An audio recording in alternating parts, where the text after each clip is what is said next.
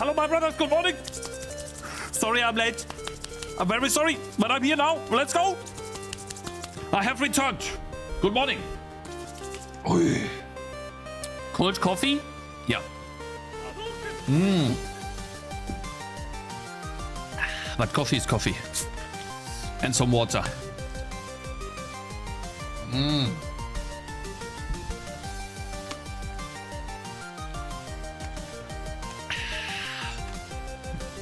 Today we're going to do a switcheroo. First we're going to work on the game and then we're going to do juicy reacts. I heard that adult games are getting banned on Steam.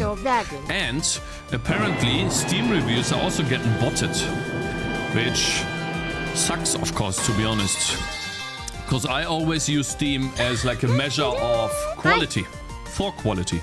If a game has 60% review rating, that is a bad game on Steam. If it has 70, still bad game. Might be worth checking out, but 70% is already pushing it. Because you only have either thumbs up or thumbs down. And so if you have 70% thumbs up, that means 30% of players did not like the game. That's a lot, in my opinion. For me, that's like a rating 3.5 out of 5 stars.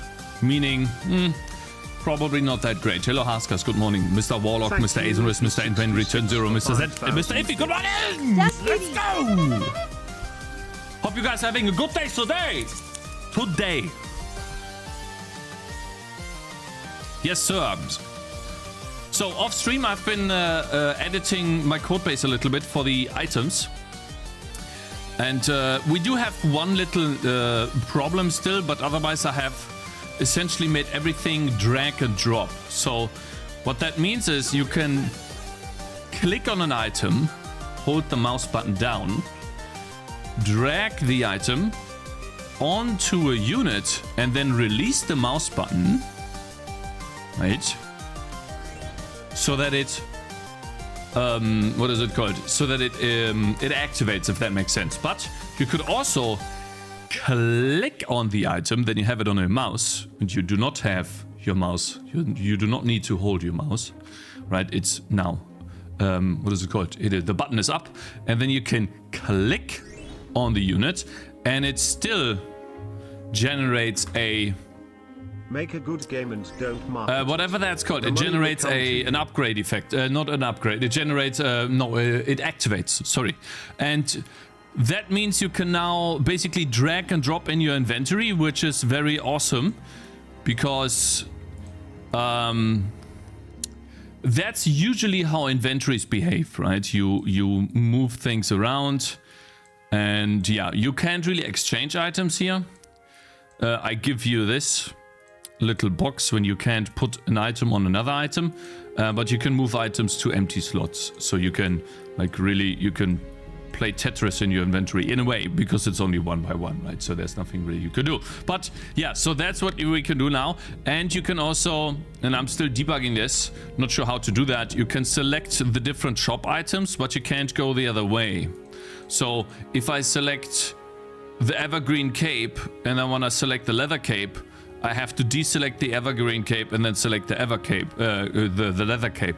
But I can go the other way. I can select the spyglass and go to the left and select the withered scimitar instead. So that has to do with, I don't know, I coded that weirdly. So I need to still code, work on that, kind of flesh this out. Would like to do that today. And then we have the shop plus the inventory system done, and then I'll remove the shop button here, I think. Yeah, and then we have our first level plus the mechanics of the game, and the same holds true, by the way. The drag and drop stuff holds true, by the way, for the area here.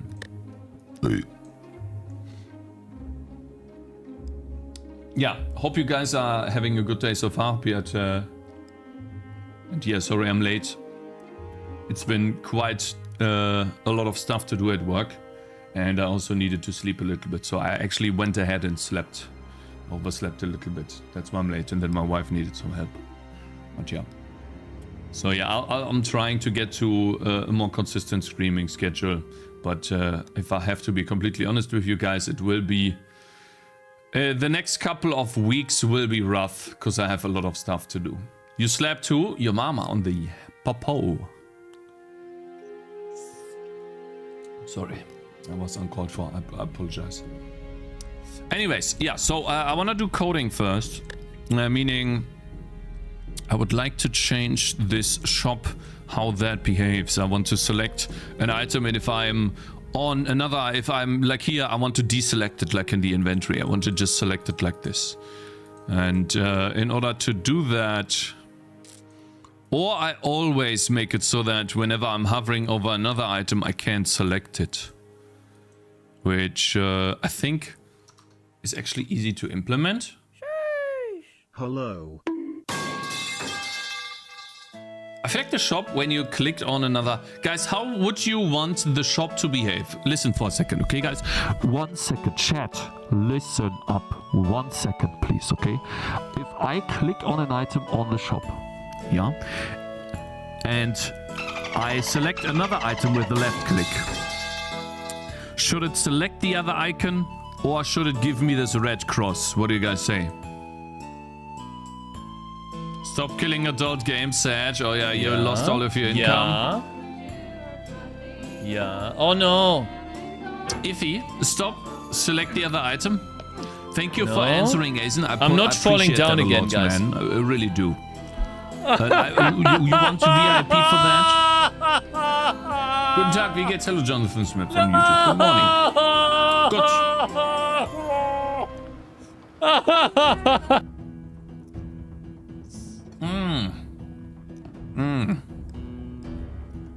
Best way to go would be on clicking the shop would explode, killing Baldy. What's good? Good morning, Tims and Jake Blade. Good morning. Guys, if I select an item on the shop and I click on another item in the shop, what should happen? Should it select the other icon or should it give me the red cross? What do you guys think is more intuitive? Give me an answer, chat. Okay, stop trolling. You always say, oh, Cakez never listens to us. Yeah, well, I'm asking you a question right now, and all you guys have to say is just a spinning cake and then blah, blah, blah. Select the other icon, at least clicks possible, please. Yeah. Okay, thank you. Do you work alone? Do you work a lot on the game when you are off stream? When I have time, yes. I would do as much as possible when I have time on stream to flash out the game. Select the other item. Thank you very much, my brothers in chat, and I will code this in now then. Okay, so we need to select the other item. That's actually the most difficult part to do. I tried doing this off stream, but I got tired, actually, which is why I had to take a break. So it works to the left, but it doesn't work to the right. Why does it not work to the right? Because I think it finds that the button is hot and then it consumes the left click here. Actually, it does not. No, it hovers over... Yeah, wait, the button is hot. No, it's not. It consumes... Here, this is what it is. We have an active item, which is this use case, the if check here. We have selected an item, and then we are hovering over... We are neither hovering over an item in the inventory, and we are also not hovering over an item on another hero. We are not hovering over another hero, right?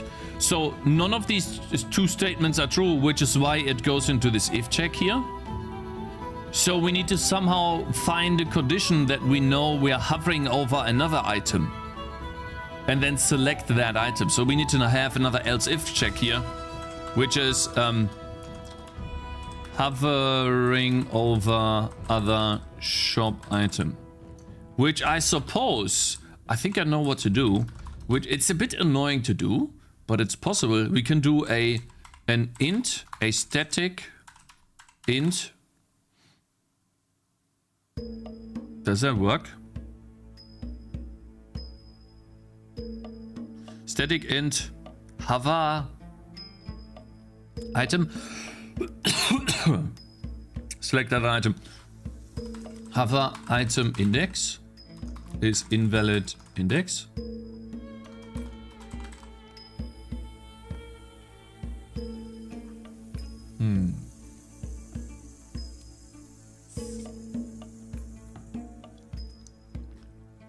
Wonder if Cakez will be known enough that his code is ripped apart by YouTube. you guys are deep into the pirate software lore, I gotta say, guys. Very deep. Now you're talking about code. Interesting. Yo, Code and Green, how you do? Hope you're doing good. Just joined. Glad to be So back using to static my inside a function favorite is like Vulkan creating a and namespace? Godot stream. There's a reason what Please you're talking keep about, your no? functions shorter than 5 lines. I know what you guys are talking about. I've been spammed by YouTube by this.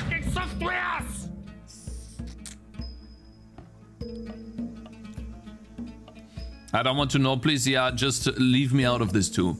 Exactly. Okay, let's see. Don't care. Let's see. Harvard item index. I don't like this because I need to set this to invalid index on a conditional. And so I need to gather the... I need to have this reset every frame, but I also need to store this after every frame call. So basically I need to have 2 ints. So like an int current hover item index is invalid index. And then every time, and it's a bit annoying to code, but it will work. And so when a button ID is hot, then we say, okay,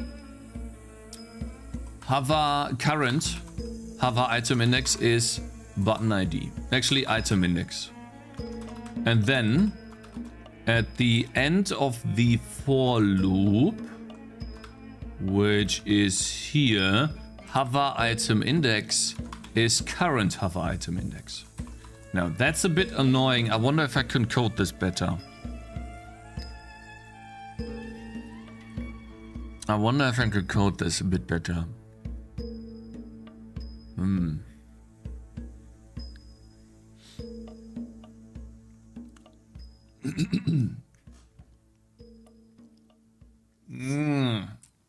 I've also been spammed by YouTube. I mean, I think what you need to do on YouTube is you need to actively click not interested. And I'm too lazy for that. I just don't care. Skip song. Shut up.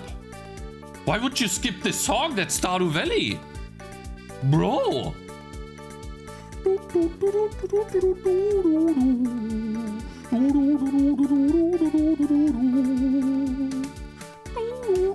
It's the best game on Steam, man.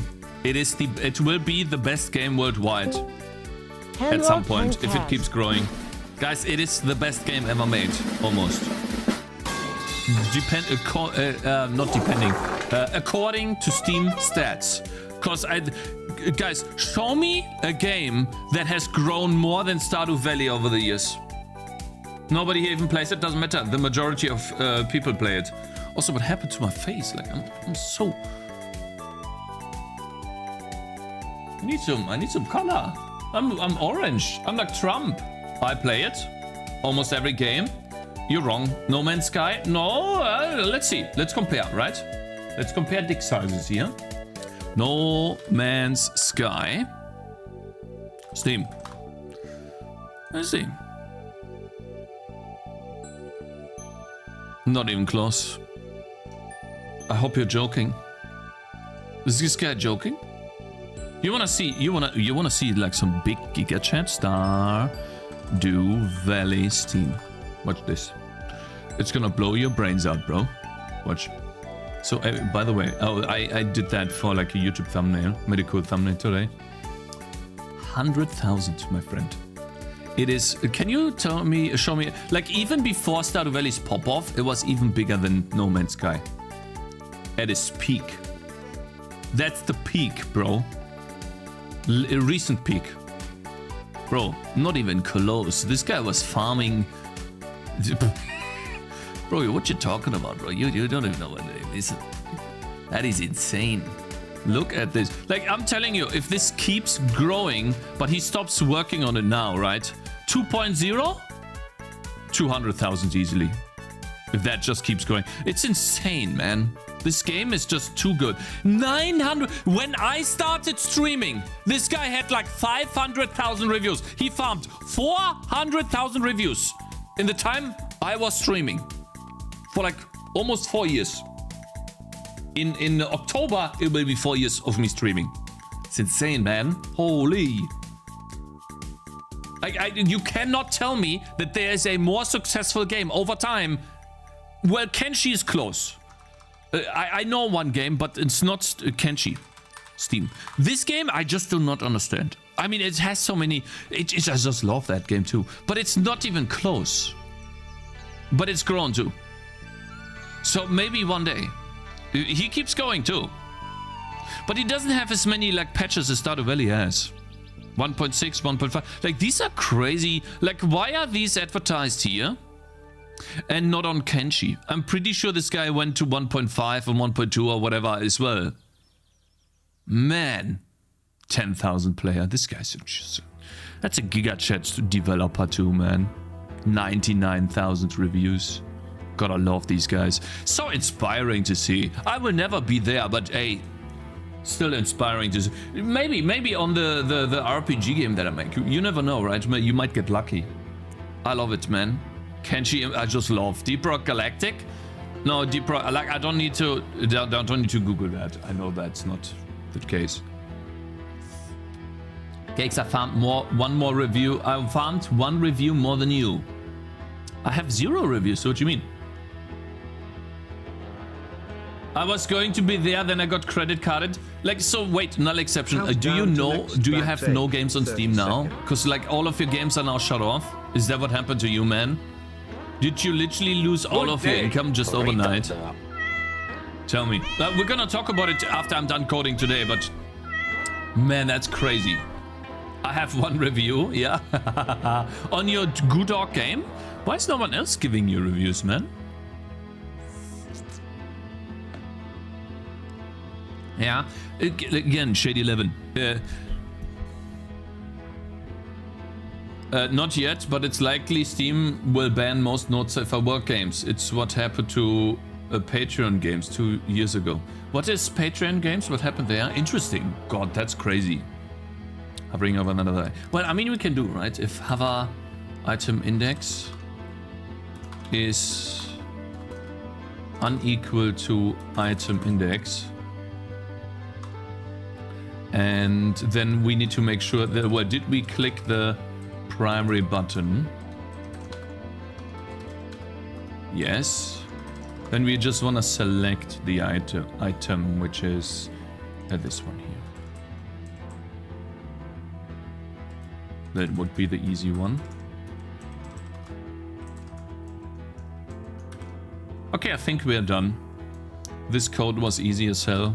It's not the most perfect code and readable code, but whatever, who cares? It's important that it works.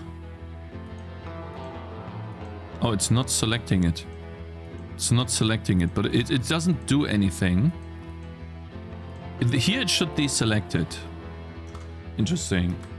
Wait, so it goes here, right? Maybe it consumes the left click somewhere else? Here. Yeah, so it goes in here. Then it should also go in here, shouldn't it? When I click, left click. It does select, okay. When it consumes it. And it goes outside. Button is hot. It does the invisible button, blah, blah, blah. It goes to the next one. Oh, I see. I get it. It selects the... Wait, if the hovered item index is unequal... Wait, no. Wait. Hovering over... Wait, wait. Is unequal to invalid index. And... So we are hovering over another item, basically hovering over another shop item, and we are selecting it. Then we need to select the shop item to be the hover item index. That's what we need to do. So we're hovering over the other item now. So that will fix that. And then if we are hovering over ourselves, then we just need to deselect the item. So it's, I guess... There's 2 cases here, I guess. I mean, it's terrible to ask that question. Hover item index is unequal to selected shop item index? Question mark, then selected shop item index is, that's a question here. Then if it is unequal, then it will be the hover item index then. Otherwise it's going to be invalid index. So this will be select. No! It keeps crashing. I can't, bro, every day the game, the editor crashes now. Also, what happened to my face? I'm orange. I didn't change any lighting. Doesn't exist. Don't be afraid of death and you will be stronger. Up in your tap every evening and never turn it off. Add play arc to the fund and throw it in the forest and the sea with the plastic. The Mooney will cool. Guys, I need to cut my hair. I want to go Jason Stratham. I have like a little bit of... I don't really lose much hair here, but I have a little bit of it. Like, you see that here, guys? There is some hair, but I think I'm gonna go Jason Stratham look, man. Because also it's really annoying to keep air dry these fucking hairs, man. So much work. So essentially what I was writing as a comment is if select other item or select select or deselect current one. Hi Farmer, hi my man, Mr. Farmer. Hope you're doing good, man. And I really hope that my feedback yesterday and the day before was helpful, but you said as much already. And I really appreciated that you don't take it negatively, because I try to be as honest as possible when I give these, like, let's say, not say reviews, but feedback. As like from the perspective of a lazy gamer that just wants to get home and be entertained. It doesn't give a fuck about the developer. And that's what they, like, that's how I envision a gamer reacting. Every time I rage, I lose another hair. Yeah, probably. I mean, you just look at the difference before I started streaming with C++ and after. Like, we have a big clip of that, don't we? Yeah. Roblox, good afternoon. Mr. Vast and Mr. Hasmil, and holla, Mr. Ruvo on YouTube. Maybe stop. No, I love streaming. It has nothing to do with streaming. It has all to do with... It's actually really difficult to make a good game. Oh yeah, look at this, guys. Cool. It behaves a little bit weirdly, gotta be honest. Maybe it shouldn't scale up?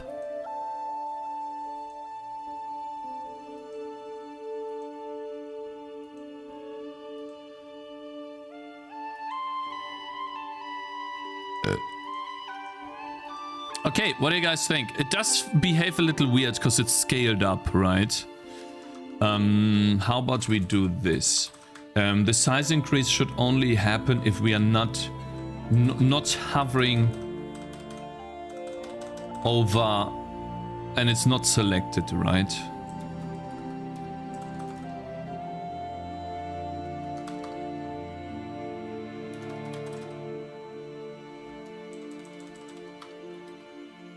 No, wait, wait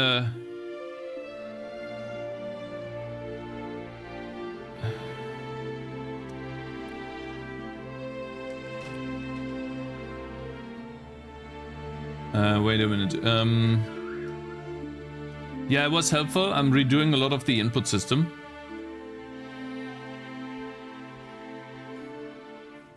I guess it's fine, but it does look confusing. Hello, Zoe.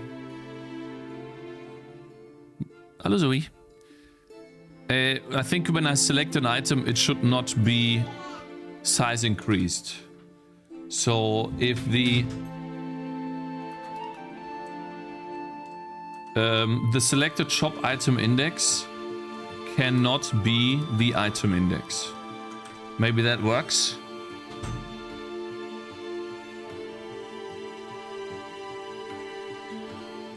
Yeah, I think that's a little bit more natural, right? So the moment I select an item, it actually... Maybe I should make it so that when I have an item selected...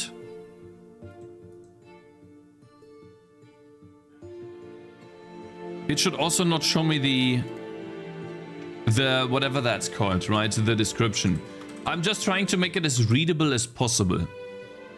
When you release your game, what are the main games that you're competing with? My game will compete with Balloons, Kingdom Rush, Core Defense, maybe Nordhold, but it's a kind of a different type of game. Basically almost any tower defense game. Gnomes for sure. Core Defense? Yeah, Core Defense is a tower defense game. I actually have it. We need to play it too. It costs 10 euros. It's made by one guy in 11 months and he earned about 70,000 on the game. Compete with Balloons, they stomp you? Yeah, but that's what I will compete with. He asks me if what I'm competing with, not if I will win or not. Okay. If the button is hot and but we cannot have a selected item. Selected shop item index cannot be, has to be unequal to the item index. Then we will display the tooltip. Only display tooltips on other items, not... So only display tooltips on other items, on items on hover. If don't display tooltips for selected items. It's confusing. So basically, the moment you have selected the withered scimitar, it will not show. It's a little bit cleaner, you see this? And so the moment I'm hovering over something else, I could select it. I think that makes it a bit cleaner, a bit easier to read. So you go to the shop, you select it, and it's like, it's visually indicating to you that you have selected the item. Now the question is, should I also give it an outline the moment it's selected? So like this, watch. Where do I draw the item? A darken if you can't buy it. Here is the selected item and it draws the sprite here. And then it says on the draw data dot render options is outline color. Now I don't have a color for the outline, but look at this. Here.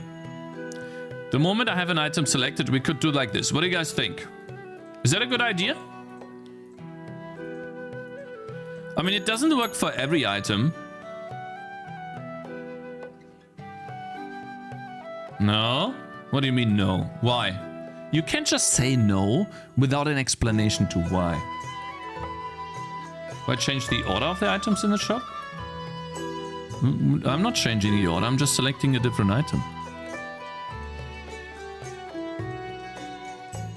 Okay, I think this sounds good, and then we just do this.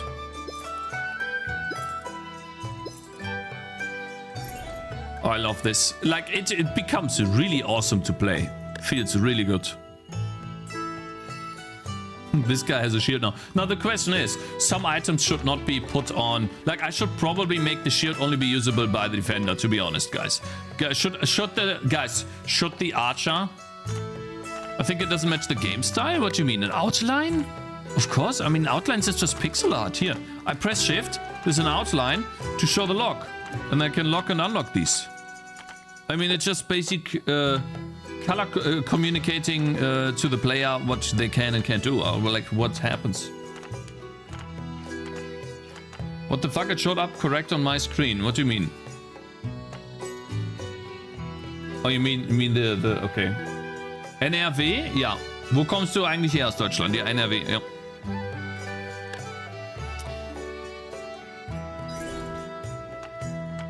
I feel like I should not be able to have the shield on this guy.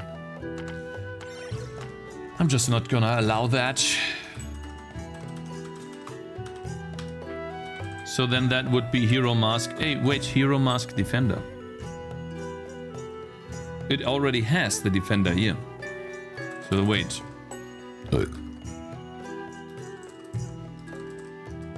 Draw item on hero. Can item be used here? Wait a minute. Wait a minute. Wait, am I doing it incorrectly? Wait, is it actually calling this function on the shield? I think you should allow the shield there. It gives more freedom to play and lets the player come up with strategies that you don't think about during development. What webcam are you using? I will not tell you because it sucks. I'll show you why. Watch. Let's find a picture. Guys, do you have like a screen that is white? I guess I'll just do this. Watch.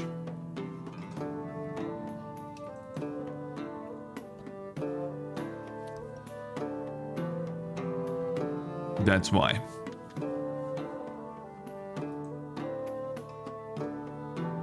That's normal? No, I have not seen that on anyone's. So like I have like some Razer bullshit camera, but you should probably just use the camera that XQC is using. He's usually streaming on a budget.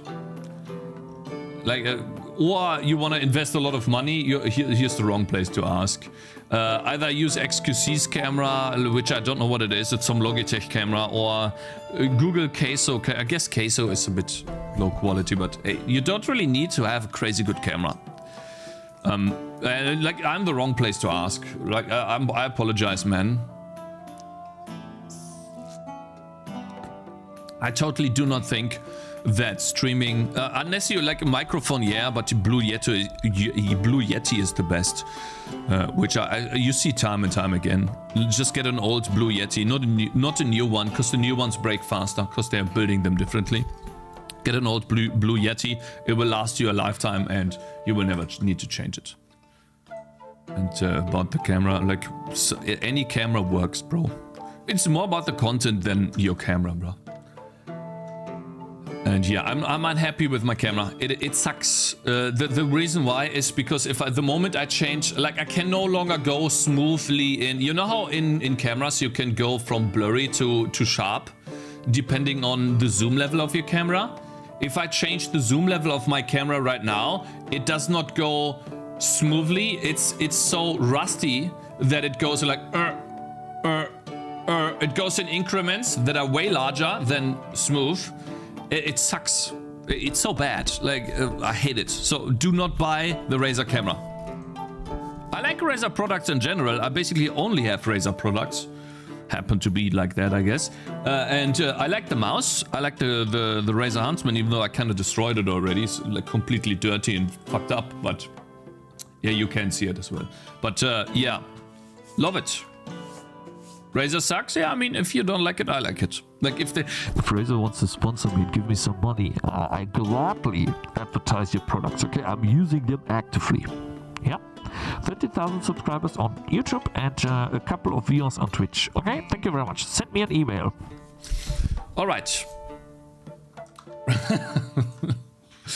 I mean, you know, I take the money, guys. I gotta be honest. Okay, anything to no longer have to work my job. Bro, listen. Let's see here. Okay, so now we are selecting things properly in the shop. I like that. The outline sucks though, because some of the items do not have a proper outline. Reason for that being, well, unfortunately, they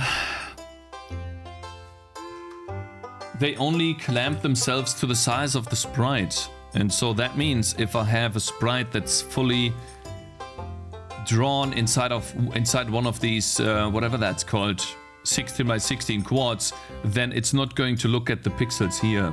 Therefore the white outline it's programmatically done, essentially. The white outline will not draw here because it's outside the bounds of the sprite. It will be clamped away, which means especially here for the staff, you could see here that the staff is here. The top part is missing and the left part is missing, and then the bottom part here is missing too, in terms of outline. And so it does look weird. It's not a perfect outline. Like here, this would be a perfect outline.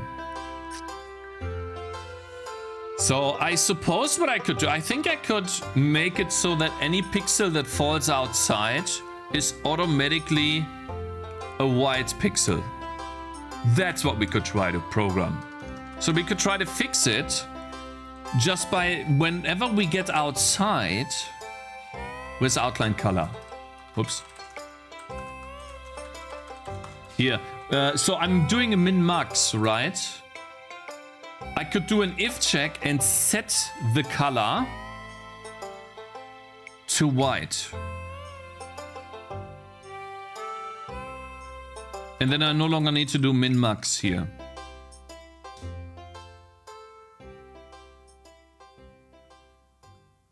How would we do that? So basically we have like an int right x, which is input, or I guess we'll start with the left x. Input dot texture coordinates -1. So that would be the left x. And then if and then it needs to load the texture coordinates, right? But only on the condition, it's a bit annoying because it's another condition. Essentially, left x less than input.atlas offset. Question mark, can we even do that in HLSL? Is that possible with a question mark?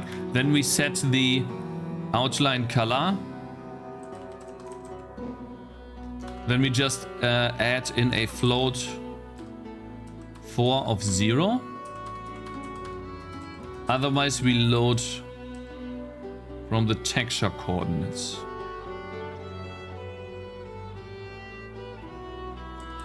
The min x or the left x. So I guess we could call it min x here. We loaded the minimum x.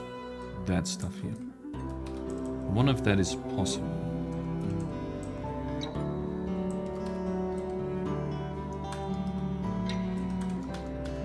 I guess we'll code it like that, where it breaks up here.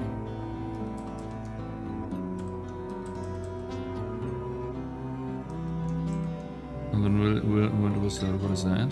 Did I max x, min x? So it does complain. Okay, why? Why is DirectX complaining? Redefinition of min x. Okay, so wait, that's the only problem you Demo have? out. Check. Mixed review. Check. Doesn't Shit. work on AMD. And then Check. undeclared identifier, Unbalanced outline game. color. Check. Wait, UI undeclared bugs. identifier? Check. Yapping all day. Check. Oh, see. Wait a minute. Outline color. I see, so I need to... The first one is in equals. Float 4. It's either nothing. Shouldn't it just be an alpha value then, though?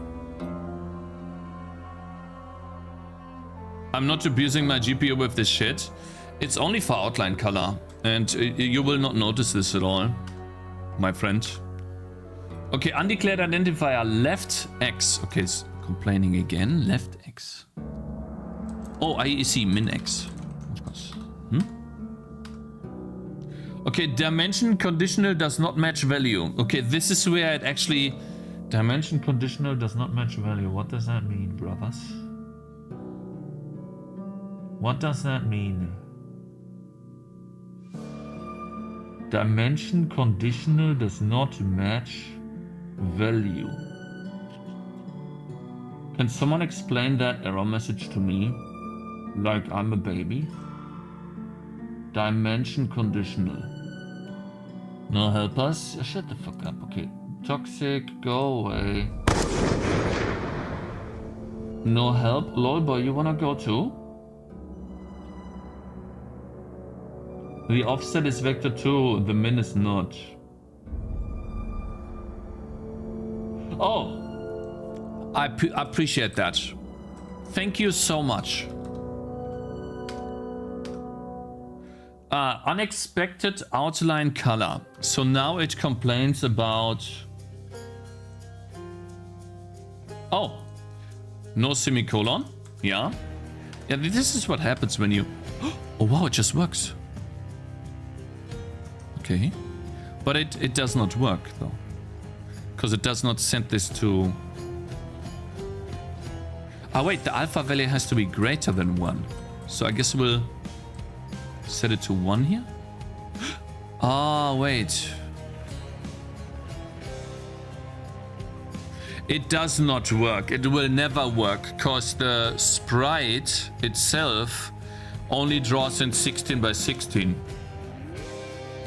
I come from, didn't you ask that on YouTube chat? I come from NRW. North Rhine-Westphalia. So we can't even do it. Because like it's only drawing these 16 by 16 sprites.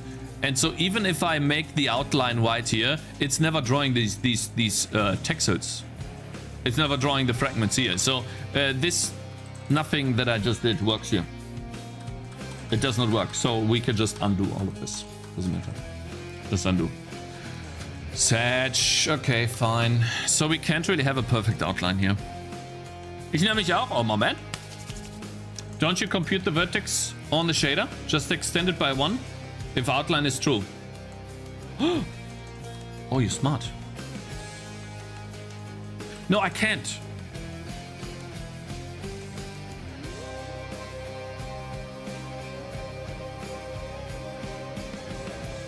I can. I think.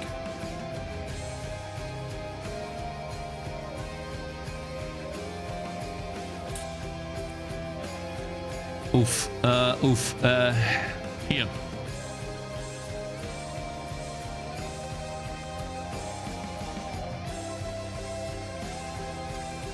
Oh, how do we do that? Oh god. So here are the vertices. That's complicated. So we need to have like an int extension, I guess. Which is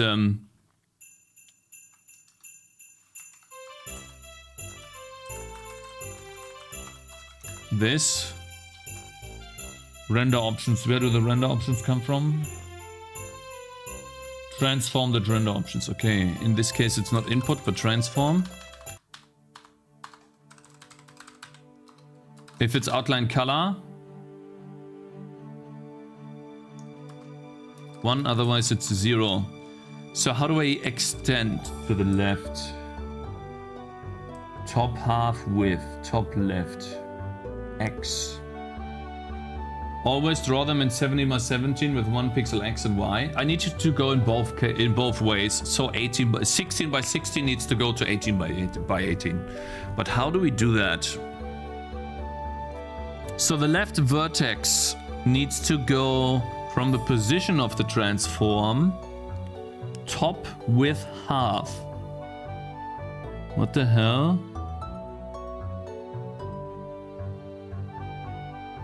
What am I doing here?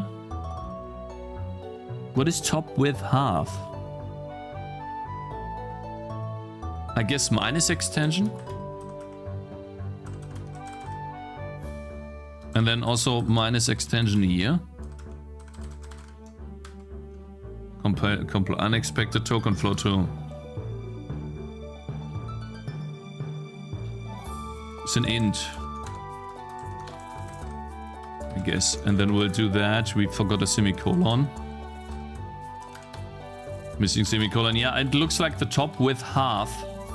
This one here is no longer used anywhere. I think it's just confusing right now, so we need to get rid of that. That was something I did before. It doesn't need to be there anymore.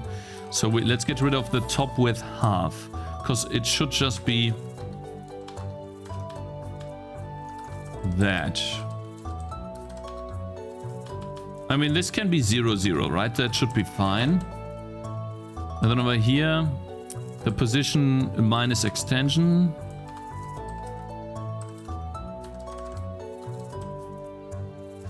God. Transform position.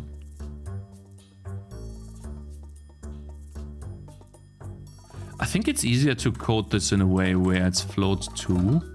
Then we have position.x on all of these. And then we say, okay, well, in this case, x is minus extension. So instead of plus here, it's minus extension. Here too. Then we have plus the size. So that would be the right side. And then top width half can go either, whatever that's called, right? And here we will do minus extension. That will be plus extension actually. Extension. And then over here we add in the size on x again. Because we are on the right still. And then we do extension. So that's the right side. Yes. Over here we go minus extension again. And then over here we have another float 2, which is position.x. Bottom right. So that would be the plus the transform.size.x and then plus the extension. I must have done a mistake. Transform. And then obviously we still need to look at the y case, right? But first, we're going to line this up properly so we can read this. It's gonna be a long line. Suppose it's fine. But that's what I want. I think it's easier to read that way. Might be a bit verbose, but here we can see the extension. We can see the size. And then all we need to do is just do transform.position.y. And then over here, let's see. Top is minus extension. Over here at bottom, it adds the size and it adds the extension. And that will also mean that minus extension is here. And you can see how it becomes easier to read now. Plus 2 times extension actually? No, because... No. Because, I mean... Trust me, no. I can't explain it, but no. Top right. Top is minus extension.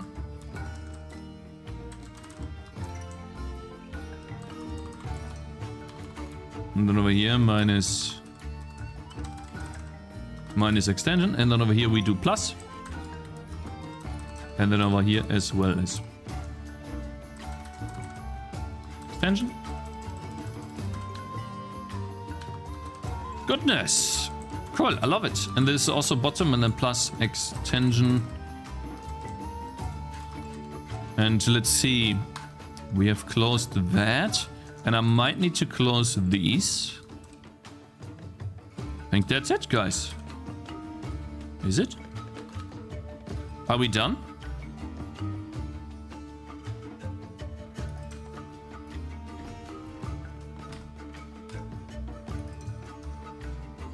First try?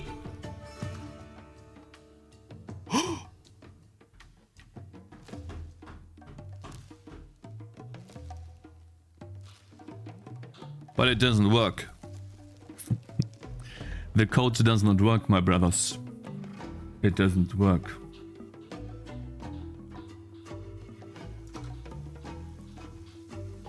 It does not work, ladies and gentlemen. Why? Maybe you need to turn that into a boolean here? That way?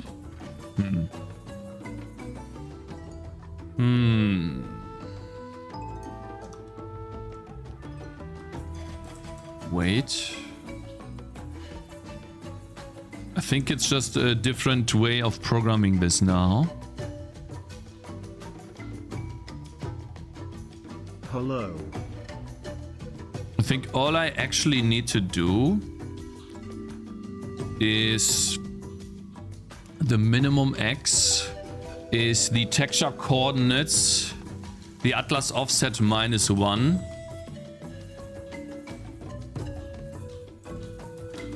Here.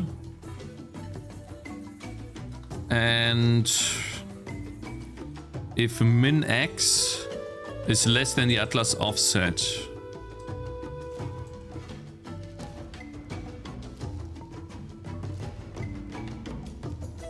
No. Wait, how am I supposed to work with this?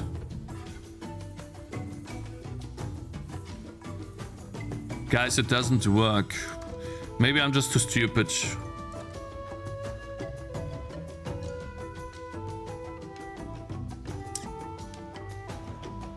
I feel like I need to load into the... I need to load...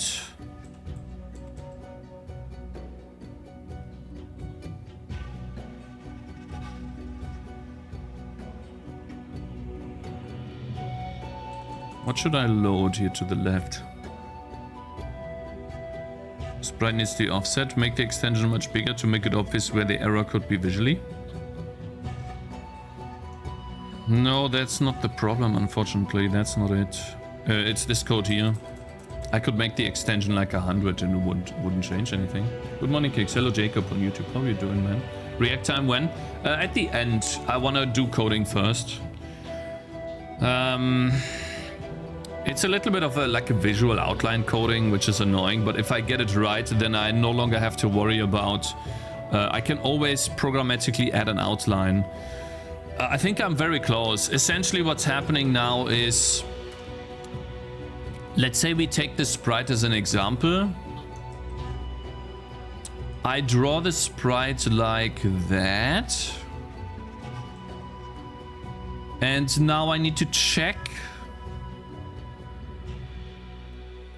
only inside this value, but extend it outside by 1. It's a bit more complicated, unfortunately.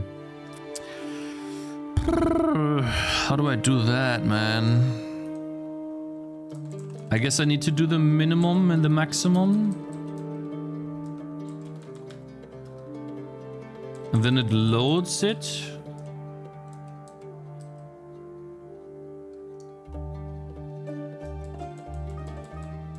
It does that.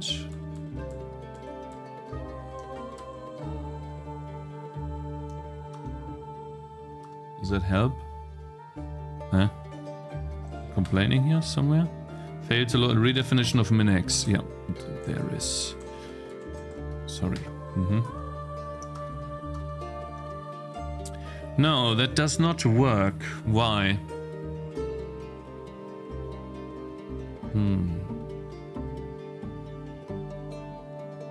Yeah, the sprite also needs to be offset as well, you're right. But it doesn't work on the top, bottom right either. I don't know if I can do this with my noodle brain, guys. That one's a doozy. How's it drawn now?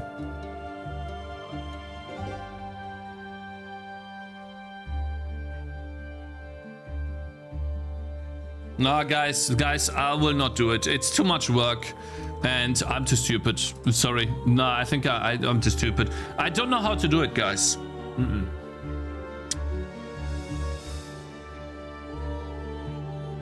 I don't know how.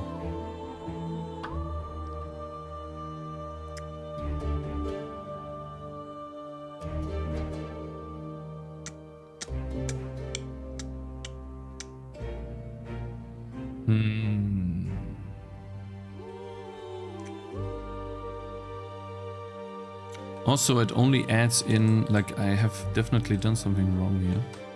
Let's undo stuff. Now, guys, I mean, so much work for this. Some gameplay. Let's see.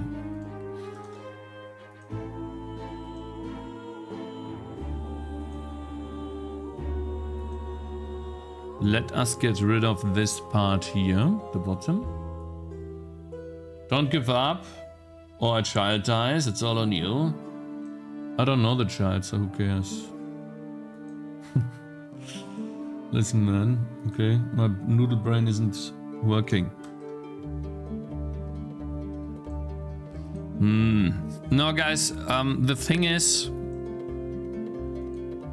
I really don't know how to do it. You're doing this full time? Also, hello there. Hello, Goshin Games. No, I'm doing this like part time, mostly. So who cares on YouTube? Yeah, exactly. Do it in a sprite. Doing it in a sprite doesn't work either because I'm using 16 by 16, meaning I can't actually do an outline. I would have to do 18 by 18, which works when I pack my texture atlas, not by hand but programmatically, which I don't do right now. So that's my own problem. That's me being dumb.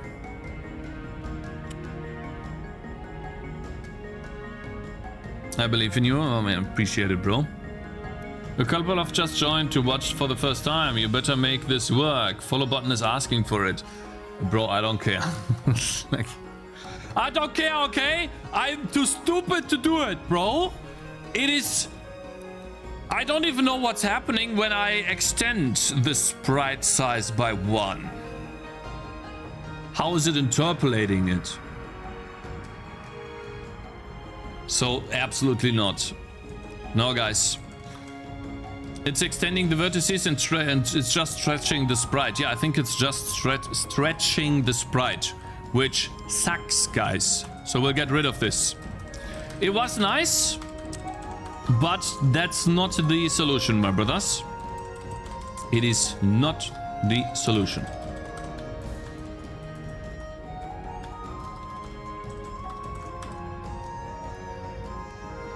Why don't you change the black outline color to something bright instead? Might not be as pretty, but maybe it will be good enough. So you mean instead of it black, it will just be white? What's your feedback on the rest when you check out the passive skill tree next week? Welcome.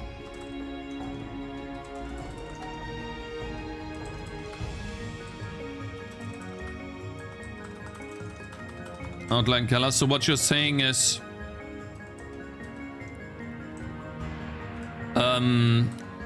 basically, instead of this if check, it just checks if the texture color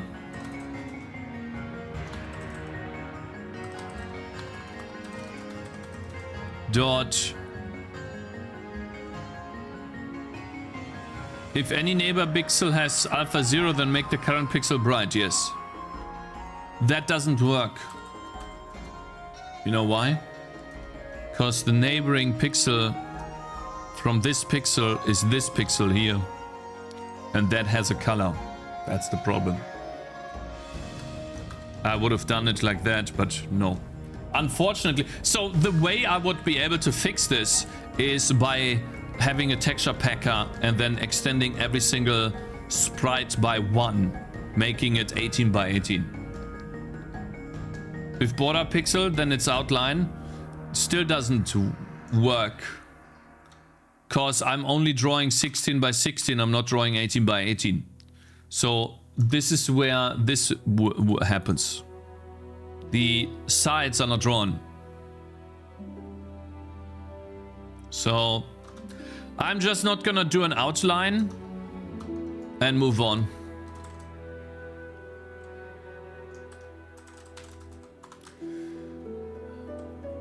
What prevents you from drawing outside the sprite? The GPU. That's how it works. I cannot change how DirectX, OpenGL or Vulkan work under the hood. There are rules that apply to these, unfortunately. I meant you combine both approaches. If your pixel has a transparent neighbor or it's in the 16 edge, then it's an outline pixel. That will look weird because then we have a white pixel here. And like we would have an outline like this. Which would be a bit weird. See that? Anyways, it doesn't work, guys. Okay, it will always look weird. That's not what I went, but alright. Like, I mean, I cannot, like, I can't. I know what you mean, but like, it's only drawing. I only draw 16 by 16, man. Like, I don't know what you mean. Like, if I only draw this part, then I cannot draw here. I cannot draw outside. Or you mean, okay, if outside is alpha 0, then I'm replacing this color with white.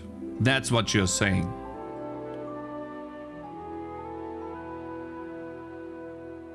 So instead, that would then turn it into something like this, right? That's what you're saying.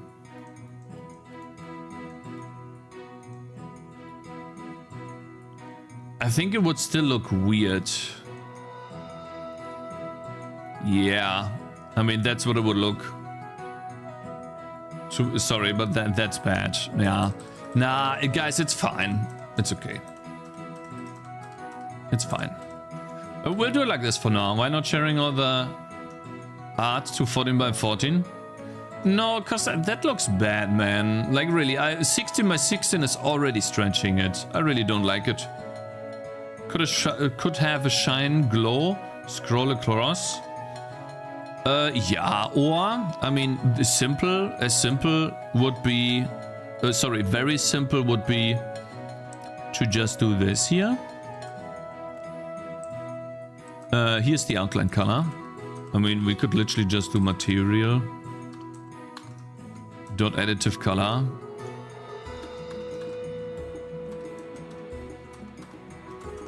Const float A is 0.2.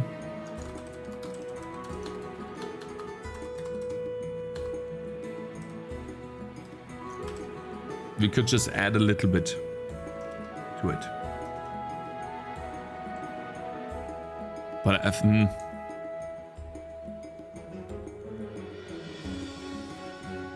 a square border as a separate quad. I mean,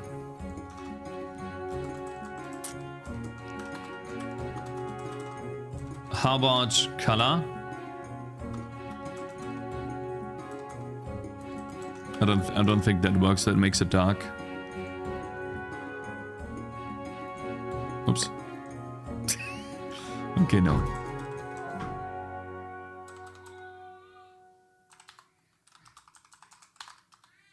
Red, green. Can't you create like temporal texture that is 18 by 18? You put an actual item inside of it and add the outline? Nah, it's fine. Guys, it's fine. Guys, it's okay. It was worth a shot, but it's fine. Listen, this is the limitation of my engine so far.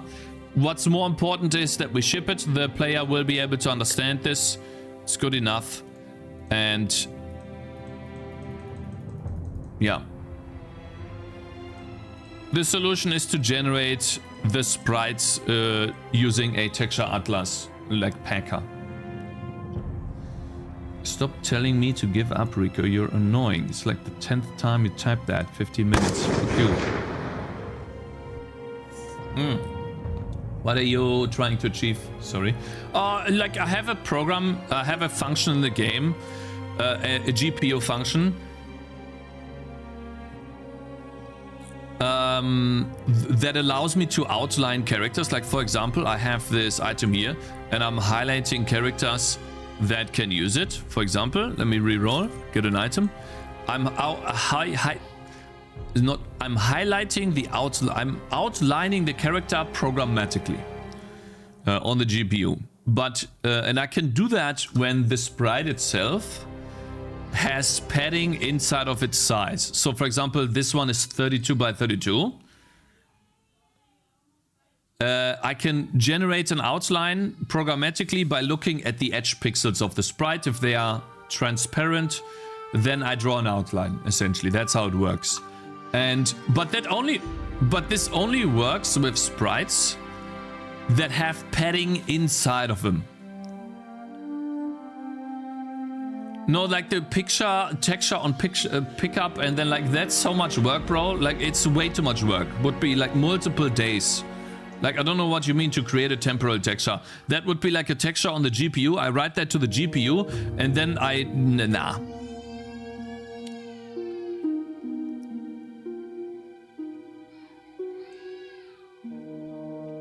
And collector is gone too. You guys are really annoying today. Fuck you. Goodbye. 20 minutes. You're doing that at runtime? Yeah. It's really annoying.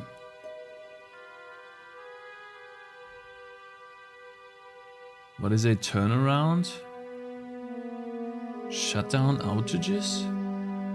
It's literally just a woman with big milkers. Really big milkers, actually. Damn. Holy. At runtime per texture or at texture as per sprite that uses...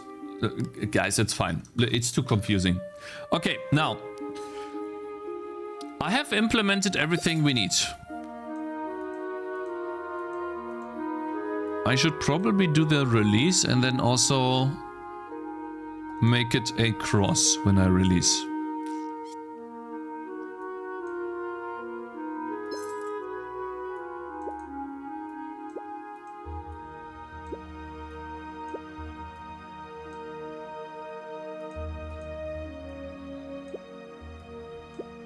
The cross is behind. What about drawing two items on top of each other? One scaled up and one... No, that sucks. I've tried that before. That's not a real outline. The reason why because it doesn't work inside the sprite. We tried that before. Like, actually 3 years ago, that's what we tried when we tried that. Doesn't work. Good morning, Mr. Pikachu. Hope you're doing good. Okay, let's see. Now, I need to make good progress now, because I have literally just almost wasted an hour on an outline.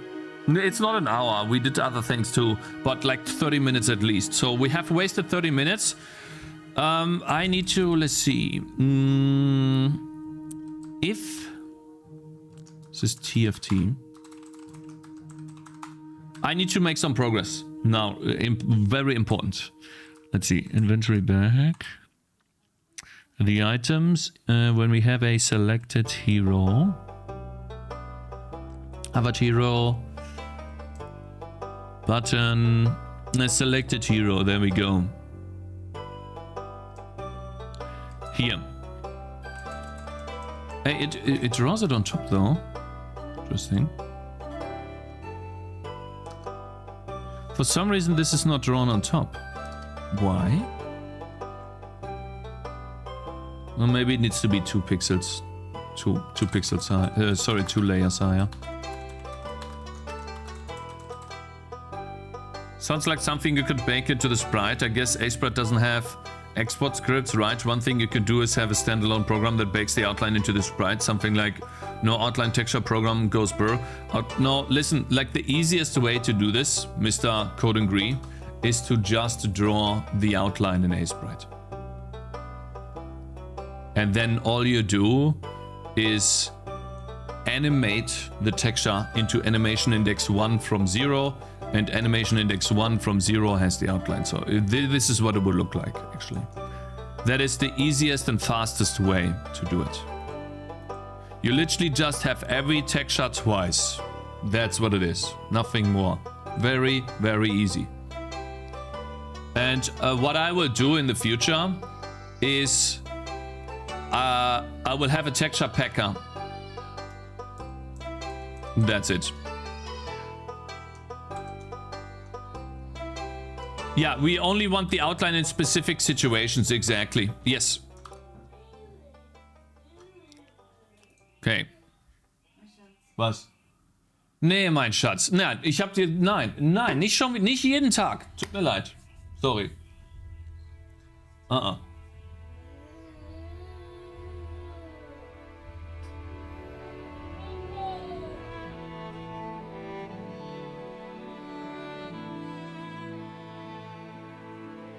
Jesse, bitte. No, listen, man. I'm already under stress with all my work, and then like, listen, bro. I gotta be able to focus. It's been an hour.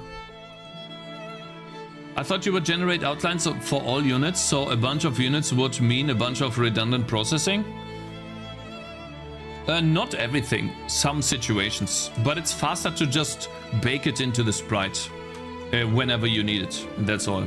And then you can also do something like this. So for example, programmatically you cannot do the following. Where is it? Here. Here.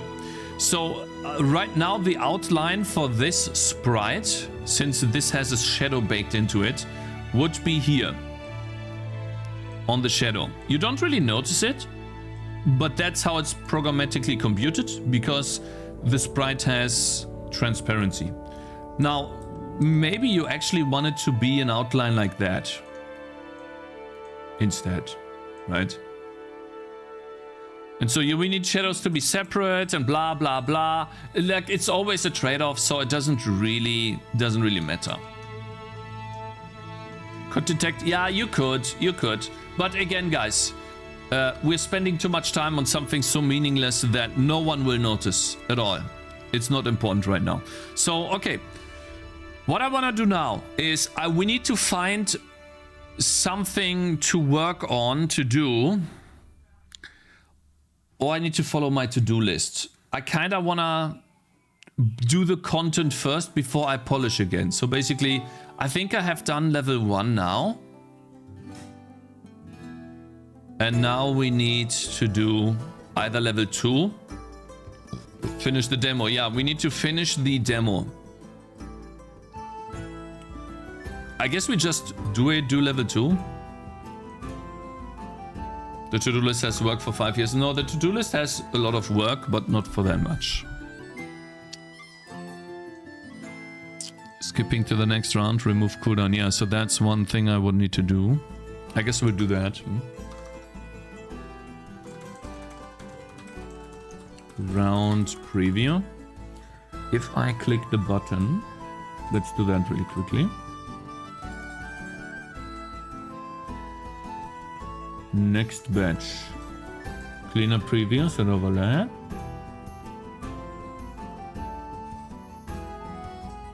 Create round preview. Actually, that is in reload round previews. No, we don't want that. You can't be serious. Create new round preview. Using any frameworks or engines? Fully baked. It's this is fully baked, meaning like I have written mostly everything myself. But it also contains like really bad coding, bro. Like really bad, let's not say coding, but practices. For example, I should have had a texture packer or an atlas packer and I had one before, but it was really tedious to keep around. Yeah, I mean, I can create a temporary buffer, all of that jazz, but guys, that's way too much work for just an outline. It is too much work, and the easiest solution is to bake it into the sprite. And you should always go with the easiest solution, the most common one.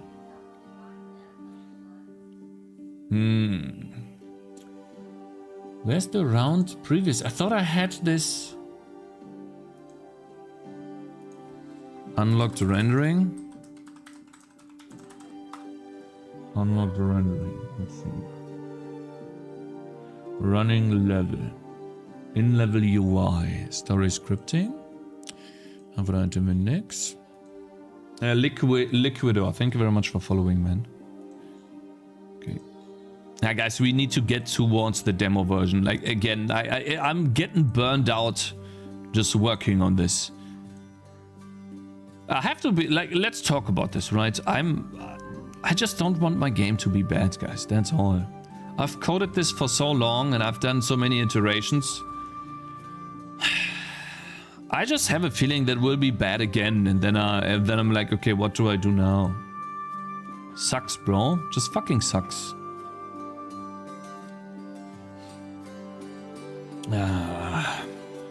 Gotta be honest here. And so, where are the round previews actually? Rounds preview. I googled that. I literally googled that before with the stupid Neovim searching, and I didn't find that. I said round preview. Okay, anyways, so here it is. And here is where we can also click the button and get oranges based on time left. And then this is where we get the cooldown of the user abilities. Reduce cooldown for each user ability. So for const, no, actually not const, I think it's ability, reference ability in level state dot user abilities, ability dot data dot time. I think it's past plus equals. I wonder how that works. Cheer yourself up by yelling at chat. I wonder how this works. I can do time left, right? Time left, that's easy to do. We're gonna look at Kingdom Rush, whatever. I wanna see how they do it. It's an old game, but they do it very well. Don't care what you guys are saying. You can make fun of me all you want, okay? I'm just gonna look at a game that's great and see how they do it.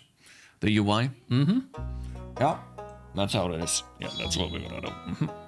Yeah, Kingdom Rush, hello. Good morning. Let's see. My slot, of course. How about a function method on the ability? So the logic could be there for reuse. No need to be reused, because I'm only going to have this in my game, in this game. I'm gonna make it different in a different game. Pretty sure chat doesn't need your permission to make fun of you. Oh, Nightshade dude, long time no see. Hope you're doing good, and I suppose you're right. Okay, let's play this dog level, because I still have only 1 star on this. Essentially what I want to test is, let's actually make sure that we don't die immediately. So we want to have 2 of these bad boys here, and then I suppose, actually let's get rid of this guy, put 1 here, because we need to kill the hogs that are coming here, so this one needs to be somewhat strong. And then let's do that. Okay, then you go here. And essentially, let's just waste this ability.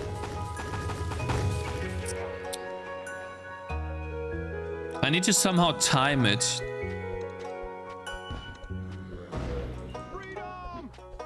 I need to time it. Hopefully that works. Oh yeah, I didn't put a tower here, so we're gonna lose. We are going to lose. Yep. We'll actually lose. Shit. Okay, so I don't know how much cooldown is left, but the moment I get the preview for the next round... Come on. Here. Minus 35 seconds. That was not 35 seconds. It literally just said minus 35. So it basically what I was testing here is, does it overshoot or does it clamp? It overshoots. So that was not 35 seconds, but good. Do floating message. I suppose we need an index. Int ability index. I guess we only have 1 position, right? For now, but we will need that. Wondering why you still have 1 star in this level? Suddenly your game looks really good. You guys are lucky that I'm busy with my game. Okay, just wait. When I have finally my demo out.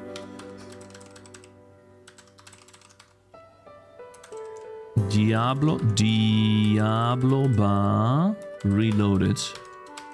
Bar position. Position where the abilities start. Let's call it F2.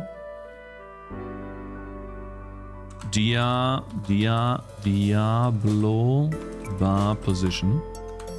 Do it const. And then abilities position. Shit.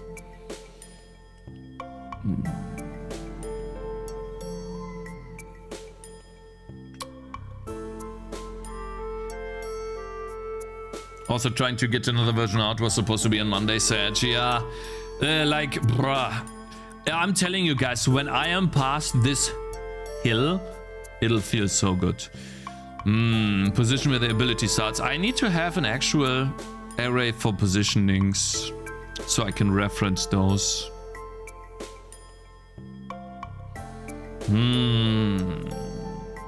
Hello, Mr. Rames. Hope you're doing good, man.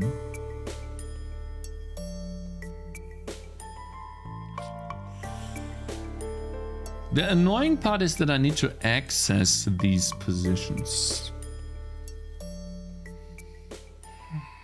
User ability positions. That's what I need, an array for those.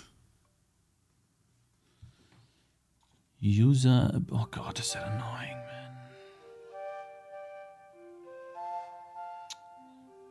This is the actual position where I draw the quad in here. Do I? Draw ability with socket. Here it is. It draws the sprite on the position and does the button on the position and the socket on the position. So that is the position. And the position is generated by taking that position and adding 3 pixels to it. Why does it take this?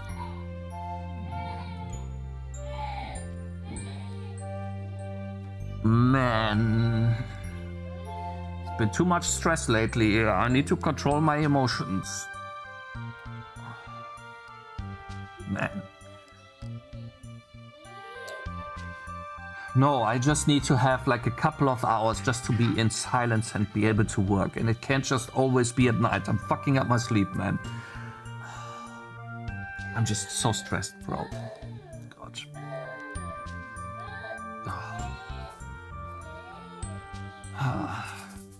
Man.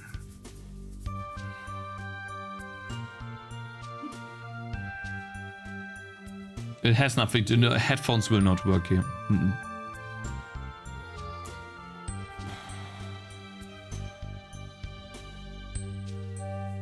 Man. Diablo bar slot. I see. I guess I need to just draw the Diablo bar slot on the position. 0 and then -3. Move it up. And then that will not be the Diablo bar position, but that will be the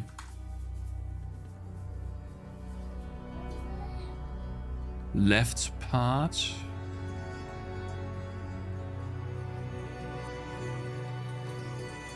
That's so confusing as hell, man. Meine Süße. Hab dich lieb.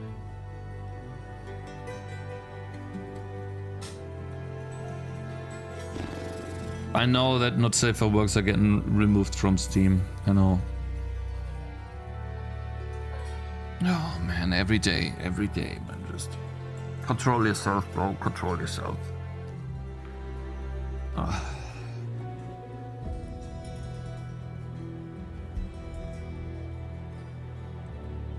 Check your Steam page. I don't care right now. I literally do not. I don't give a fuck. Let's say my Steam game is completely removed. I don't care.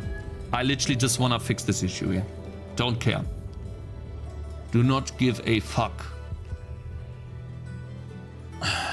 Okay, let me focus. I need to be able to focus. Focus. Relax. Focus.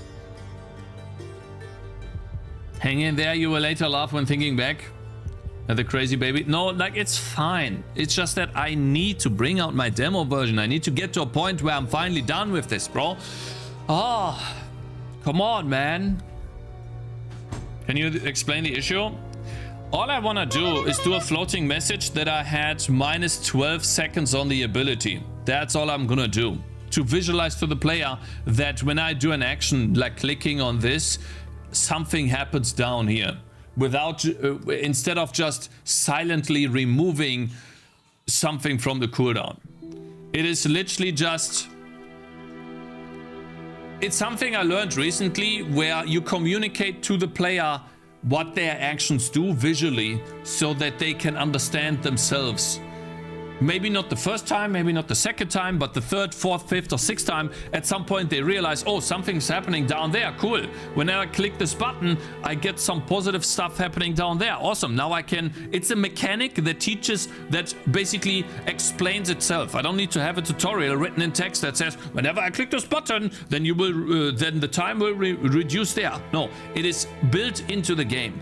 And so I find that really, really important. It's just that my little brain is so bad that I don't know how to code this properly, because I need to get the position of where the ability is on the UI so I can position the text on top of that. And I don't have an engine, so all I can go off of is like long hair that constantly floats into my fucking brain here. Okay, that's annoying. And guys, tomorrow I will be hairless. Anyways, and I need to build an array of positions because I know I will have more than one ability that the user can use, and I need to index into these arrays from somewhere else in the code, basically. And so what I'm trying to do right now is generate this array of positions based on the left position of where I begin. So this basically is not drawn in one part. It is drawn on the left part, the middle part, and the right part, so that I can do the array. Then I can loop over an array. Right, I'll show you. Okay, let me undo.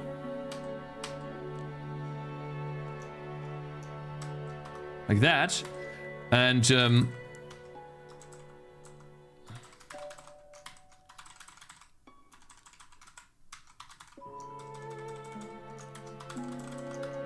init level. And I do not, I need some more happy music here, okay? I need some happy music. Pokemon. There we go. So, init level, user abilities. Here, I'll just add the ability twice. Watch what happens. Cakez Hollow Arc, yeah. Watch this. I have two abilities here now. See? That's what I'm trying to do. And so since I have two abilities, I also need to index into these positions.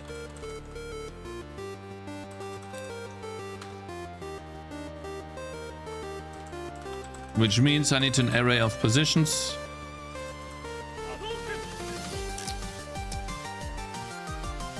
Really show the text for each ability? Of course. Because each ability will have different cooldown levels. It will show up for all of the abilities if they are on cooldown. If they're not, then it doesn't matter. I will not show the text.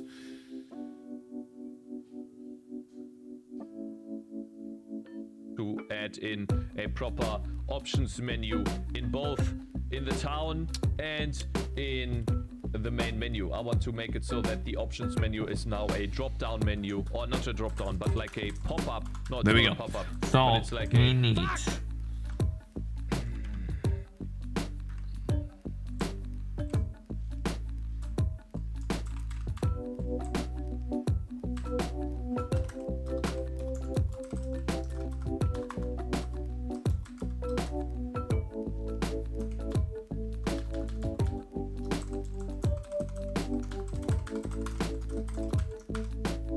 That will be the first change. That should work. Should not change it. Okay, you're literally pissing me off. There's no way.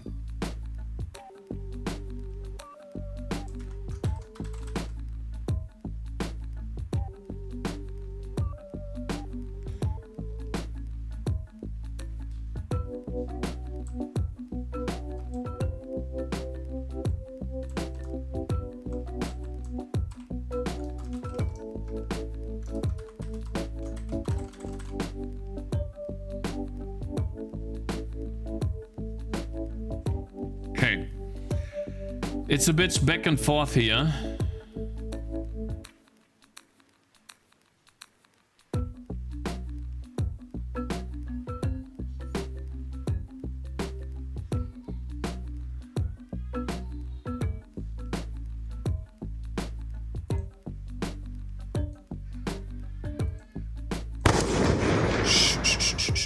Let me focus. Okay.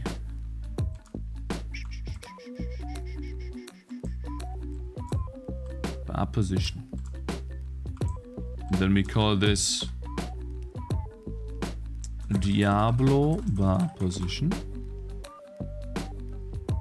Position where the abilities start.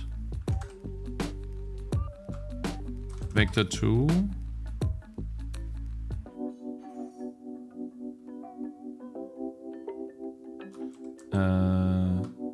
User abilities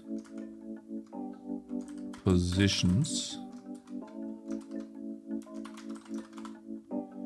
is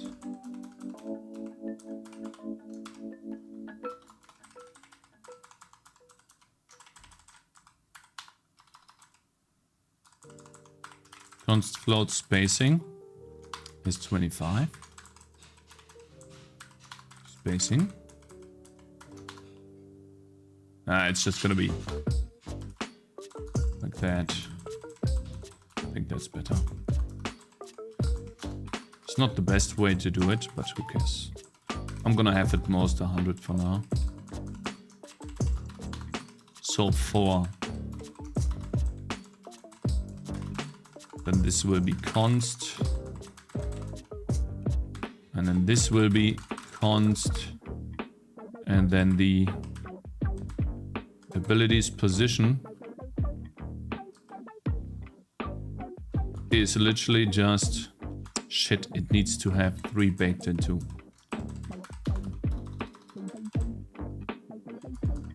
That needs to be user ability position on I. Fuck Cakez, fuck pirate software basic.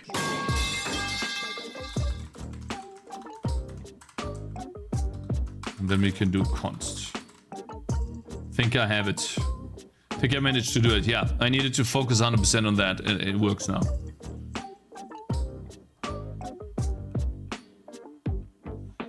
Okay, you're calling me a retarded dog. You're gone for 4 days. Fuck you. Piece of shit.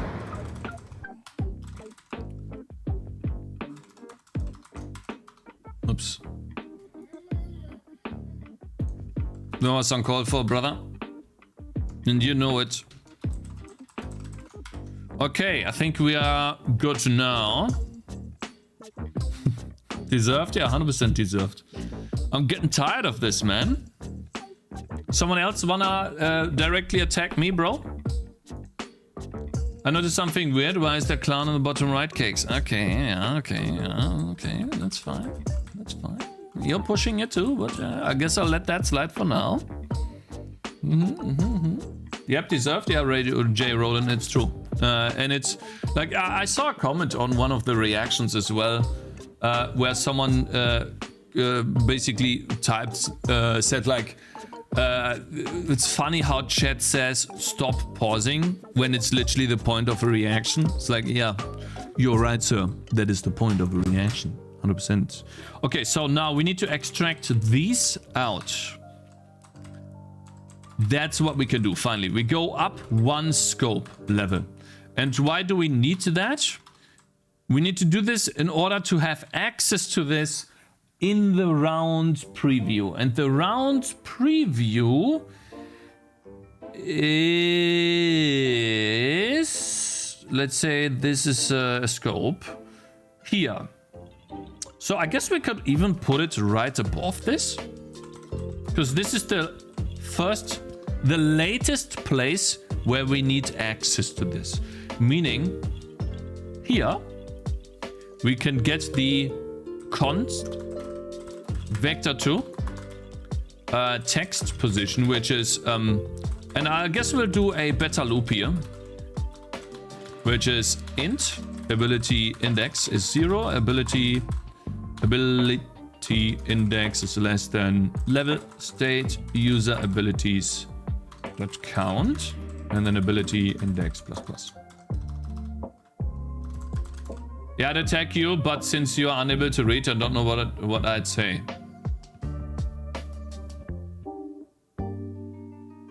Eh? No, you can read, so I can't shit on you like Prime. You mean Prime can't read when he's getting insulted? I think he can, bro. Well, maybe he just doesn't. Maybe he just doesn't read you because he doesn't like you.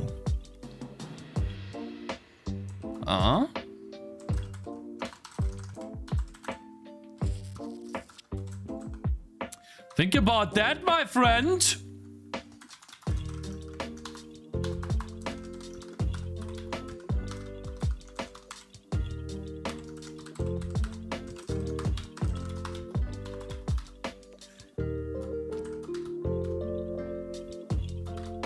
Minus percentage 0.0f, and I think it's seconds, right? In that, so that would be a format text. We format this to be the time left. There we go, minus that many seconds, and then we'll put that on the text position, and here will just be the text. And in terms of font, we can do font damage numbers and see how that works. Let's see. Why is this complaining here? Why is it not drawing this? It's drawing it here. Shit. Okay, so not 100% done yet. Streamers notice more negative comments than positive. Yeah, that's true. It's normal. It's a negativity bias. And also, like, that's fine, by the way. Usually. The problem does not, for at least for me, right? The problem does not come from reading some negative comments. Who gives a fuck, right? I read negative comments on YouTube many times, right? I just ignore them. Who cares? And because these are just random dudes on the internet. You want me to waste my time arguing with some dumb idiots there? Who cares? But when it's people that have been following for a long time and they used to be nice, and then all of a sudden they just not all of a sudden, but over time they just become toxic. That's a little bit more difficult to deal with, because then you are at a crossroads, right? Do you permanently ban them if they don't stop? Therefore, like, having to literally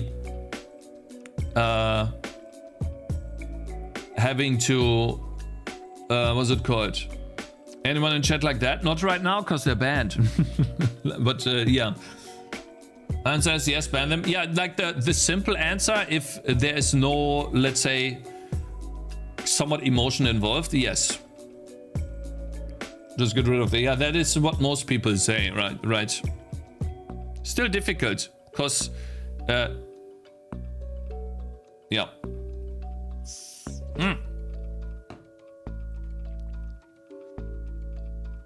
Jokes aside, not that I'm on vacation, I've had more time to chill in the stream, and I've got to say, the game looks like it's come a really long way these past few months. Don't let chat get to you, and just make sure you're having fun. Yeah, I am. And if social rejects, it is essentially, you can call it a parasocial relationship in a way that forms over time with long-time viewers.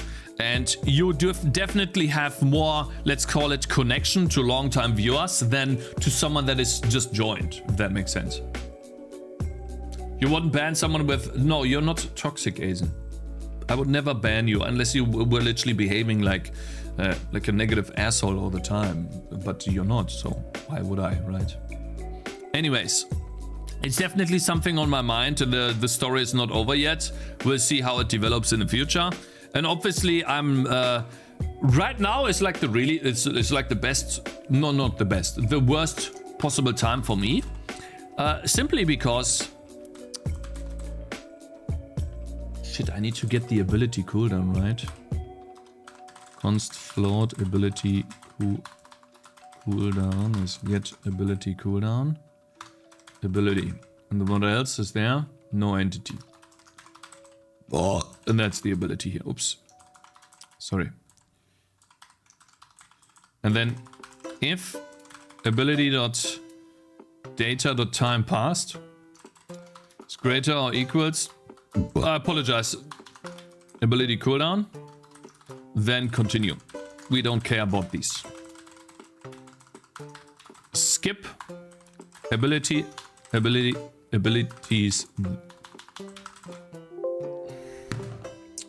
day! It's every time I write a comment. Lol? Every time I write a comment.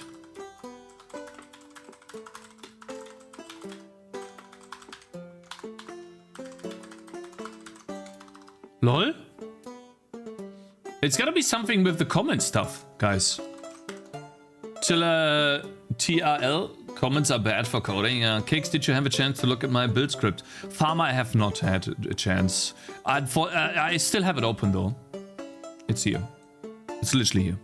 I have it open and I will look at it. I have glanced it. It's quite large actually. So that's why I have like, okay, so I thought it was like 5 lines, but it's actually quite long. And so I want to look at it, but I need the time and space to do it. Okay. I'll keep it open.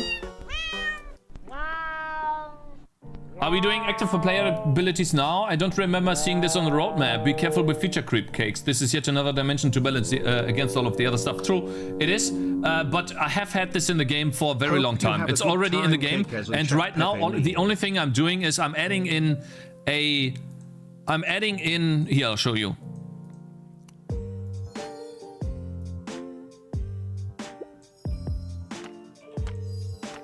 Okay, it does work. I'm adding in... How's it called? I'm adding in... What's it called, man? I'm adding in...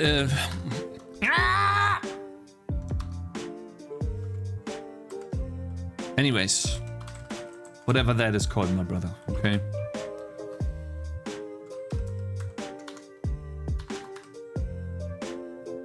Font normal. Let's do normal font. I've never noticed it, but here. And we here.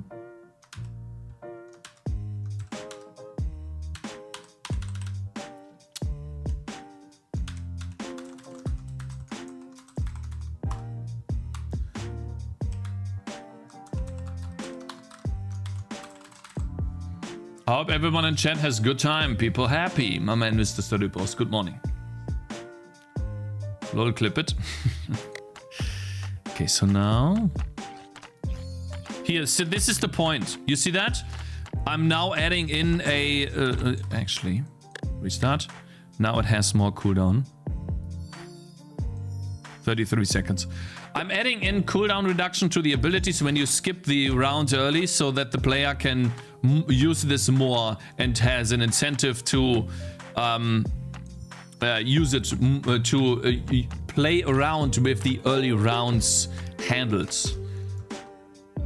No, it is not an estimate, it's an exact number.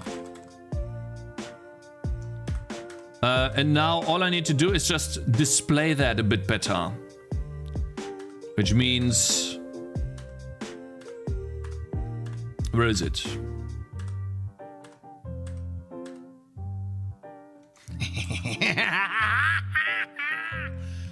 Sorry, Control Shift Plus.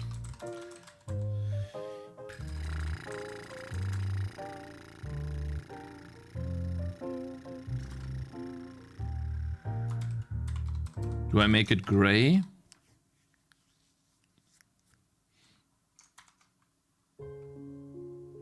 Can I get negative cooldown? No, you can't, because it just plus means it's off cooldown. I coded it in a way where time passed when that's greater than cooldown. It just means it's off cooldown. My goodness, he's not using AI while coding? No, AI will not help me here. I would if it would help me. Like, for example, let's say I want to collide 2 shapes. I'm gonna ask AI to do that. I've done that in the past. Really good question to ask AI. Or generate a point on a circle using code.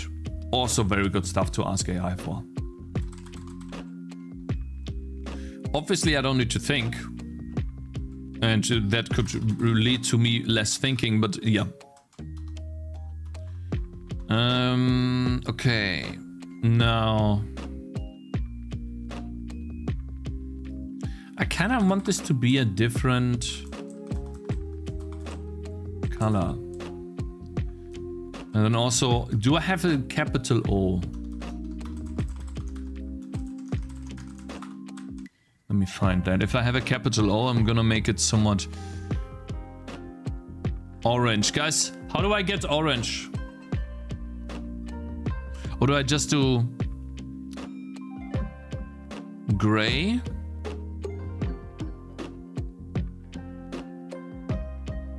Your face? Give me a second here.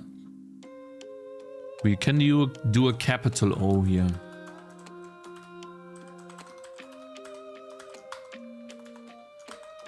Capital orange would just be multiplied by 0.2 maybe?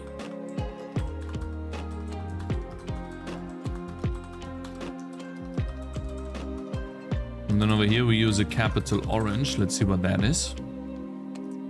The Tangy TD creator doesn't know how to get an orange.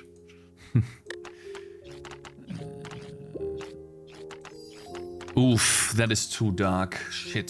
0.6.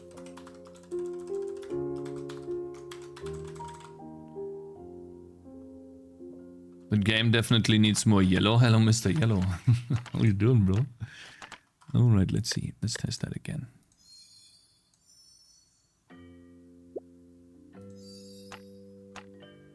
Yeah. Maybe 0.7. Otherwise, I'm happy. Needs to last longer? I think it's fine. No, it doesn't need to last longer. And then I guess I'll make this white. For seconds. And I'm gonna make it a bit more red. Red. So I'll do 9. I said 9. Okay. Why not to const or enums for magical switch? This is literally in the text. I don't think I can have an enum for that. Because it's a character in the text. Here, I'll show you. This is referencing this character. And you can see this even in Godot, where you have certain characters, special characters in your texts in Godot that, for example, you open up a, they call it, I don't know what they call it, an edit path or something. And then you can say that the text is centered here. And that is done through characters. And the only way to identify these characters is by characters. So this is a capital O for a somewhat darker orange. I don't want to have an icon on the text here. Not yet. I can put an icon. I actually have one. I do not want to use one yet. Here I have this.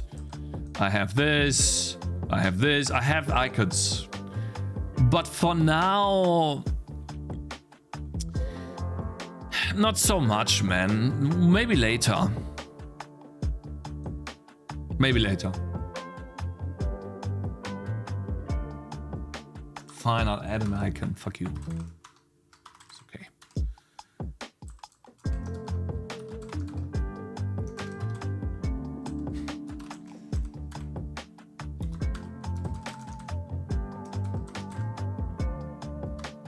There we go. You happy? Oh my. I'm sorry. Yeah.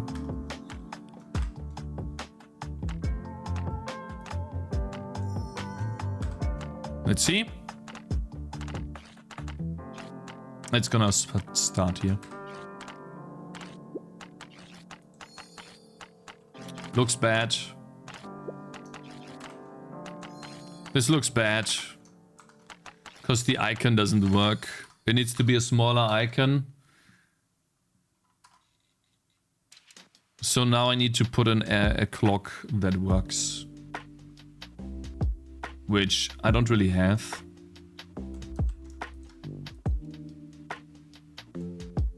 I mean, I could try to do this. It is 7 by 7 though, which is the big problem. We can't really do an 8 by 8 clock. And the reason for that is because it just does not work. The pixels don't add up. If I add one more pixel in each dimension, I can't put a clock in here. It needs to be uneven. So yeah, it just doesn't work. And this one here might work, but yeah, 5 by 5. No, that's not the solution. The solution is to have the font is like 6 pixels tall, and I'm drawing a sprite that is 10 pixels. It does not work. It was fine. Yeah, we'll not put the icon in here. There's no need. There we go. Okay, now we have this. That works. Yeah, that's fine. Now all we need to do is just Diablo bar reloaded. We need to draw the right part. And also when we have more than one, and I think it actually needs to be 24. So let's go to white level. Where is it?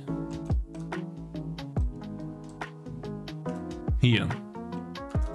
Let's add in 3 of these. I think. Yeah, you see that? It needs to be, so the first one is 25, then 25 plus 24, I think. And then over here is 25 plus 24, and 48, I think. Let's test, or does it need to be less? Even less. Let's just get the first one correct.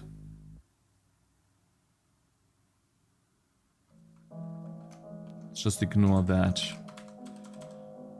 Is that 22? Loving those magic numbers. Yeah, I don't have any other way to do this, because I don't have a system to build UI using some sort of XML file or like, what is it called? So it is plus 22. So over here, plus 22 times 2, and then plus 22 times 3. Here we go.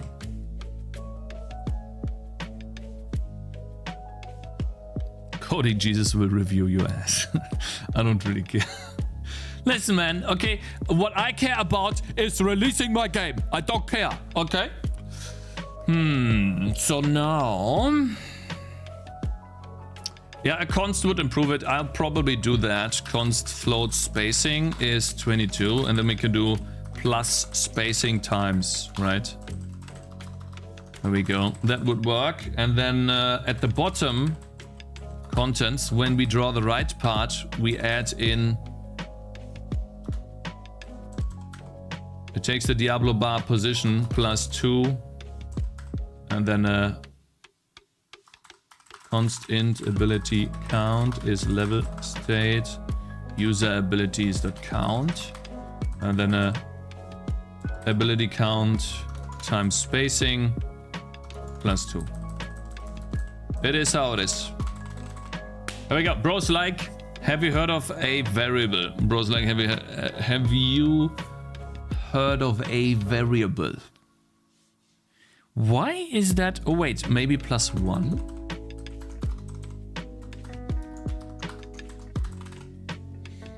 I mean, I needed to do this anyways, yeah. Shit, it's not enough, guys. Maybe it needs to be more. 4, maybe? Left side and right side? Ooh, wait, no, it needs to be a bit more, I think. 6?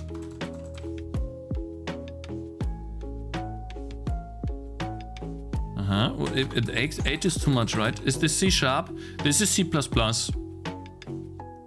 So, okay, so it was 6. Aha.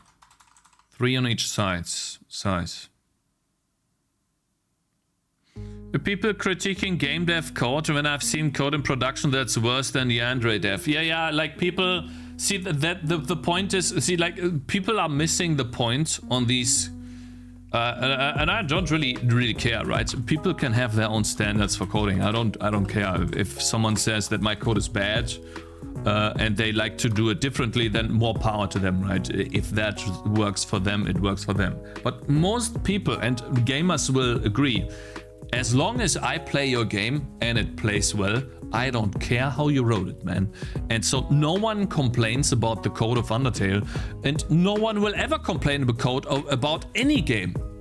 And we are going to actually look at how the code for Diablo 1 is written in the future too, because I'm really interested in that. That's a video, I think, I don't know where that was, but I need to write that down. We'll definitely look at that, because it is not important how you code it. It is important if you can finish the game. Can you get the game out? It's playable, it's done. You're not wasting 1 million years adding a new feature. Can you work with the code? Can you move forward? Does your code hold you back? Or is your code written in a way where you can make enough progress in a reasonable amount of time? It's all about time management, guys. And so if the code that you're writing stops you from making progress, that's bad. If it works and you're making good progress, and even down the line you will make good progress, that's good. Does not matter if the code looks or feels bad, or is off, or doesn't follow clean code principles. We have seen from Casey Muratori that the general idea of clean code sucks, actually, and it can be much worse, at least performance-wise, for code, for your game code, than just following simple other principles.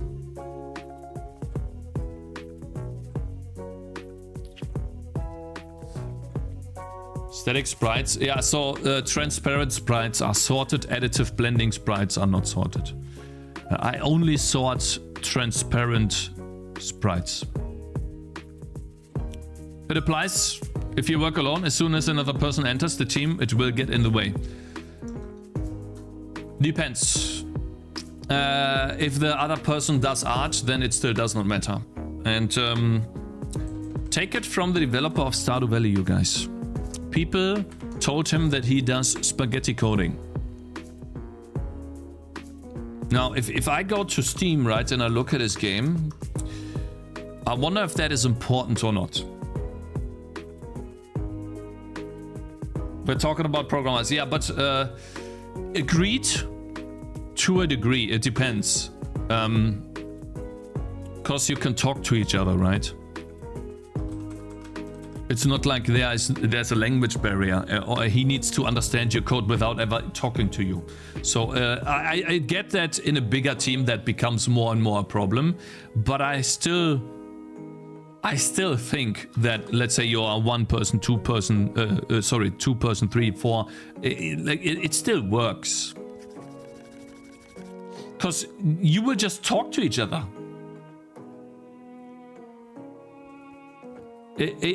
Elitism in a niche community is so crazy. What does that mean? Elitism? My goodness, he's not using AI. Actually, I read that already on YouTube, but I'm pretty sure the messages have updated. Have not, okay. Cakez, can't you just have the mouse display the location so you can measure easily? No, because then I hard code it, and if I will probably move this part to the left or to the right, I will move this. Basically, the way this works is like this. I've coded it in a way now where... I'll show you. Let's say I only add in 2 abilities, right? Now it's coded in a way, hopefully, if I didn't do any mistakes, of course, that it should show 2 abilities and the bar still looks correct. And obviously, we only want to have 1 ability. And I restart, and then it's 1. And the bar looks correct. That's the important part. Now, however many abilities I want to add, it will show up on the bar. And the cool part is, now I have actually achieved what I wanted to do. If I want to move the bar, all I need to do is change 1 line of code. And the bar moves. The entire bar moves. Everything is Oh, I have too many. Sorry, I have too many abilities. I only have space for 5 abilities. I added in 6. Okay, so that has nothing to do with what. No, guys, there's nothing to do with this. I literally added in too many abilities. The array only has 5 slots, so I added in 6. I also feel like somebody that spent like almost a decade finishing his game. Using somebody that spent a decade finishing his game is a bad example, though. My example? What are you talking about? This guy did not spend a decade finishing his game. He spent 4.5 years. Undertale spent 2 years. What are you talking about? What do you mean? He spent 4 years. No. He didn't spend 8 years. Was this? Animal Well was 7 years actually. They mean pirate? I wasn't talking about pirate. Like, what are you guys talking about? This guy spent 7 years on his game. But hey, if I spend 7 years on my game and I get 20,000 reviews and I sell my game for 25 euros, that is multiple millions of dollars. I'm richer than most people. So yeah, why not, right? Let's spend 8 years. Bro, how many elements can I put on this? 4 only?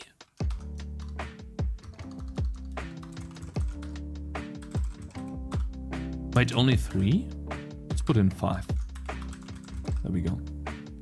Array full programmer. Yeah, but it's important. I can't memory leak because of that. So, of course. Now look at the other gazillion games. Yeah, I'm not saying that because you work 7 years on a game, you will be successful. All I'm saying is, if I had to work 7 years on a game and get that successful, I would do it immediately. If that was guaranteed, which obviously is not, but if that's the case, how many of you would be like, okay, 8 years, 7 years, let's work on the game, because I will get a couple millions down the line? Everyone would do it, right? Of course you would. I'm curious how many games fail because of unappealing visuals. Quite a few. But there are also like somewhat, I don't want to say disgusting looking games. Oh, of course. Hey. Wait, I'm adding in how many? What the hell? So wait, that is 25. Spacing times 3.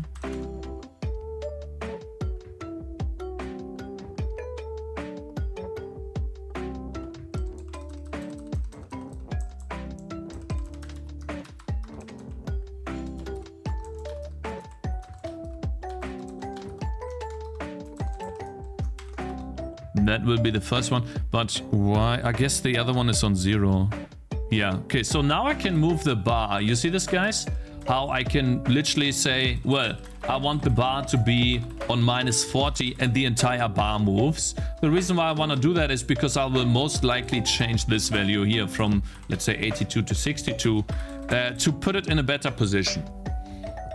And in order to be able to do that, I needed to generate these arrays, these fixed positions, these magic numbers, just to give me an easier time coding the game. And I think that's totally fine, bro. That's okay. I'm not using Godot, Pling. And Code Warrior, thank you very much for following, bro.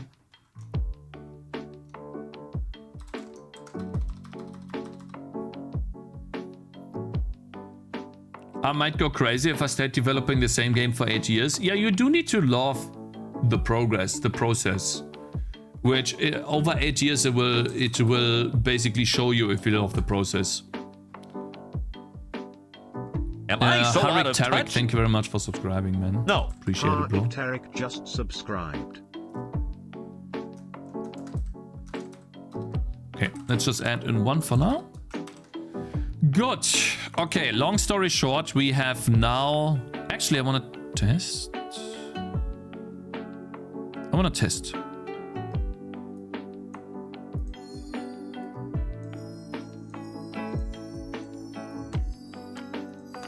Oh, it does work. Awesome, it does work. Cool, new feature. Finally, feature complete. Very nice. Good, done. We are done, my brothers. Let's do a git commit and push. Git add, don't git commit -m. Finally, like 98% done with UI. With boring UI polish. And we are at the level of Kingdom Rush, my brothers. Chat's mom is beautiful. Beautiful. Productive day. Yeah, we're getting there. It does not look much changed visually. But it definitely did change in terms of reset game. Okay, let's begin. All right. Do I use the shop in the beginning? I guess I do.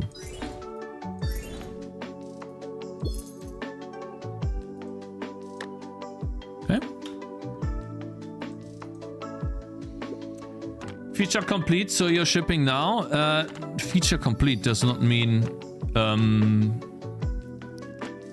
the content is there yet, but the gameplay, what's it called? The gameplay systems should be complete now. We have progression. Yeah, the gameplay systems. Afternoon, Ninx, and thank you very much for raiding, Mr. Error Success Dev. Good morning, how you guys doing? Day Hotshot, and thank you very much for you following. Appreciate that, bro. Bye. Yeah, we mostly have everything we need now to make content. The systems have been polished enough to a point where I'm happy moving forward. They should be self-explanatory. This should also be self-explanatory. We should be good now, guys. Hey, how you doing? Good. Thanks for asking. Hope you're doing good too, man. And hope, Mr. Error Success Dev. Hope you had a good stream, bro.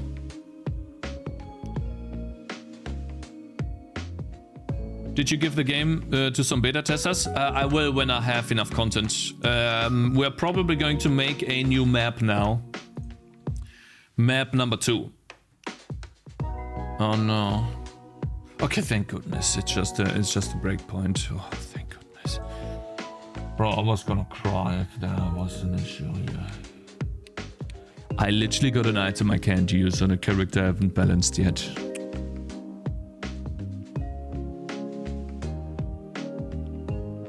And we need to also redo the story in a way. And the tutorial, that's what is left. At least for map 1. But I want to do map 2 first. I don't want to code a tutorial now. That one's good. Let's give it to him. Cool. Story? What story?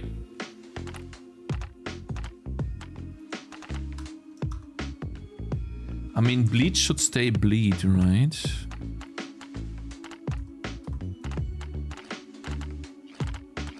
A story where you unlock the heroes.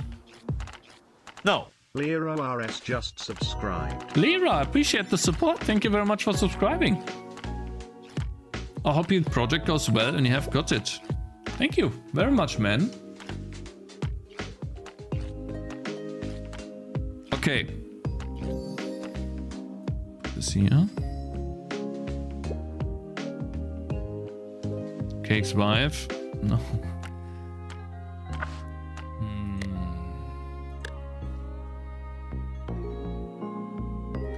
Shouldn't the player ability cooldown be clockwise? You mean the other way around? You think so?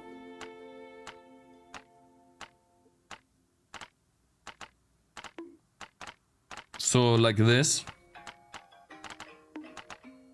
No one will notice this for now. I will do this later. I don't want to work on UI, man. I'm tired of UI, literally. It's a small thing, whatever. Yeah, I will do it later, man. We are assaulting them. They are assaulting us. They are attacking us, bro. What you talking about? Do you see them attacking me? Yeah, we won't notice. Yeah, no one will notice this. It's fine. And I'll be able to fix it later.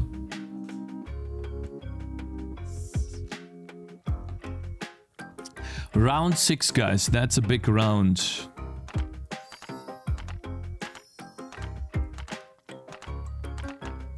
I mean, we do have the shop. Can we get some here?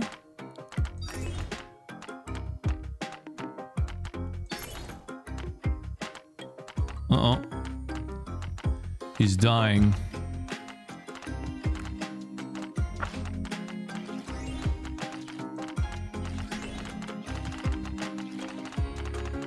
I love it, man. It is a little bit too difficult. Yeah, this is too difficult, actually. I did start the round early, though, so...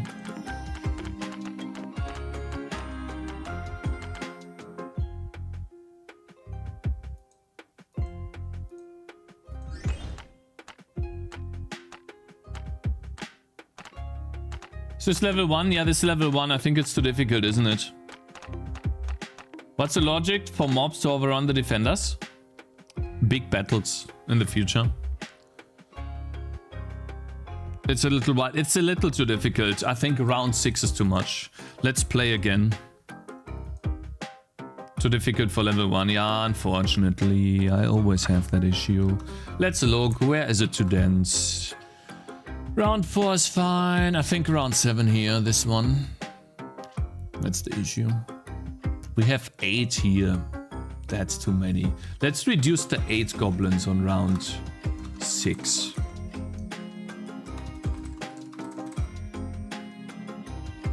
How come not all the mobs are being blocked in their path? Because there's a... 1 unit can only block 2 enemies. That's why. Too easy for me, but probably too hard for normal people. Yeah, it's also too easy for me. But I realized pretty early on that you need to make it somewhat easy. So let's cut this in half. Only 4 goblins. And then round 7, we're starting with 2 goblins, I guess. And then I suppose not that many rats. We divide that by 2. And here 2. 12.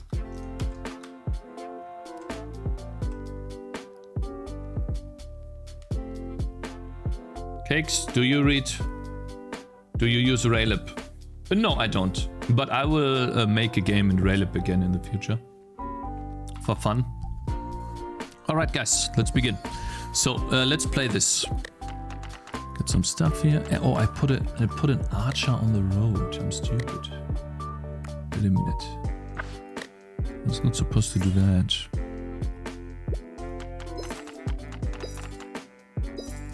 Oh, I love this so much. It's so cool. It is so cool to use this. I love the shop. It's such a great addition. Hiding the item on the ranger when he's attacking makes it difficult to see if he already has an item. Which means I need to click on the ranger to see if he has an item and then do that, which sucks. I cannot see... I do it so it doesn't look like he has 3 hands, but it's definitely tedious.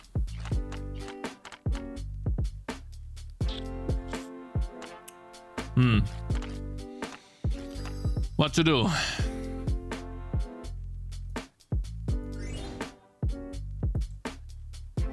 It's definitely annoying.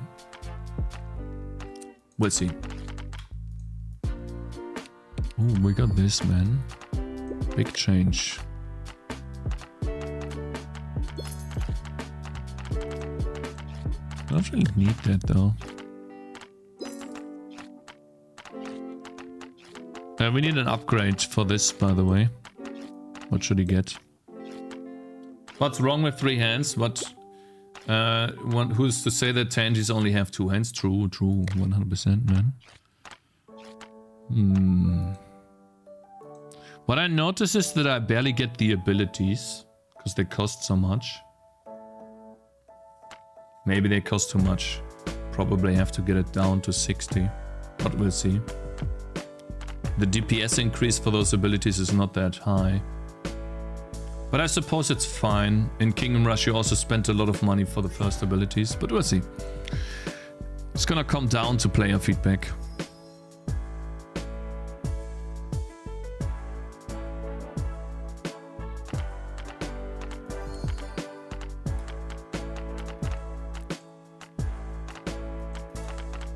Uh-oh. Do we have something here? Nothing. Oh wait, no, actually we don't.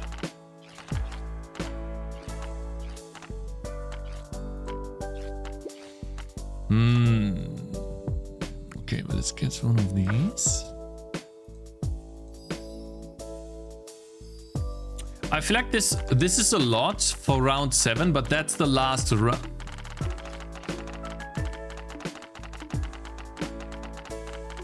This is fine. I think this is okay. Maybe it's too difficult.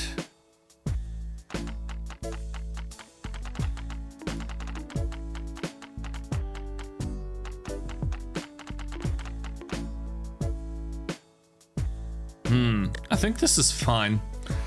I need feedback on this, but I think we are good to go here. So this is round 1. I just played through the first round. Good morning, Shintai. Hope you're doing good. Good. Now, that's done. I want to actually be done. New demo coming soon. Yeah, we have finally reached the point where I'm happy with the mechanics and how it works. Now what's left to do is code in a tutorial.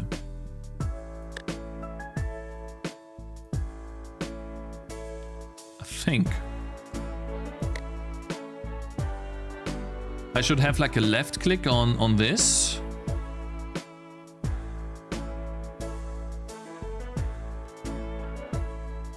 And then have like a disable the reroll button, scripting event, buy first item.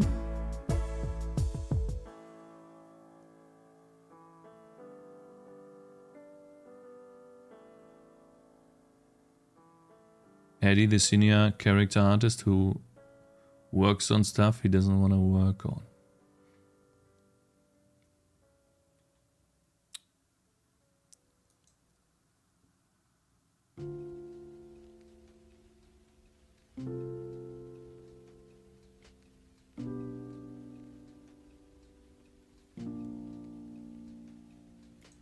Why? It sounds like you're projecting. You said that yesterday? Ah, okay. Okay, guys, what we're gonna do now is code the tutorial, because I've been putting off the tutorial for the longest time. We're actually going to add the tutorial in. So scripting, event, place, hero. Here it is. That's what we're gonna do now, scripting. Git add dot git commit -m. Level 1 is done. Finished balancing.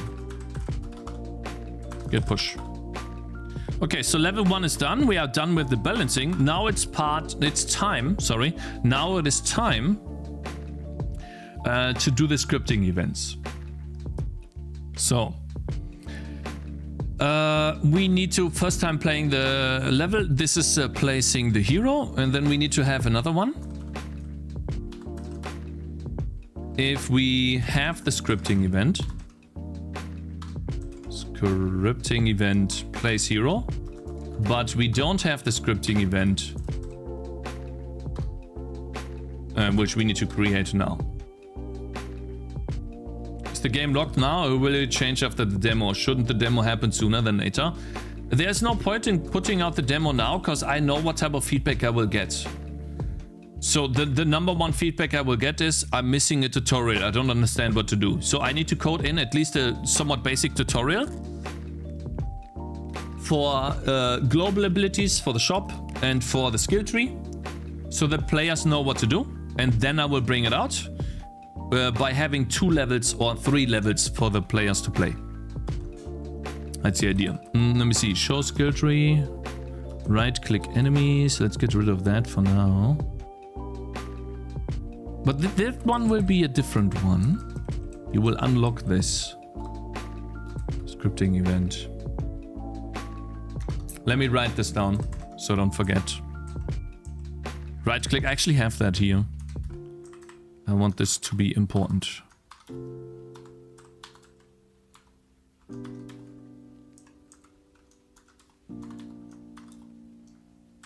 There we go. I want this to be really important.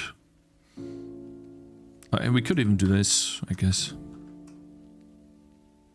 Doesn't work. Oh, cool. Look at this, guys. I can make it fat. I love this. This is a markdown, by the way. I'm using that as like a nice little to-do list with different colors. So I can emphasize stuff I want to emphasize. So unlock blacksmith is kind of not used. So we'll use scripting event.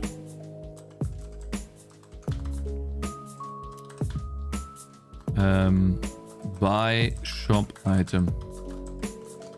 There we go.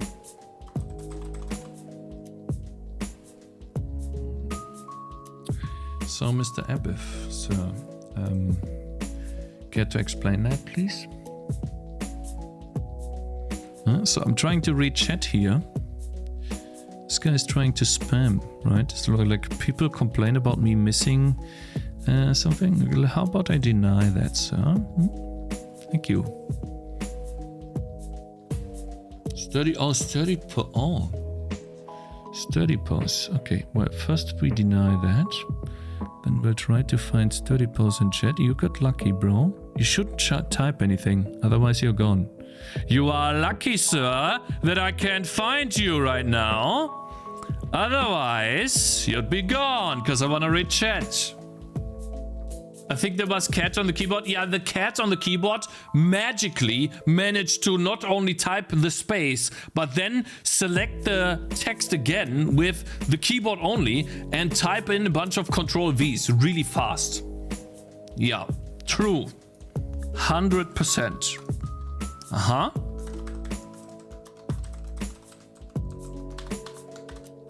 Okay, so we have not gotten the buy first item. So that is step 2. Buy an item in shop. Step 2.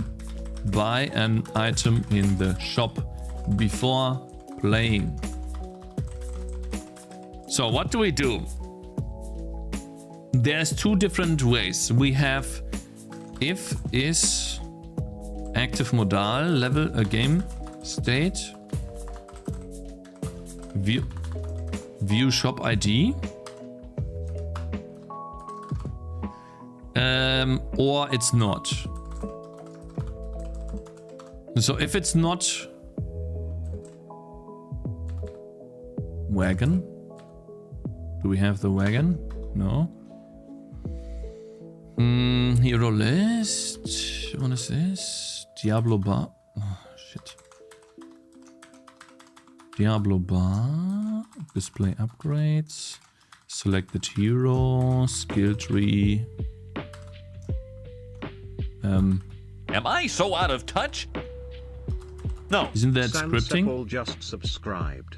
Oh, Sanseppel, I appreciate the support, man. Thank you. Hello, sir. Meow, and my man, Simos on YouTube. Good morning.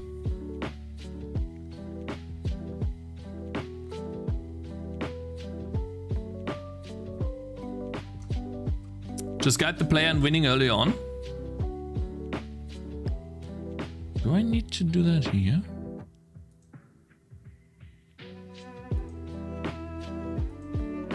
Wait, where was the scripting? Is it here?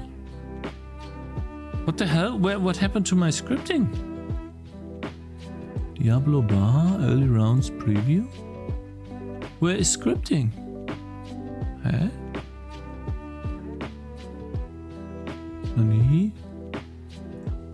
Story scripting here. Wait, story scripting? Oh man, I have too much. Scripting. Scripting, where's that?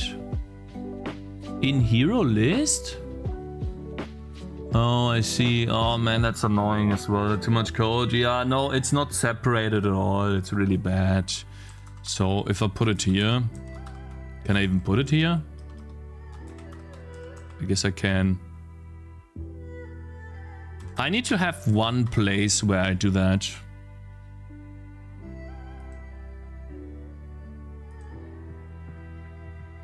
And then I need to extract that out.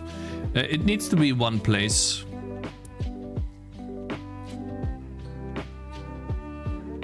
This is story scripting here. It needs to be here.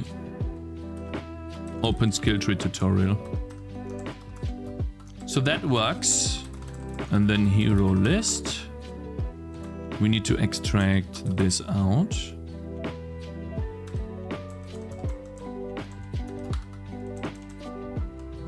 To the top. Because the top contains the story scripting. Yeah. That's fine. And then hero list. Scripting. There we go. First time playing the level. Oh, hey, Dev Spongers, how you doing, man? Thank you very much for the raid, bro. Good morning. Currently, we have finally first time playing the level.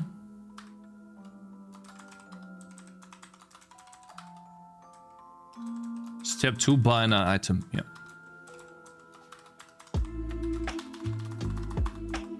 First time buying an item in the shop, and it complains. Why? Place area. Aha. Okay. Place area.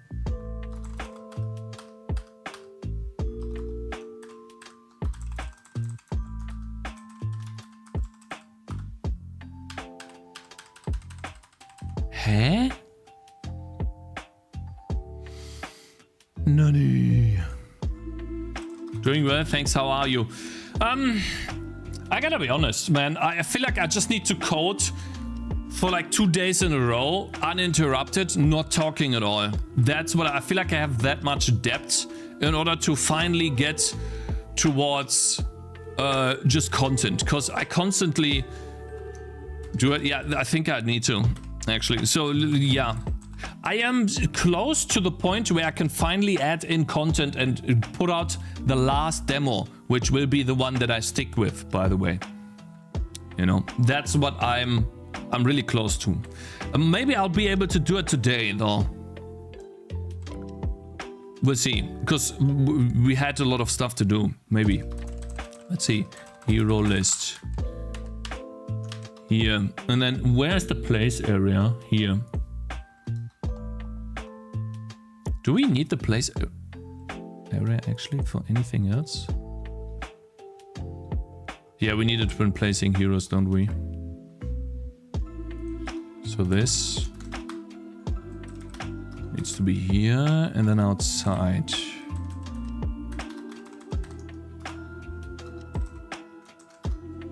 Go Cakez, thank you guys. Get some time to rest, have a productive stream. Got some time, yeah, thank you very much. I appreciate that, man. Okay, guys, so first test the game if the changes we did work. Because I want to have story scripting in one place and not in multiple. Let's first test. Actually, quit.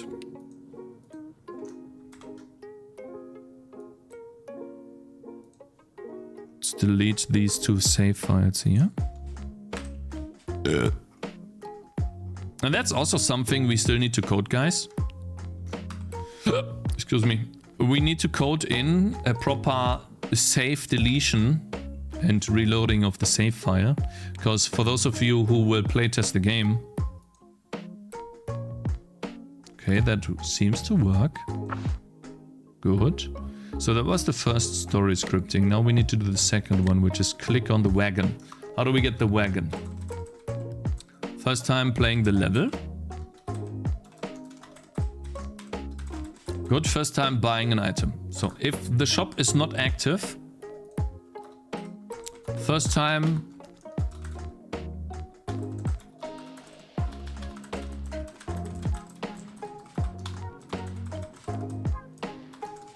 opening the skill tree. And then this would be story.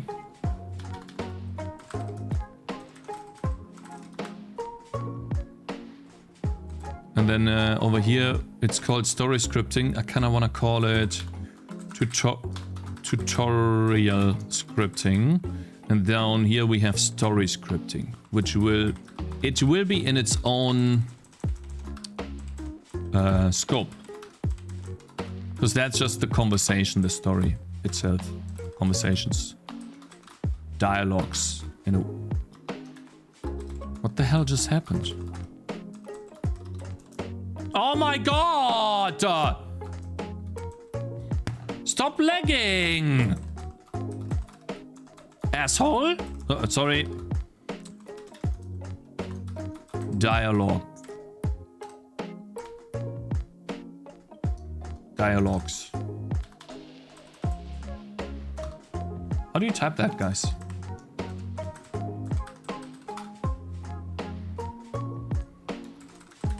Is that how you type it? Whatever, man. Now it's pissing me off. Oh my god, get the fuck out of with the AI! Google Translation, you dummy!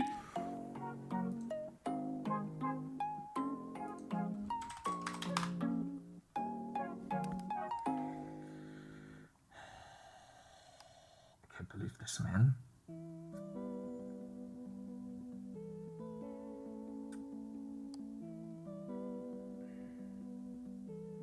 Welcome to the future. Yeah, it's just totally, it's so stupid. I can't believe this.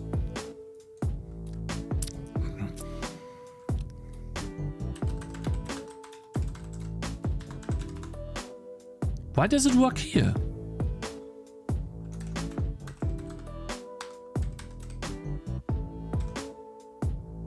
Okay, I guess it works.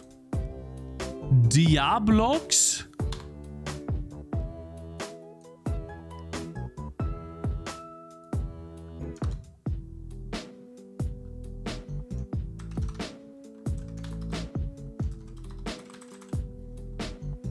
Whatever, guys. It is how it is. Okay, now, story scripting, dialogues, first time opening skill tree, first time buying an item in the shop. If it's not active, then we need to find the wagon. How do we get the wagon? We find it by looking at the modals in the level. And that is... actually, we need to get the wagon in-game shop. Here. How do we get the wagon? By this, I guess? Okay. We might as well... we can't do that. Fine. Oh, that sucks. Then story scripting has to be at the bottom. And that will work again.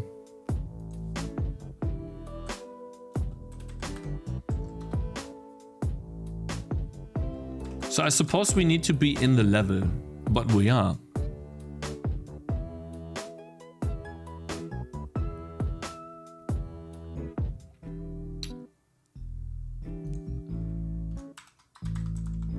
Any Muedial? Muedial? Add no AI to the search.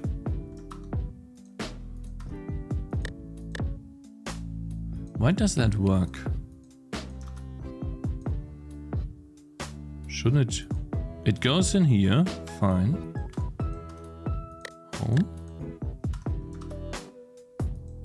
Does not go in here. Why? Because we are not in town, are we? Yes. Okay, I mean, I suppose if this works, then that's fine. Good. All right, so we need to get the wagon if the shop is active. If not, then what I want to do with the wagon... dot outline. options or equal together.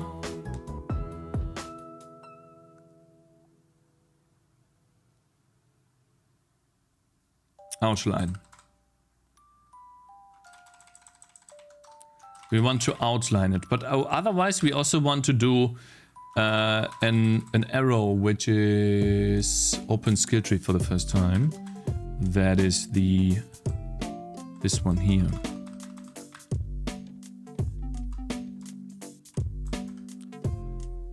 And so that would be on the wagon's position.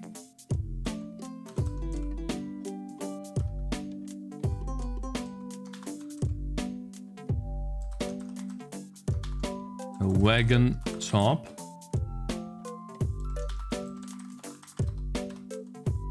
That would be on the wagon position plus vector 2, 0, and then minus 24, I guess. Let's test that. And then the position would be wagon top. I mean, I guess we can do position right. Minus y offset. So that would be the position. Let's test. Okay, so now what it should do is whenever we are here, we have placed the hero already, it should show us a wagon.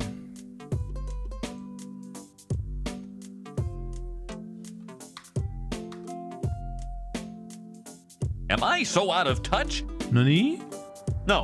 Tasdish just subscribed. Yo, Tasdish, I Doing good, appreciate that, Cakez. man. Huh?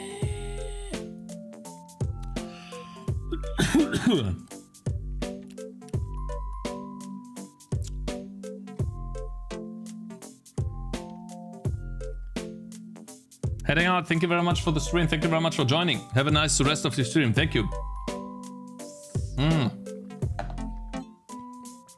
Guys, it doesn't make any sense. I'm drawing two sprites. Where are the sprites?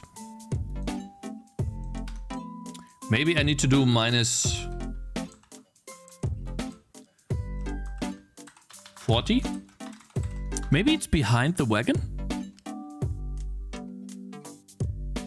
No? Where are the sprites, guys? Okay, I have an idea.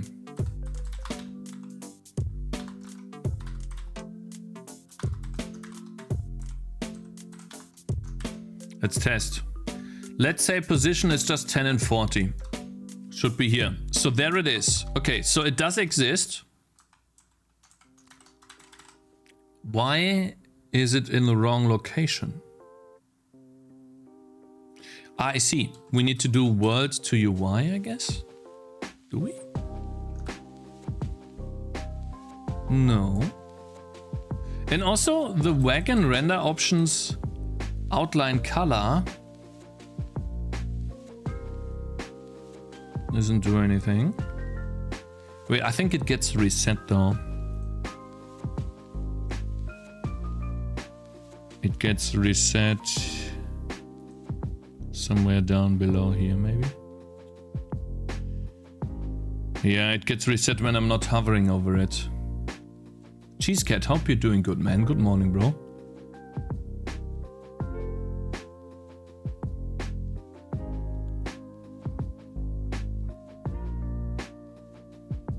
In-game shop modal. Active modal. Where the hell is that? Have an item, have a hero. In-game shop modal. TFT items. Hä? It's gotta be here. Wagon.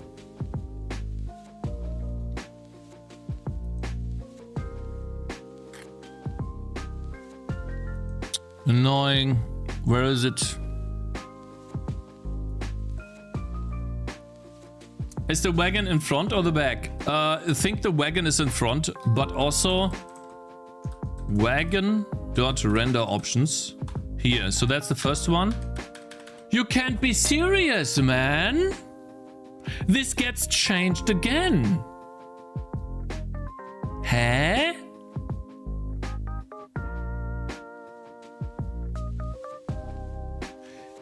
Wait, maybe it's a pointer? Here is a pointer. There it is. It just sets it to transparent without that in-game wagon. And where is that? In which TFT items at the very bottom? Shit. So the story needs to take precedence over this. So basically this is overwriting what the story says should happen. I mean, I can do an if check, but I would like to just have it in a better order. If that's possible. Maybe it's not possible though. Maybe? Like TFT items is definitely part of the UI, but not a modal. Story is happening here. I mean, I could try to put it here, but I guess that will not work. It will not work because it relies on something. Get covered item. Nah, that's not good. I just love how this takes... Okay, whatever. So... I mean, I can do an if check. It's fine, but it's a bit annoying. Where is it? Fine, let's search for it. If has scripting event.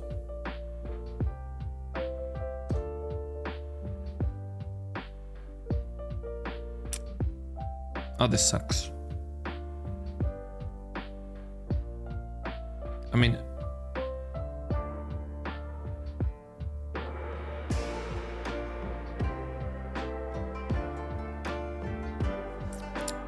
do I check the wagon or what do I do?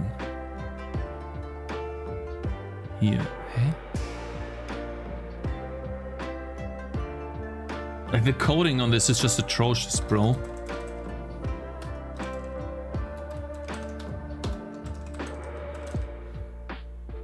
Scripting event, but shop item. If we have the scripting event, then it's so bad, and that should be buy, not but. Buy. Okay, now, good.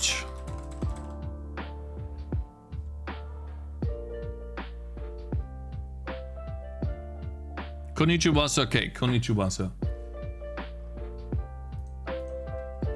Okay, guys, I'll stay in flow stage if I can. I want to finish this. Okay, so why is this not correct? Let's do -80. Test that. Is it now? Oh, see. Ah, because I'm drawing it on the UI. So this is, it's gonna be world to UI on the wagon's position. And then we can do -24. Now we're operating in UI space. I think that's better. And now obviously, level state time. Why don't we use game state, game style? Oh my god! Sorry, apologize. Man, this happens every day now, multiple times. What's going on? Guys, how do I get an old version of Visual Studio Code? This is really frustrating. I have this every day now, multiple times. It just crashes. Visual Studio Code. What's going on? Guys, I will only code today, I think. I just want this to be over. I want to be back to content creation. I'm tired. There we go. Okay, so this needs to be the left mouse button, not the right mouse button. And then obviously -24 is not enough. It's got to be -28.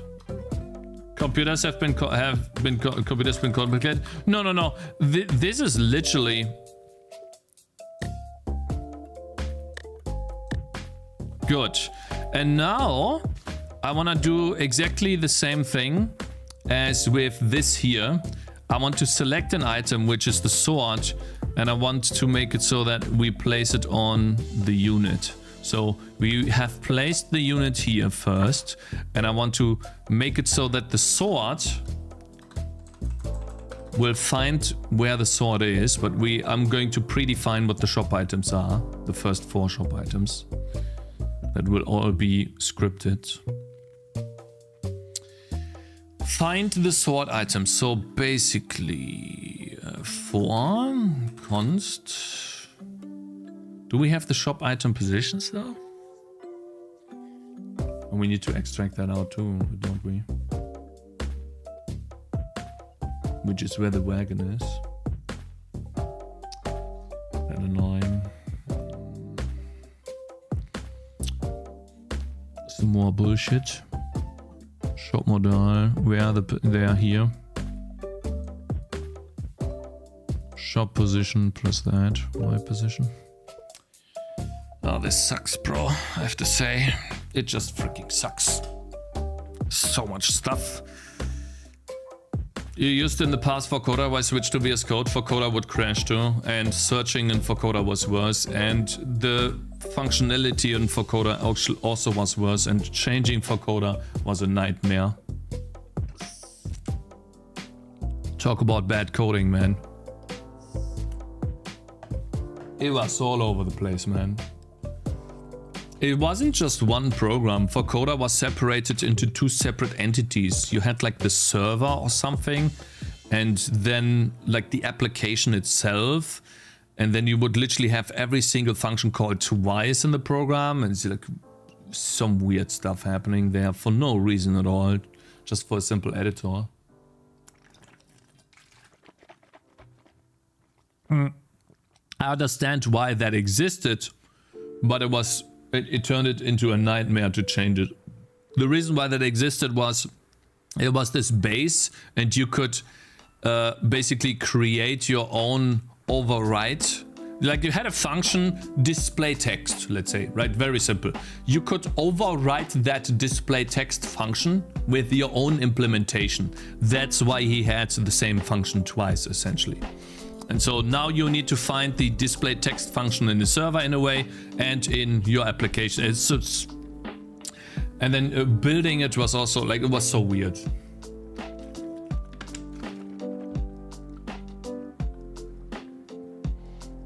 Here are the item positions. Great. The shop animation time, please tell me that it's here. I mean, I can extract out the shop animation time and put it at the very top. Like all of these things.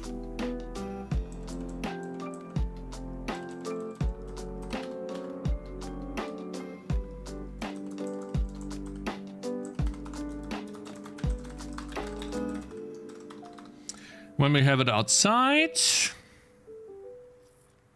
we can also extract out the positions for the shop.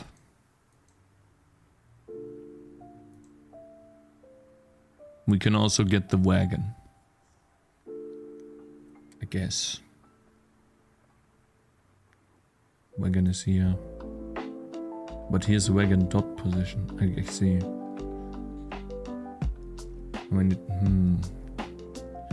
God, this requires too much thinking, guys. I'm gonna be honest here. It's starting to get really complex because it's the first iteration of me implementing this. And I'm pretty sure there's an easier way to do it. I just don't see it yet. I need that, but I need the shop position. And the shop position is dependent on the wagon position. And the wagon position depends on having a wagon in the level. And the wagon is not always present in the level.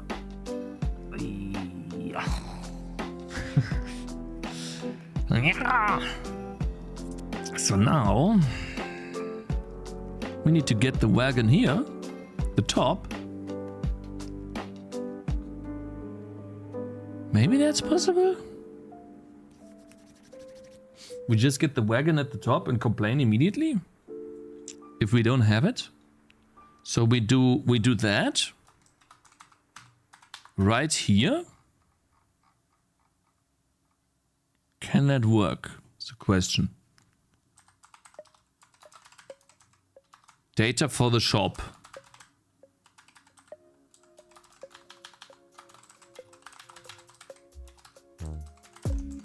Wagon. Now, and then we also get the position of the wagon. The shop's position. We get that.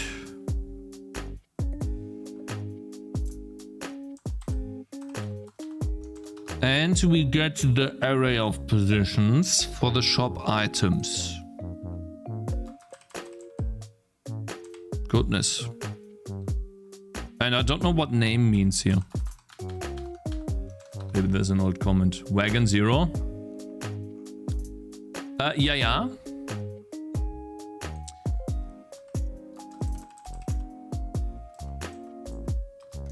So. Then we don't need to get the wagon here because we already have it. That's a plus side on this.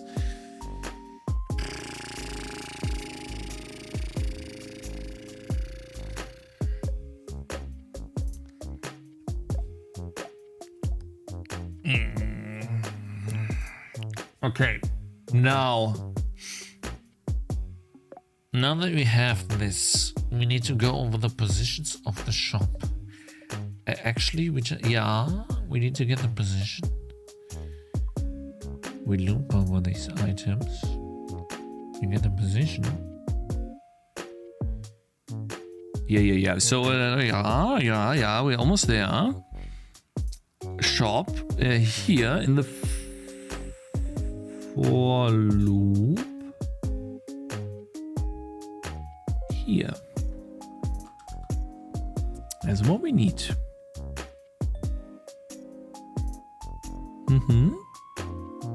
Let's copy this loop because I'll need that. Yeah. If I'm done with this tutorial, you guys, I'll be so happy. I'll buy myself some ice cream. Cakes, but you buy ice cream every day. Yeah, and? Is that a problem for you, brother? Yeah. So if const weighted item reference weighted item is shop game state dot shop items on item index.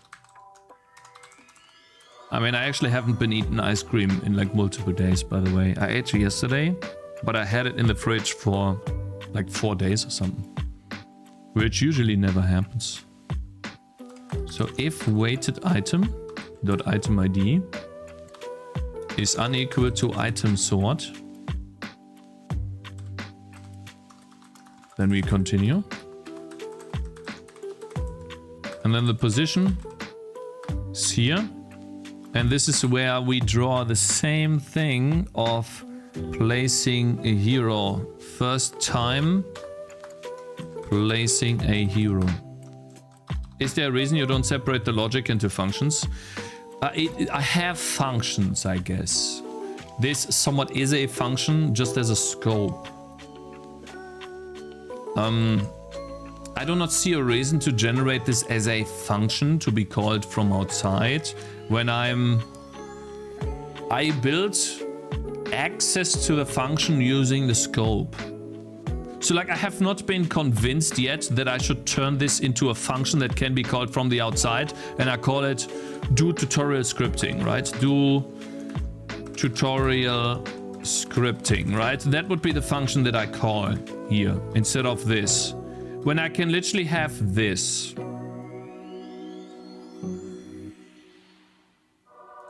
don't know. I know what you mean. It does, excuse me, it does get a lot of, it does get kind of annoying to scroll up and down, but these are my functions that are longer than 3 lines of, that are longer than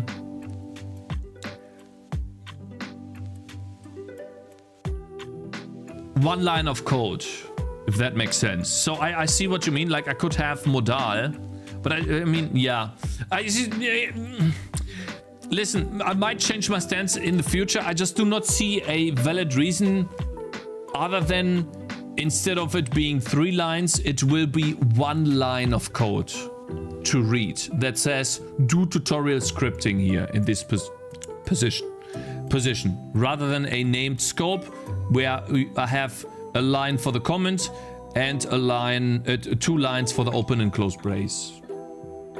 Get it working then, refactor? Yeah, no, of course. I will. I'm just saying why I'm doing it the way I'm doing it, if that makes sense. You know? And so, yeah, I just do not know.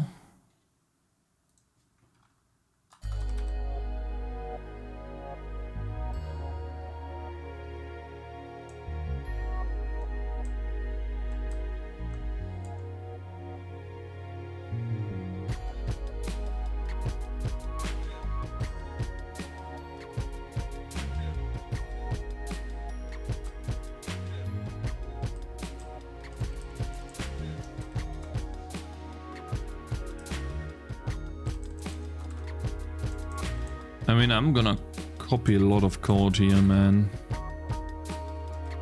But I guess that's just the way it is.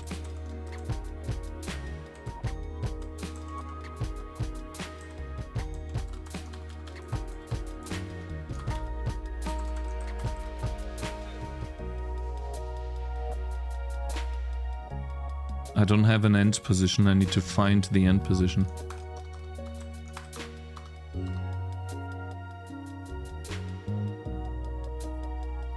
If Cakez would implement functions in the spaghetti code, every one of them would have 20 arguments. Would you use multiple files? I don't see a reason. Taz DJ, I think I said that already. Sorry, like my brain is cooked today. I appreciate the support, bro. Let's put it to 0 first. And then let's see if I need anything else for the moving hand. I guess I don't. Which that could be a function, right? I think I'll turn this into a function here. At least a locally scoped function. So like for example, let's say I have the function do tutorial scripting, right?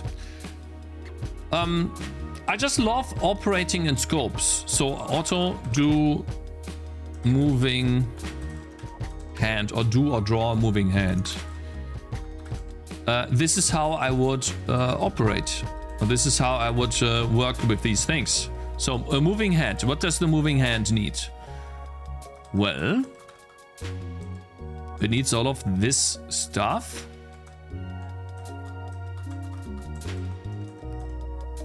And it needs to start in an end position.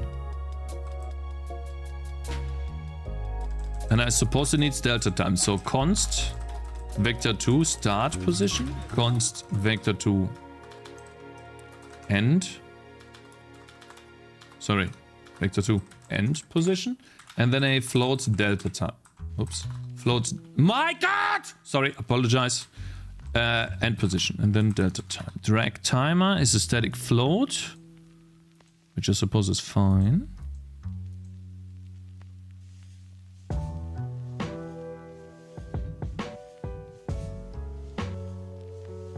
What's the wishlist number status? Too low.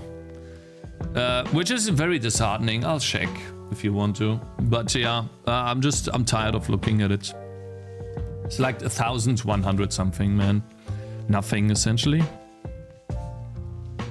Which kind of sucks, but hey, it is how it is. I'm gonna try to make the best game possible and then move on. We'll finish the game and move on. That's how I see it, guys. 1,186. Which means I have gained like almost nothing. Let's see, 2 weeks. I gained 14 wish lists. So nothing. Really. Over a month. Hope it grows. Yeah, me too. We'll see. I gained 39.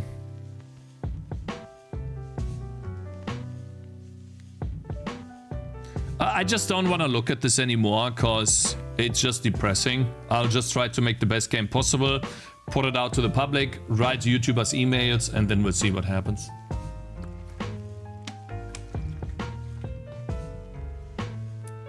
Unit tests at the end.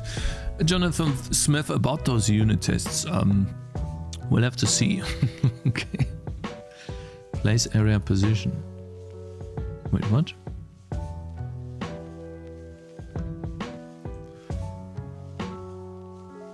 Do moving hand. Okay. So now instead of this, we can just do a moving hand.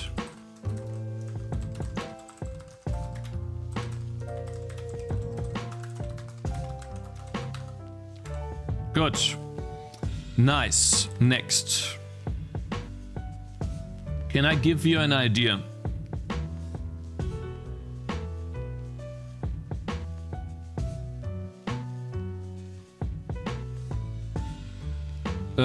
An idea for what? For a game? We don't need that. We don't need to draw an ellipse. Glowing box on top of item. That's what we need. We don't need the ring sprite. But we need, I think we need tier 1 and tier 2, right? Let's test. Glowing top, glowing instead onto whatever that's called. Item position. And then the size of it is, let's just do a vector 2. 22 for now. Wait, actually,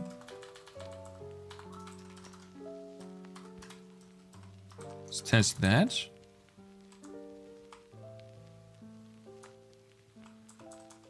Const vec2 slot size is 20,24, and then we do slot size +4, and then over here slot size +4 in tier 2,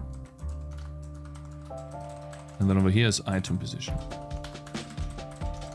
Let's test that. All right. So now it should, it should give us a glowing box. I mean, close. Not bad.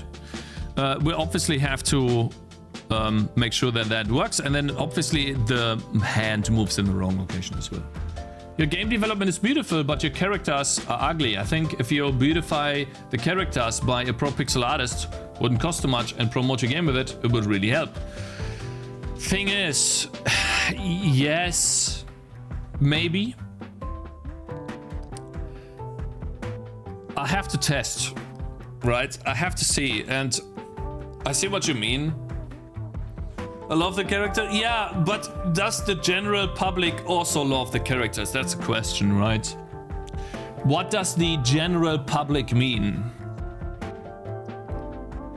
I would be banned already. The reason why you would be banned is because 99% of the time you're just shitting on the game. And he is just saying honestly what he thinks. That's the difference. Yes, you would be banned. You could say that I have like a bias towards you, but it's literally just negative overload, okay? Which makes it really difficult to discern actual feedback from just trying to shit on somebody. So that's why, okay? All right, let's see. So obviously we got the size correct soon. The scripting, blah, blah, blah. Let's find the size, which is the in-game shop here. And there's got to be a position or a size of these. Ah, here it is. It's hard-coded. So const shop item slot size, I guess. 22 by And it's a vector too. Guys, how would you call this? What would you call the black border here? This. The shop item slot size.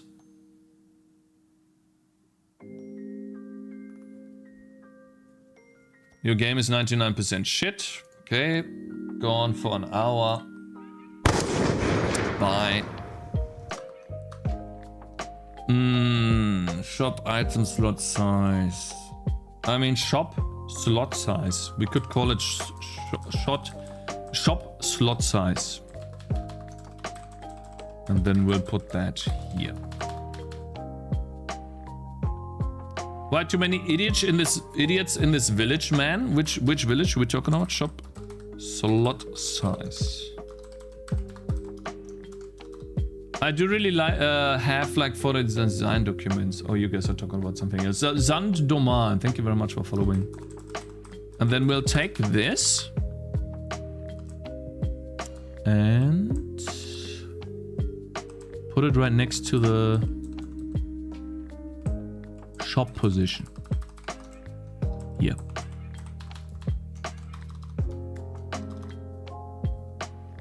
There's a tongue-in-cheek in banter, and then there's being an asshole. Because I think they're funny when they're cringe. True, Ninx, you're right. You're right. Yeah. See, that's what I've been fighting recently, or lately. For the last, when you were gone, as you were gone, right? Which you took a good break, I gotta say. You've been very nice, and I appreciate that. Thank you very much, Ninx. What a nice person. I actually mean that, right? Today the toxicity is at a higher level. A little bit, yes. Thank you, Ninx. Yeah, true. Let me see. So if the shop is active, now we have the size. Where's it though? Slot size. Yeah. Now we can get rid of that size, right? And then we call it shop slot size, I think. Yeah. And then all we need to do. Yeah. Shop slot size. Ninx the best. Guys, stop. Okay, you gotta be careful here. That's wrong. -2 is definitely wrong, and here too. But we do need to move it down a bit. So now it's on the correct X position.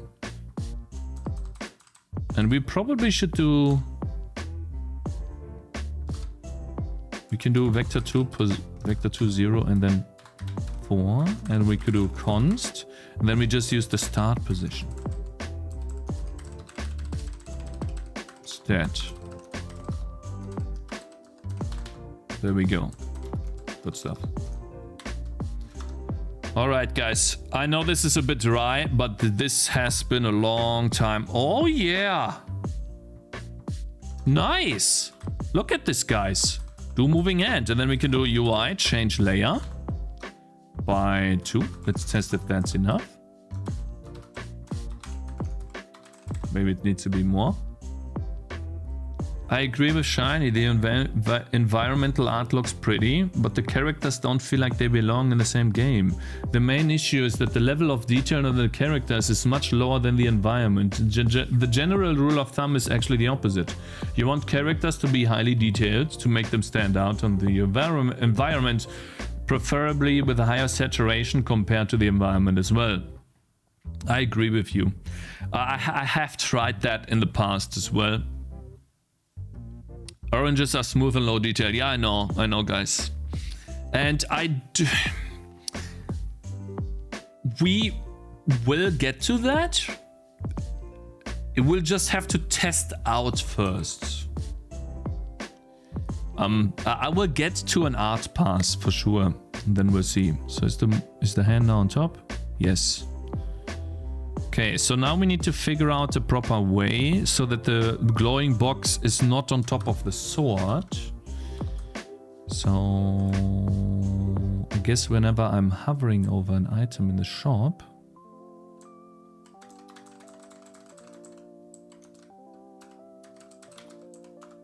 in-game shop, don't be rude to someone giving their opinion, chat.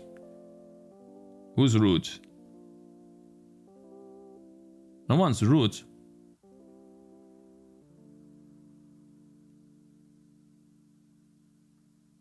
Steady pose, you won't rage bait me that easy. I wonder how the Manzaka game is going, Zakaza. What is that? Manzaka? Is that his game?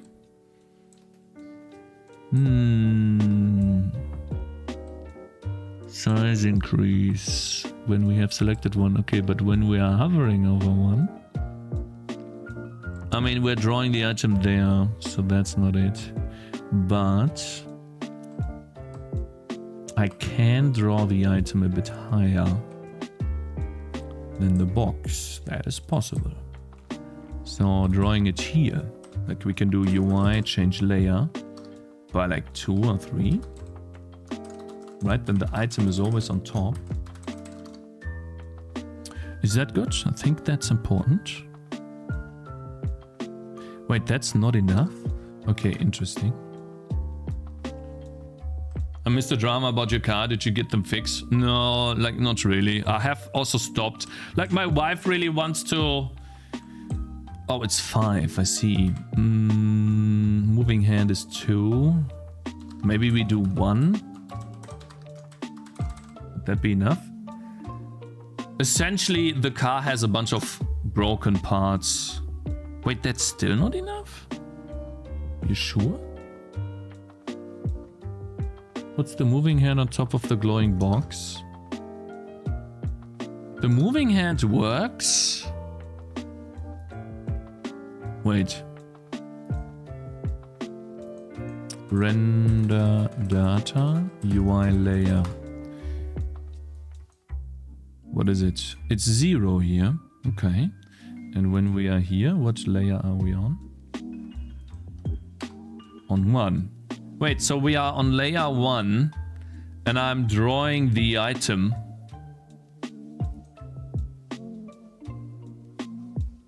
In what layer?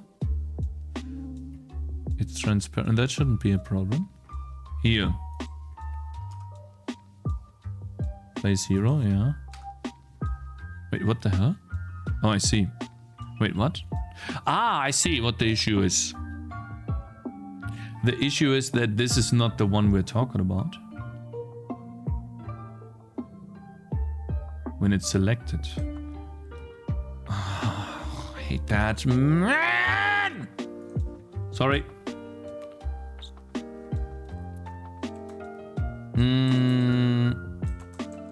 Draw item. I guess we'll put this in its own thing. Relax. It's just that, like, yeah, man. I know. I'm sorry. I think I just need like 2 or 3 days just coding in silence and then come back, man. Because I am close, but there is some stuff I need to do, bro. I might actually do that, guys. So that we can focus on like content more. Saturday and Sunday. The thing is, I can't do it on Saturday and Sunday because that's family day, and usually we do things that we don't get done during the weekend, during the weekday on the weekend. So while that might be easy to say, it's not actually easy to do for me because I have the weekends, but I don't. Okay. If it's not on YouTube here, read it. Hello, AIM. Hope you're doing good. Cakez looks like Steve from Minecraft. Cakez, in your live stream career, how do you pick which comments to read? Something that's not on YouTube. No, it just... The eye catches a comment and you read it, usually. If you're not focusing on chat the entire time when you try to read everything, then the eye catches... Like, it's just something that... If you're not doing it actively, then... it happens automatically, and usually you read more negative comments over positive ones. And when do I choose which comments to read as well is when I choose to read as well. I can read all the time, but then I get nothing done. Which obviously, yeah, that's bad, right? For chat, but also I learned something very important over the course of the year streaming, is that while you can talk endlessly if you continuously read chat. Chat is also wants to be entertained, and you can only do that yourself by sometimes not reading chat and focusing on what's happening and narrating what's happening. Like look at big streamers. They do that very well. Some of them, not all of them, but they choose when to read chat and they choose when to, let's say, entertain. And like Cakez does this very well. I'm impressed by this guy, like how good this guy is. So it's insane. He's making every game very entertaining, while at the same time having like a clear distinction between reading chat and doing something else. Really cool stuff. This guy's amazing. I love him. I love the guy.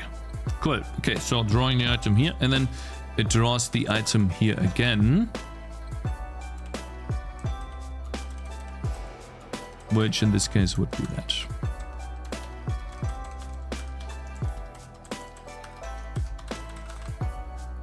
Parasocial viewer? Who is a parasocial viewer? We need a mod that bans repetitive toxic behavior. Yeah, I mean, I guess. Okay, so the item still doesn't show up. I'm gonna lose my mind, bro. You can't be serious that this doesn't show up, man. How is this like 100?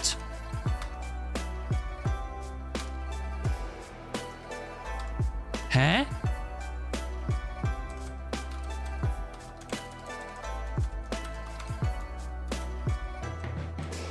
It is not selected. Bro, you cannot be serious. It's got to be some stupid thing that I don't see right now, because I'm literally losing my mind. Isn't this a shop? This is the shop. This is the shop.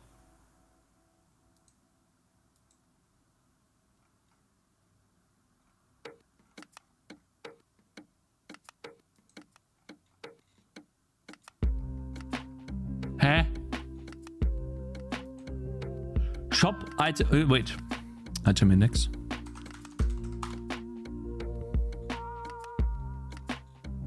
Where is it? Okay. Item index. 0, 1, 2, 3. UI layer 35. The icon is drawn on top of the glowing box, yet the glowing box is on top of the item. It pisses me off. It is annoying as hell, because the item should. Okay, wait. UI layer 1, 0, 1, 2, 3. Still, it is still drawn on top of this box. I do not understand this. Because you draw transparent items on top of anything. Oh yeah, they're all transparent, you're right. Why do I turn it transparent? Because of alpha. You're right. And I'm not sorting. No, I'm not sorting these guys. You are correct. So that's dumb. I have an idea. I got an idea. What we're gonna do is this. Alpha less than 1. Then we do transparent. Otherwise, we do nothing. Then it will be on top. Please be on top, man. Oh, yeah. Thank you, Mr. Abath. I really appreciate it, bro. Oh, I love it. Oh, thank God. Guys, we are getting through this. What you are seeing here is the struggle of game development. But we are getting through it, ladies and gentlemen. At some point, we are going to be past this. We are going to be 10 times stronger. And we're going to be a Super Saiyan! Just a little bit longer. Just a little bit longer. Okay. Okay. And unless this fly continuously to fly right across my face and I smash my computer into oblivion, we will be able to continue. Because you're literally on top of my screen! Nearly there, Cakez. Yes. Nearly there. Now, the only thing we need to do is find the proper end position. And I want to find the first defender that is not pre-placed. Hopefully that works. So for const entity reference hero in game state spawned heroes, if hero.hero tab ID is hero defender, and then we'll set the end position to get origin rect collider of the hero. Now we want to take heroes with, actually, since the hero is pre-placed, it will find the last hero and therefore the one that is not pre-placed, because a pre-placed hero comes earlier in the array. Should be fine. Do you actually feel rage when you act this mad, Cakez? I am. Of course, we need to turn that into UI.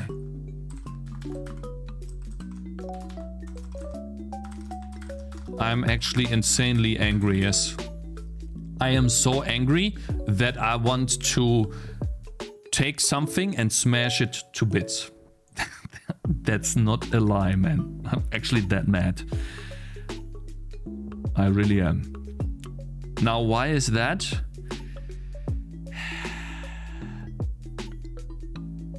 I just need a W, guys. I need a W! Okay, that's what I need. And I've been searching for one far and wide. Okay. Good stuff. Oh my god! Buy my first item. What happened? What did I do? No, I'm sorry. Some people get sad. What Like, the guys, fuck is that? Microsoft Office? let me explain. I didn't want to start that trash. Let me explain here. So Jesus. how this... I'm sorry. Shut up. Oh my god. The way this works is like this. I'm only mad cause I'm sad. Do you understand? This is like the Yoda stuff that you hear in Star Wars, okay? Sadness leads to anger, leads to the dark side. Because the only reason why people are angry is because they are sad. And some people project the sadness outside, others project the angriness outside, the bitterness, whatever. Like it. I'm not bitter, I'm just sad, right? And the reason why is because my game, I've spent so much time on the game, and it seems, I'm not saying that it is, but it seems that all of that investment and effort, while judging by the player numbers that I had, is better than before, and judging by the stats, you know, look, let's open up Steam. I still have these, oh, I actually have it open, okay. So we can look at this, right? You need to get a grip on your emotion unless you want to farm viewers. In that case, respect. So that is very easy for you to say. And also, I don't agree with you because I'm streaming exactly because of that. Like, if I were to only show you one side of the development, I would be lying to you. So, and I'm not doing that for any reason other than to actually be honest. You watch so many videos about triumph and failure? No. That's totally not. The rage emotions, I mean. The rage emotions are a way for me to release something that is built up, but I know that it's just something that's part of me. I know it's not the best thing to do, but yeah, of course, I mean, it's also farming viewers. That's correct. Yeah, some people find it funny. Not as many as you might think. The rage part is not like the biggest reason why people watch others. It depends on how you act usually. But anyways, that's beside the point. What was I talking about? Like this here, toggle Steam. Stats. Here we go. Did I reset these?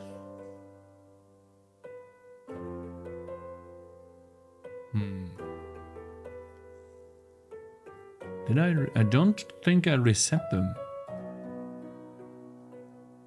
So then why? I think I'm still playing the playtest, am I?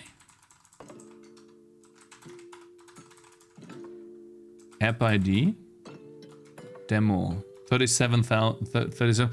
Is it? I don't know why the Steam stats don't show up. It's a bit odd. Playtest. Maybe because it's no, it should still show me the stats. Yeah, that's the same ID. So I'm still. My God, piss off! Fucking fly, man. Holy.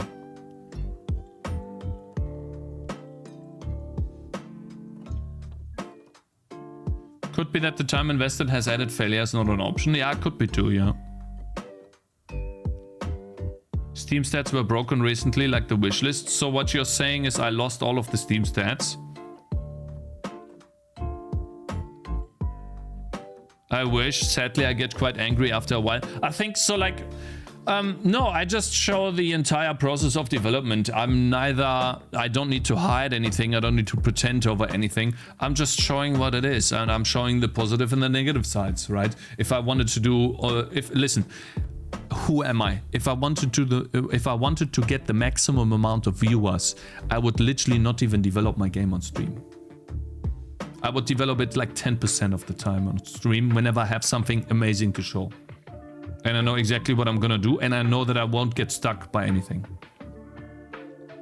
Because, believe it or not, developing or showing a lot of text and not making much progress over long periods of time isn't that interesting to watch, sir. That's just the way it is. Okay? Believe it or not. Aha.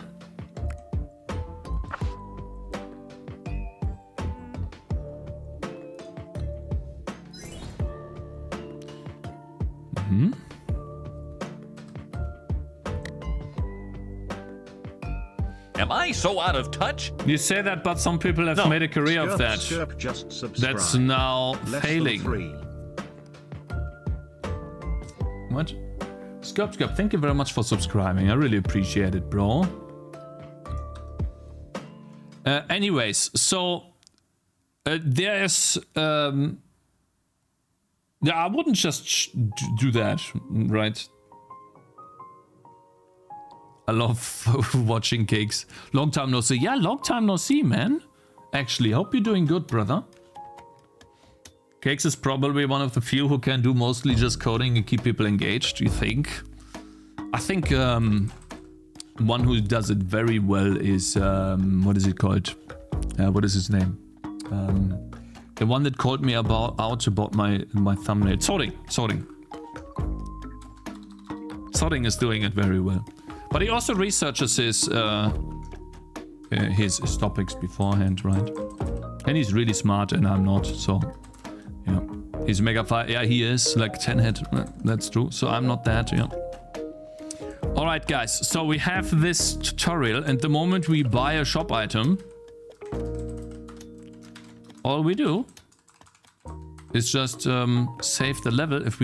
If has scripting event buy shop item, then complete scripting event buy shop item. Basically, it just adds the bit, and then we save the game because we have bought the shop item. Or I'm just gonna keep it, and then I complete all of the scripting events. Sorting does well, TJ Dev does well as well. Yeah, I think TJ Dev is also very entertaining. I just don't watch many development streams while I'm offline. I just don't. Because I'm coding all day, man. Like, I don't want to watch even more dev content. I'm doing enough dev content myself, man. I need something else. Okay, now. Good. here we go. So this is the next tutorial. Is this obvious enough though? It's the question. What do you guys think? Reset game. So we start out with this. Place the hero here. Which, let's sail this guy. Place the hero here. And then it shows me up this part. Click on it. And then it shows me doing that. Okay. Reset game. Reset game. Reroll shop. Actually, it should not be reroll shop, but init shop.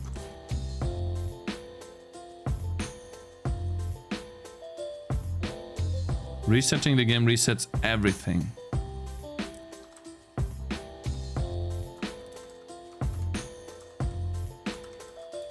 Init shop.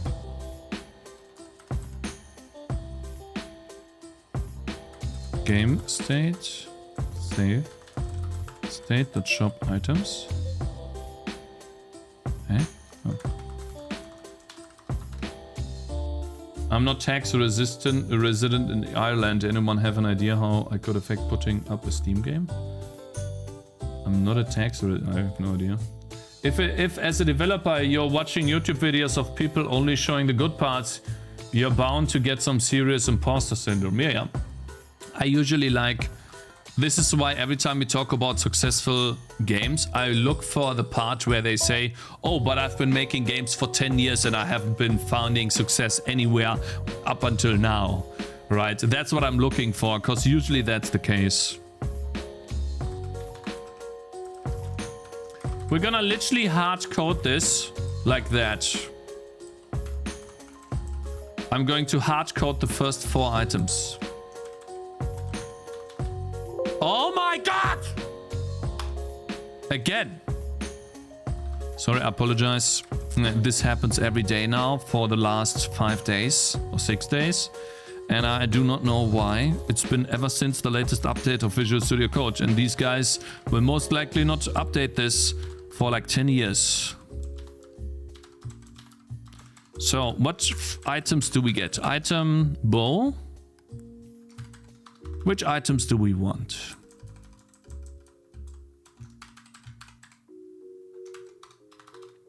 We want the bow, then the item sword, item cape,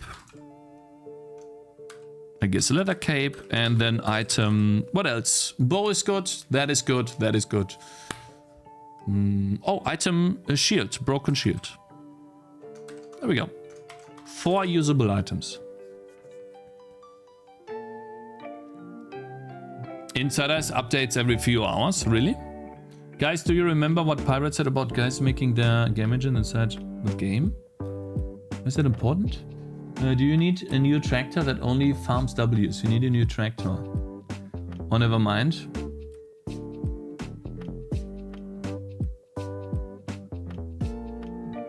What got the message blocked? Your message was blocked?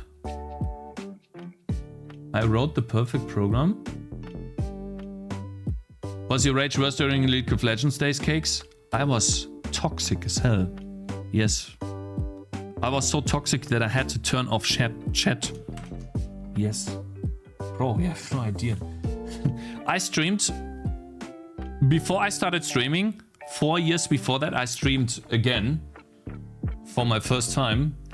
And I did play League of Legends as well. Soy behavior, Cakez? No, you have to turn off chat. The moment I turned off chat and focused on the game is when I started gaining LP. Alright, let's see. Let's reset the game and see if this works.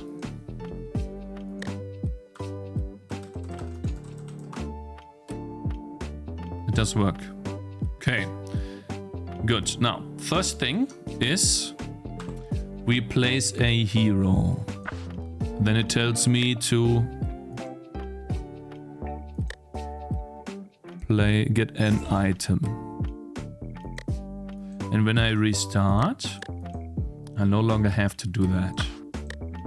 But I might just code it in a way where I do the story scripting in story map 1 every time. I live in the chat in Dota. I can't imagine it without it. If my teammates makes even the slightest mistake, I let them know the world would be much better off if their family perished in a violent... You need to say joke, Sulfum, or I need to ban you from my chat. Otherwise, I can be held accountable.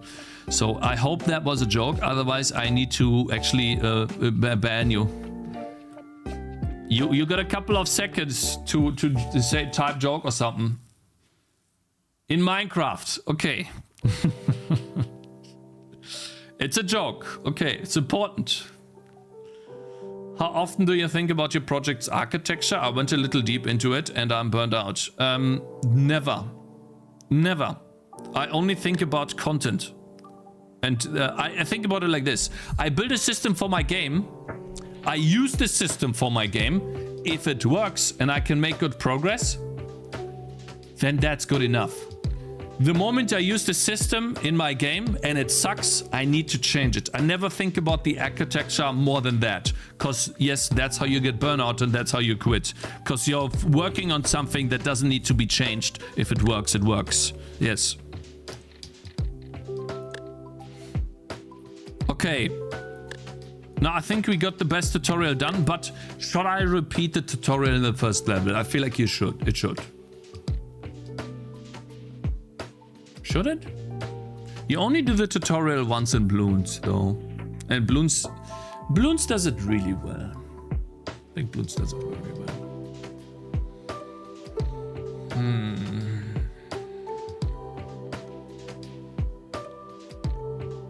Code useless stuff, realize it's useless. Not every code you do is useless. Some stuff is, and yes.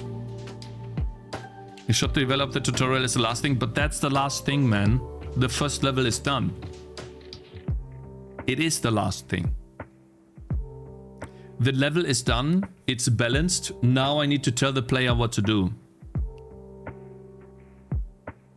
Over engineering kills projects. Yeah, you're right, Mr. Scope, man. 100%.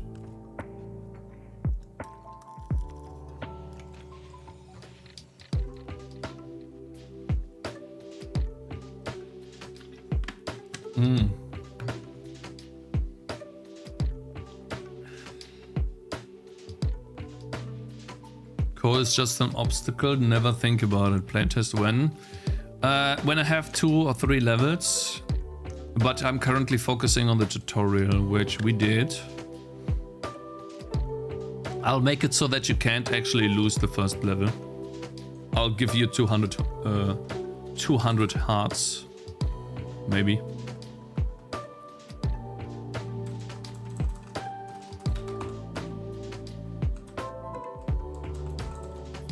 Should probably give starting lives as well on level data.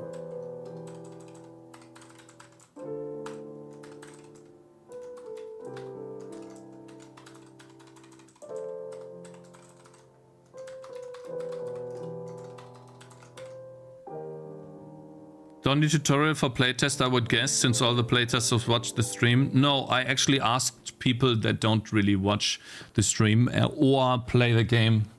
And I will listen. I'm building the playtest not only for those people, but also 200. Yeah, for the first for the first map.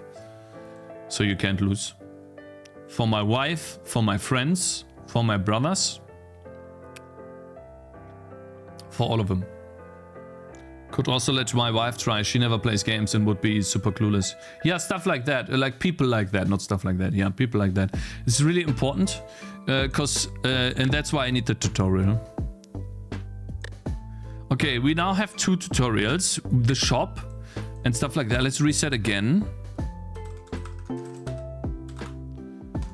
Here we go. So now that we have done that. Boom. Boom. Boom. We need to wait until the first level up. And I suppose I need to click the play button here.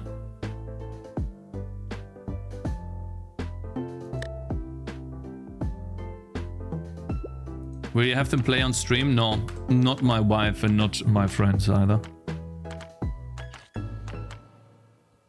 Alright, so this is what the player will see, and then this will take a while. I think that's good.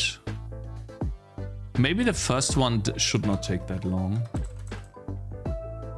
The first round preview. Story maps. For round 2, maybe that should be... Wait. Round 1? Eh? Wait, that's Crossroads. Wrong. Cakez, I have B playtest for your next round if you want, seeing as he worked in QA. I can have Brian. Oh, cool. He loves breaking games and crushing dreams. That would be cool, yeah? Sure.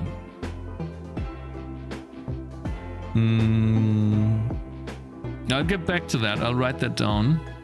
A second. Let's see here. Playtest feedback. Brian can playtest. QA. Okay, thank you. Appreciate that.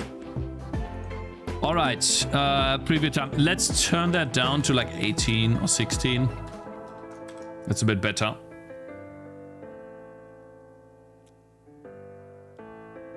To be honest, I don't take input from my GF for my game because he doesn't play games, so the feedback is far off from what the target audience would think. True, but you can still see if some mechanics in your game are obvious or not.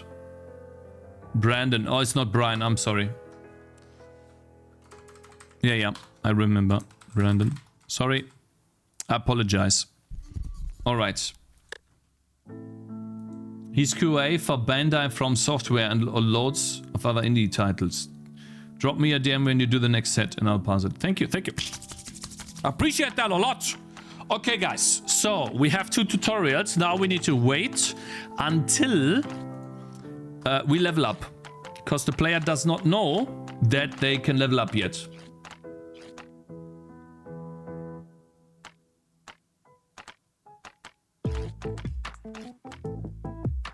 That's what a Sif would say. True. Okay. Still not a level up. When do they level up? I guess when this round hits, right? It's a bit much. But let's see.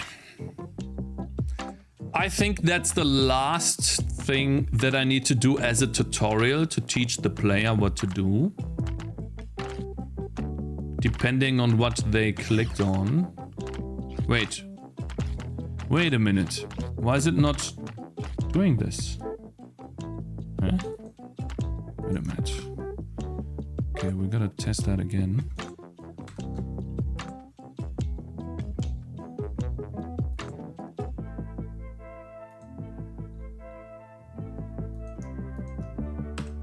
Do that one more time.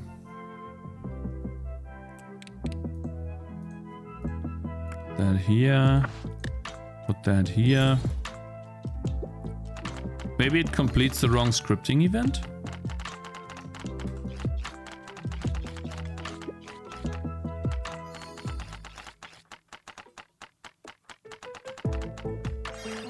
Oh no, it does. Okay, so now it shows me to open up the skill tree. Should I put a tutorial in here? Or let the player choose what to do?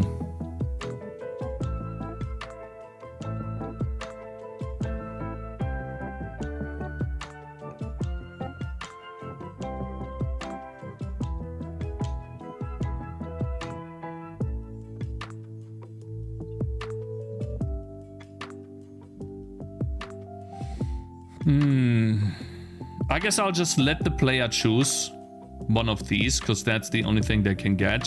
And the moment they click on this, this is when we need to do a new scripting event. Train the first ability. Tutorial for what? Training the first ability, because people were confused by that. Cakez, you are the most qualified to make your tutorial since you are the most clueless in any game. Shut up, you're wrong, man. Okay, if you weren't so nice sometimes, you'd be banned right now, bro. Okay?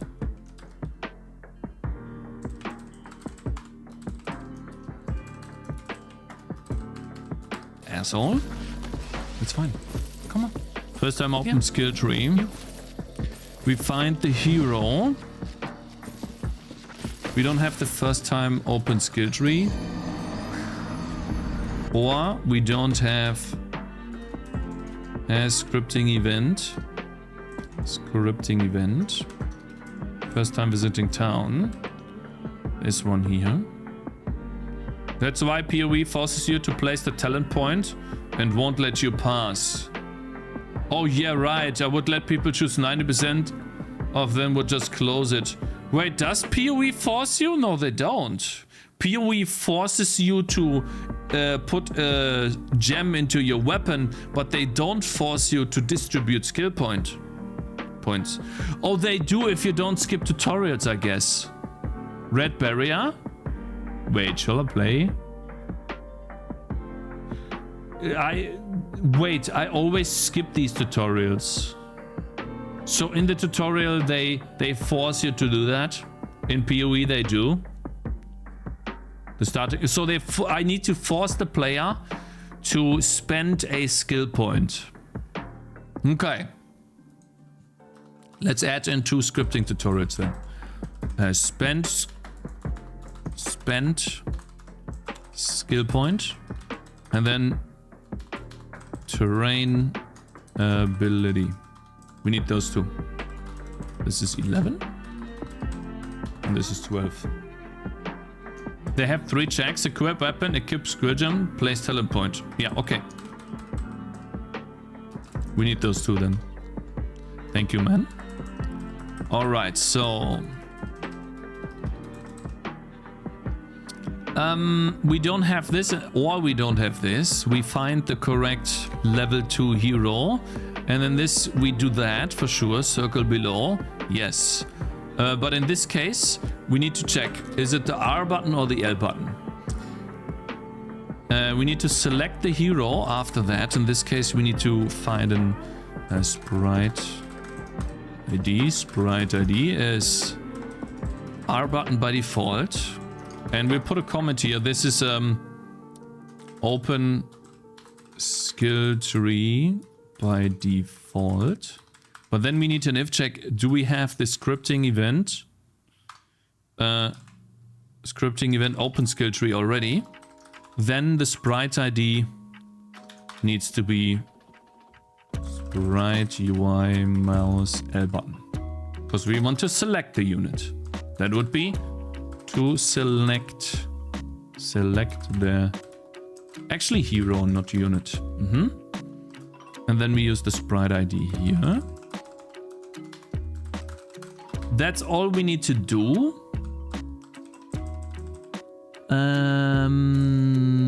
Terrain ability at least.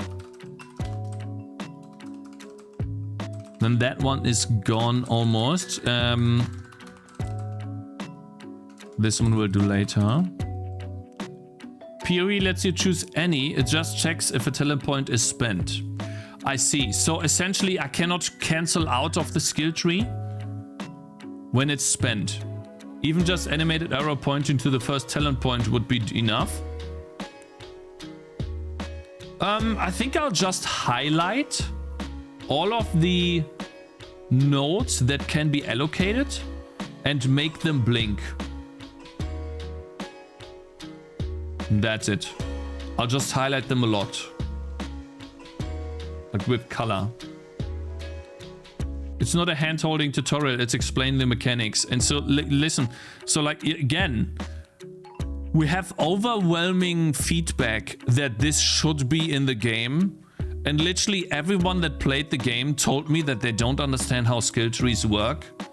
And therefore I need a tutorial for that. And literally every other game that is very successful does it that way. So why are you saying right now that that's a hand-holding tutorial when it's literally just explaining basic game mechanics without text, show but not tell? So instead of saying it could be better, again you're saying something negative that has absolutely no meaning other than being true on its own, that hand-holding tutorials are trash. But in this case, it's not even a hand-holding tutorial, bro. It's not even close to it. It's just nudging the player in the right direction so they understand the base mechanics of the game. Are you full-time? No, I would love to be, bro. Give me a second. Even if it's hand-holding, who cares? If you don't want handheld, skip it. I said it unrelated to your game, who was away from PC. I mean, I'll believe you. It's a little bit difficult to believe, but I will this time. Okay, okay. Cakes, you'll always upset half the people with this, and AAA does it too. I think just putting a leave me alone button that skips all tutorials should unbother everyone. Yeah, I need that. Skip all tutorials. I'll put one in the game too. Yeah, skip all tutorials button. Let's put it here. Skip all tutorials button. Need that. Sure. I thought about this anyways. And then I'll just repeat the first the tutorial in the first map, and that's it.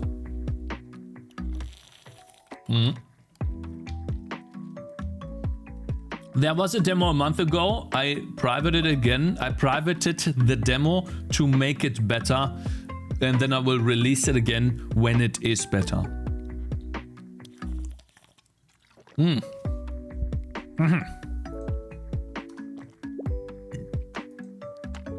Okay, we have selected the guy, and now we need a glowing box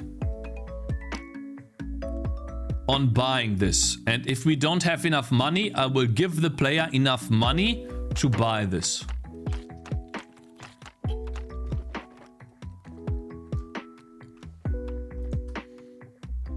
Let's do step debugging because that still works at least with this. We could even do real time, but that's fine.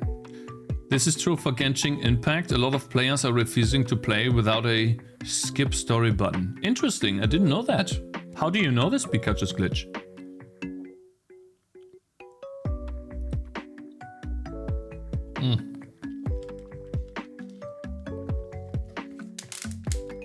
Oh, skip story. Yeah, no, that's different. You're right. True. By the way, guys, we'll talk about the Steam stuff tomorrow, okay? I really want to finish this. I think finishing this will be a huge milestone in my journey towards releasing the game. And I do not have, right now I don't have like the mind to do the other stuff. Yeah, people like skips. I know. I skipped the tutorial in Kingdom Rush 2. It keeps happening in the first map. That's correct. If I have to read more than a sentence of text in a game, my brain glazes over that. But that's probably just because it's tiny. No, you are not alone in this, man. Text tutorials in games, if there's too much text, suck ass. That's just the way it is, man. The not safe for work stuff is going viral now. I know, it's best for content. I know I should react to it today and make a YouTube video immediately as it's like viral. I understand how that works out. That's how trends work. It's just that I just want this game to be successful, bro. I just cannot change that. I need this to be done.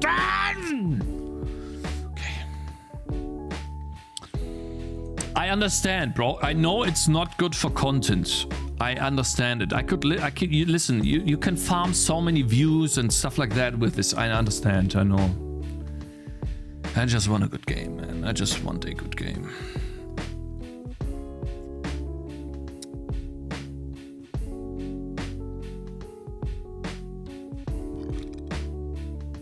Focus on the game, all good. Was just I know. I'm aware of that, bro. I've been making content for almost 4 years. I understand how it works. Listen, that's just how it works, and that's fine, man. Listen, every day you wake up. Let's say me.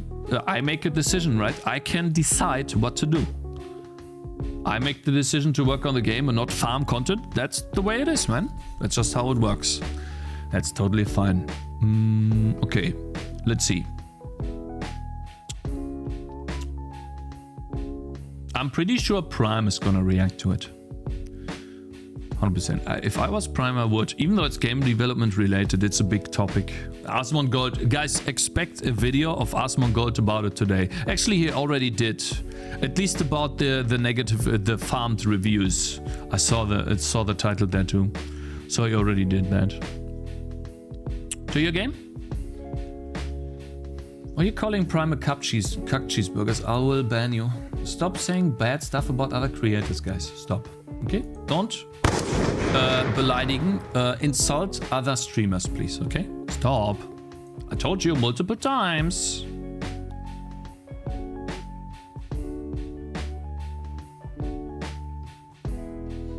Don't beleidigen. Ja, not beleidigen. Exactly. In Englisch halt, ne? Ist klar. Alright, so we have this. We have the thing open here. And unfortunately, this is the one part where I cannot... It is impossible for me. I mean, it's not, but it's really annoying. It's not, but yeah. I'll show you what I mean, guys. Level modals? Is that a modal or not? Maybe it is. No, it's not. So it is TFT items, positions, where the abilities start, Diablo bar, early rounds, targeting with right mouse.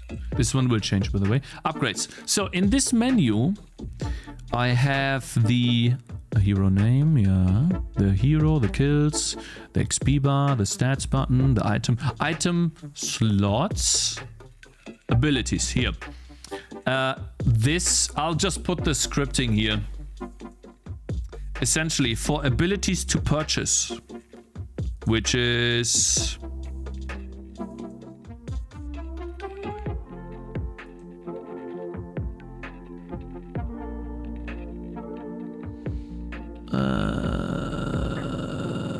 what the hell? Ah, here. In this here. Yeah, there it is. So, yeah, I'll put it here. It's fine. The do button thing. This is where we need to put skill points to spend. Oh, I see. Padlock. Yeah, if we don't have any abilities, but we do have abilities.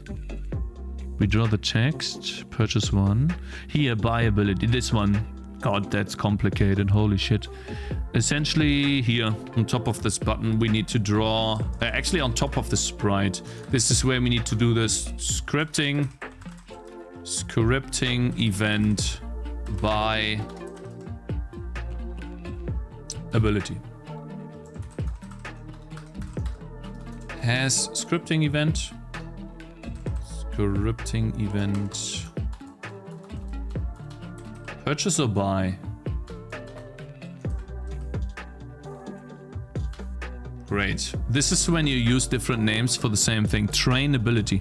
Should we train? I guess train is fine. So, hey, by the way, Mr. Farmer, your tower defense game, right? Did me playing the game, did it help you get more feedback from others too? Like, did others play the game too? Did it help you maybe with a couple of wish lists? How's that going for you, man? Okay, so here is where we need to do the glowing ring with the size, and this is where I turn this into a function. Actually, I got an idea. We mark this as A. Yeah, googling his game on itch.io is really difficult. I learned that too, yeah. I didn't realize how important wishlists are for game devs. Yeah, it's an indication of how your game, how much appeal your game has until you have something playable. And usually people have like a lot of strategies around that. They strategize a lot, and they time their release of their Steam page together with content to show and screenshots and videos to show, stuff like that. And then itch.io plays a role in there too. Yeah, you don't really have to do all of that if you make a really good game, but usually when you are beginning for the first time, you don't really know is what I have a good game. buy shop item, place 0, and here's where we want to do the glowing ring, right? So this is the function. This is what we want to turn into a function, actually. And we'll do the same thing with... Where is it? With the moving hand. Do glowing ring. Auto do glowing... It's not a ring. Box. I don't know what we need, but we need something.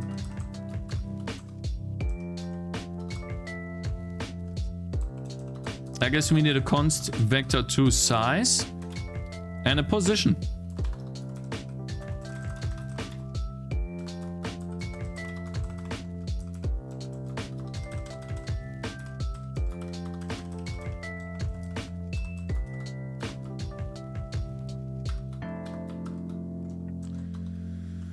Okay, that's it, actually. Position, then a size.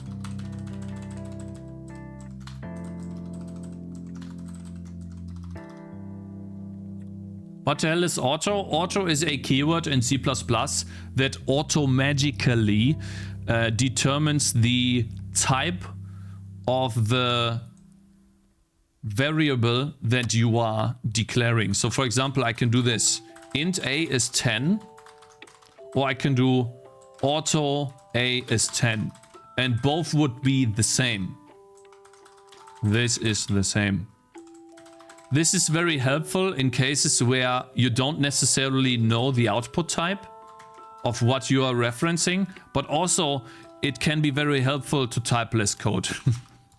In this case scenario, the code needed to type this would be much longer than me just typing auto. And so it's very helpful for lazy people. And I'm lazy, so I'll definitely keep using that, at least on function pointers. Or these are not function pointers, but these are inline functions, lambda functions. And they are very helpful because I love inline functions. And it's not it's not out of the box supported by C, which is what C++ is based on. Do glowing box.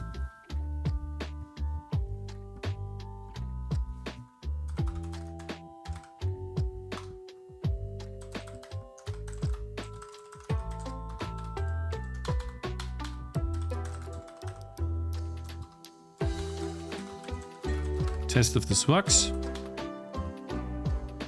Wait a minute. Glowing box on top of hero list. Yes. What is this? This is the hero ring. Okay, so let's see if this works. Reset game. Didn't know C++ has that, lol. Yeah, if you don't use it and need it, obviously it's just gonna fly by because there's so many features. Why not const auto cakes? Cause deswegen. Cause darum. Cause. Ja. Define const to cant. Shut up. Reset game. Oh, it does not work. Actually.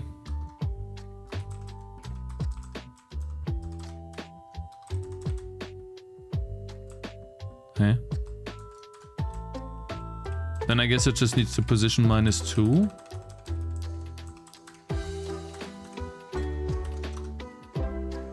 Or -4. I feel like it's -2. Oh, perfect. Nice. There it is. Nice. Okay, so that works. Now we have a function for that, which makes it a lot easier to move. Actually, here we have another moving hand. Shall we try that? We have the start position, end position, and frame time.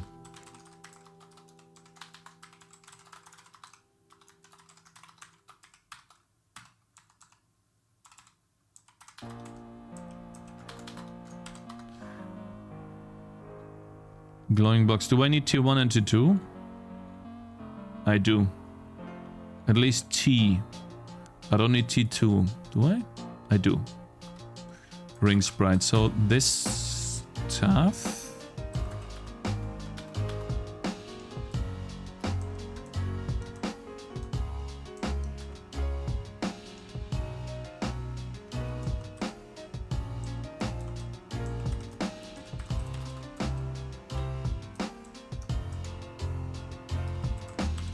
Course, yeah. What is that again?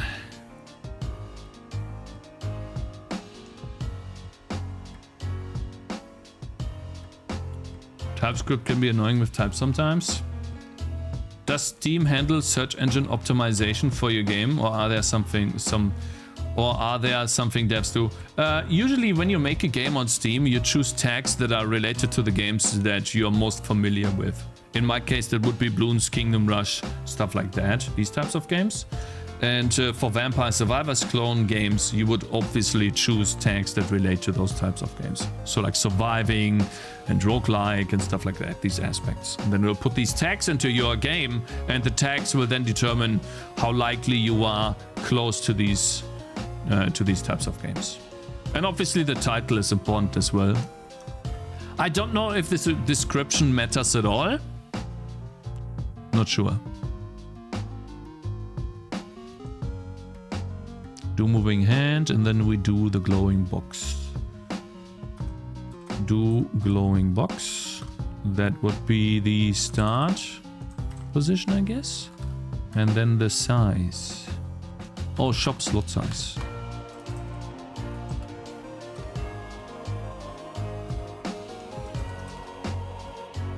But in this case, it's -2. Why? Start position. Huh?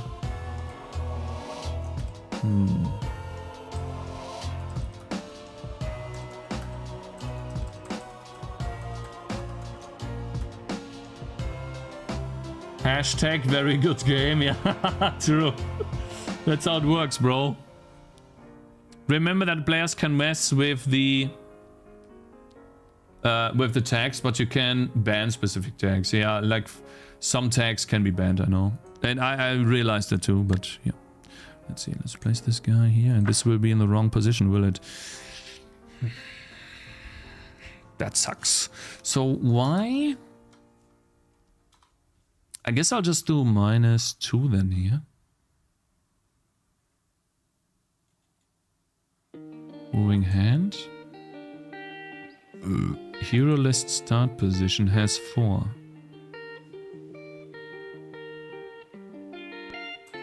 We can even do start position. Right, 2 glowing box. No, it needs to be on the position. For sure, it needs to be in the middle. Otherwise it doesn't make sense.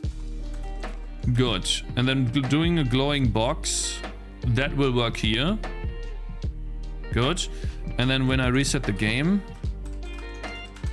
it doesn't work here because that's off. Why is that off?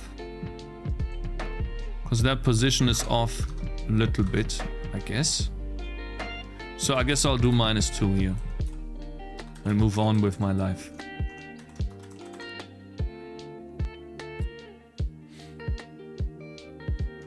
Okay, good. 2 glowing boxes already. First one. Sell this guy. First one. Second one. Then get a level up. And now we do a glowing box on top of the... Here, ability. Do glowing box. We don't have access to this here, which means it's not actually in the scope, is it? Where is it though? Display. It is in story scripting, isn't it? Do glowing box. Aha, so I need to move this up 1 scope. Okay, that's fine. We can do that. Good. See, this is how I do, let's call it privacy in my game.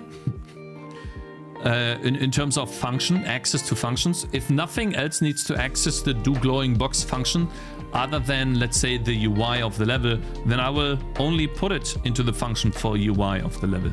I will not put it outside because it's not needed. Position, and I suppose size.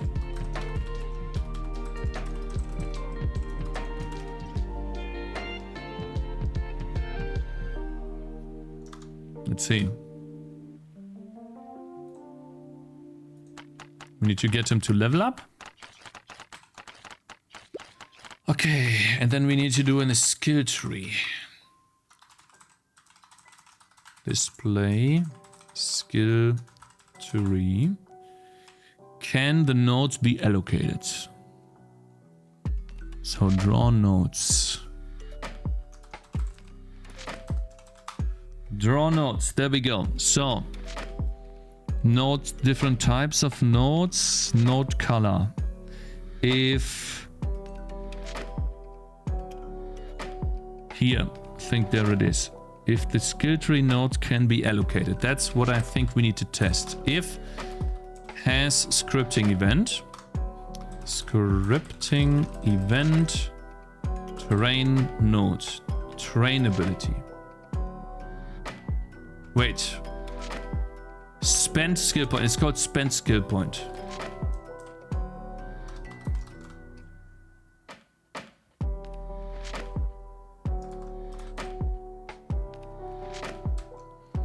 The node color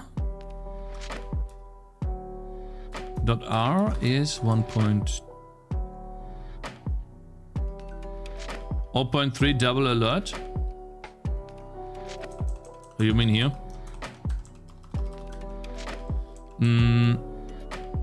Let me think. I want this to be like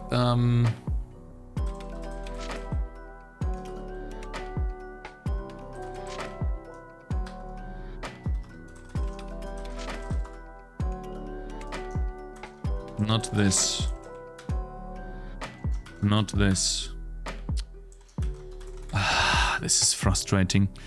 I'm looking for the buttons in the level. Cell button. Diablo bar. Hero list. Level info. Here. Speed options buttons. And we have a function. Not a function here, but that one.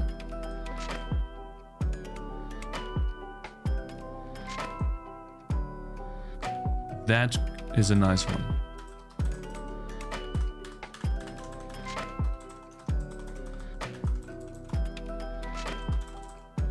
Display skill tree and then draw nodes. Node color here. That one's the important part. I want to have const float R is this.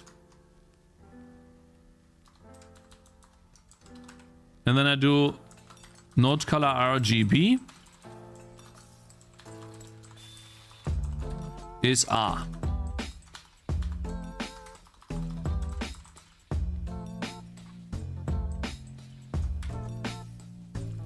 And obviously the node needs to be able to allocate it, right? Can skill tree node be allocated? Skill tree prefab, the value of prefab and the node. If the node can be allocated and we have not spent a skill point yet, then we should do that.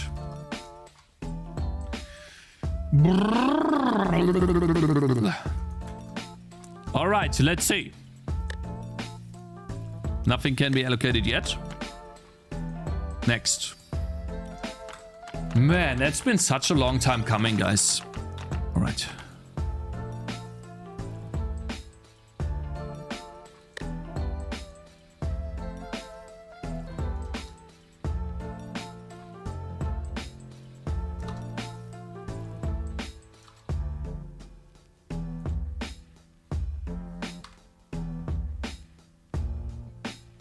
Shit.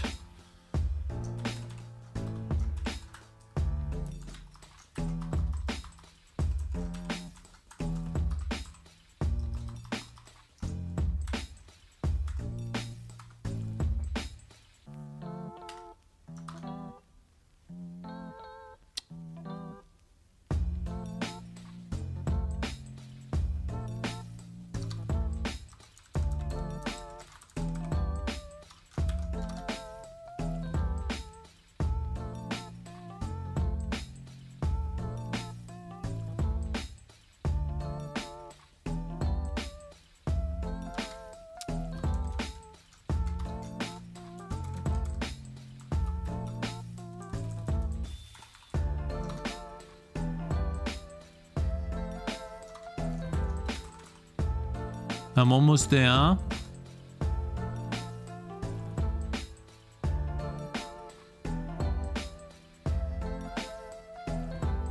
Yeah.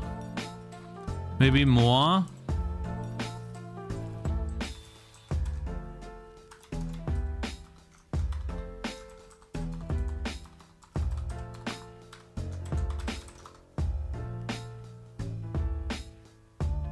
What the Sigma are you doing, Cakez?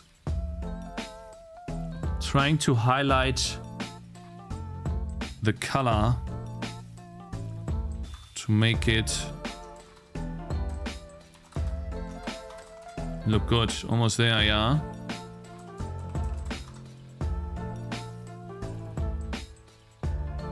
I feel like it's not obvious enough, to be honest.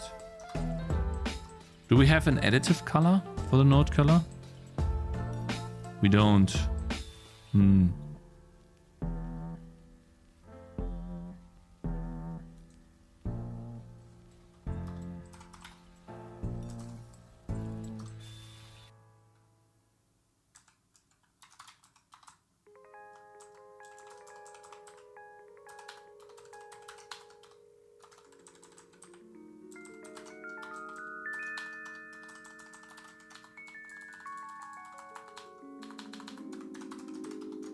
What about this? Do a pulsating golden square on them, I suppose. Oh damn, that looks good. Oh, that's the text. I put it on the text here. Draw the ID. What the hell? When do I draw the node? Nani? Oh, here.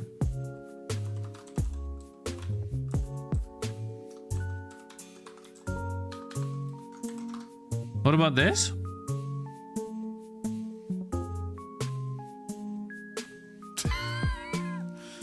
Goodness. 5.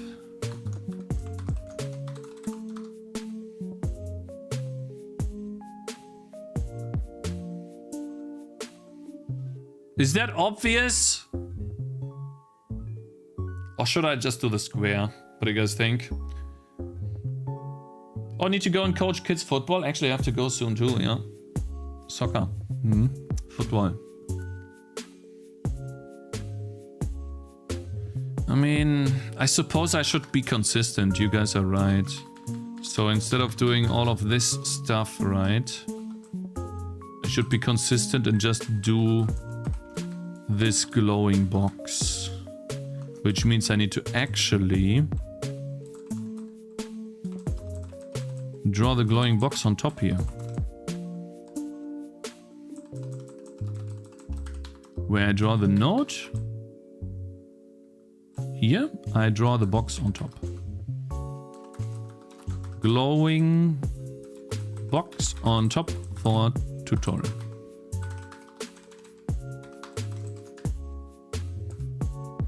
Yeah, draw glowing box does not exist. Or do glowing... Wait, do I have that? Do glowing box? We don't. So, do glow... It's literally here, you asshole. Sorry. Apologize. Oh, man. Here. And draw skill tree.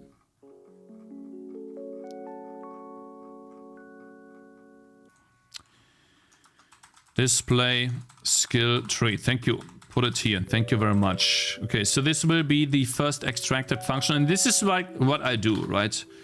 Usually the way this works for me is I start with locally scoped functions and I gradually increase the scope level until I have a, let's call it globally scoped functions. Sorry, not... And now I can access this anywhere, drawing a glowing box on the node.center or node.data.center.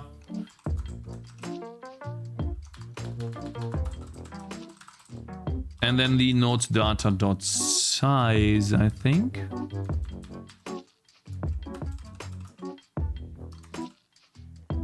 Yeah. There we go. Let's see. how that looks. It will be behind the node. And it needs to, I see, the glowing box needs to use a delta time. And then add in, oh, I see, it uses the game time. I suppose we can use real time?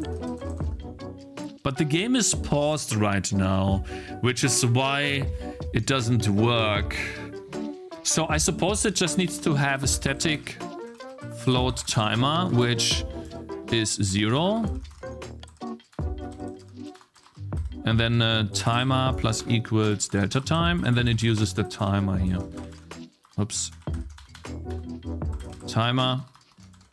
And then we have it completely disconnected from the game. That allows us to use game state real time in this case. Actually, frame time. Of course, bro. Stop. Wait, we really need to quit this application, guys. It just keeps breaking. It doesn't stop. This would be real unscaled time, which we don't have. Unfortunately, maybe the delta time here is unscaled time, hopefully. And then over here, we use frame time for the first glowing box and the second one too. Is that it? 3 glowing boxes? There we go.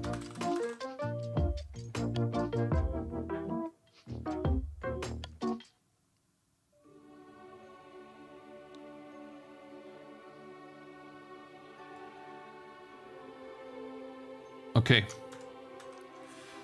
Long story short, I think we are done. That was a big one. At least for me, that's been kind of exhausting to do. But hopefully that works now. This one doesn't have any skill points to spend. He doesn't have any skill points to spend either. So I guess we'll just do that.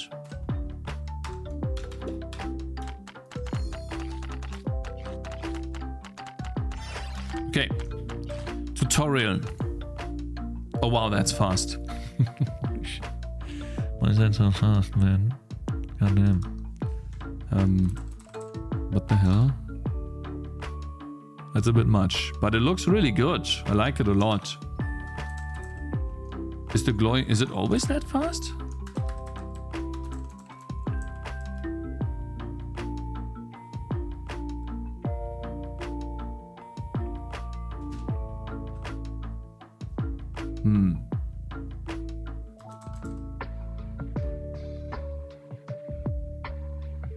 Grabs your attention, kinda cool, fast.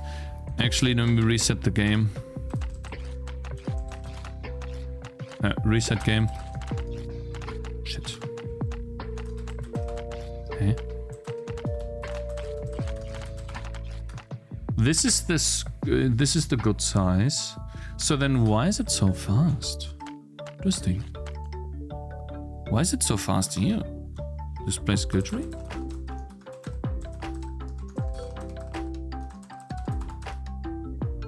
Unscaled time.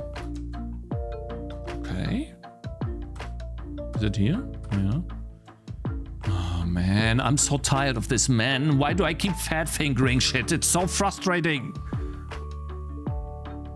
Unscaled time. Unscaled time is the frame time. Which was... Update frequency. Hello Sengo, hope you're doing good, bro. My man. Okay, I'll figure out why it's fast, but at least now we have the tutorial. It tells us to use something. Oh, that's really fun. Damn. Oh, that's cool.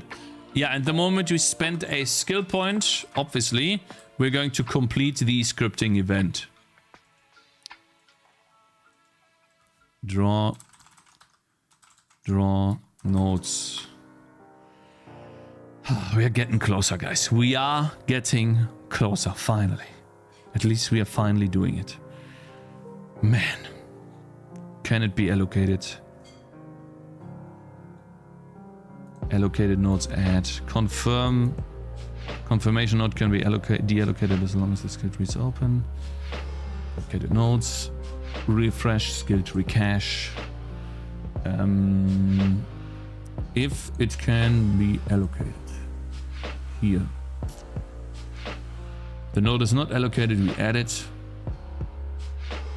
Prefed allocated nodes here. Complete. Scripting event, spend skill points. Spend skill points. We can do it. We can do it. We can do it. We can do it. We can do it. We can do it. How many lines of code is your game now? Like about 40,000. It's not the best, guys, but hey. Wait. Let's see.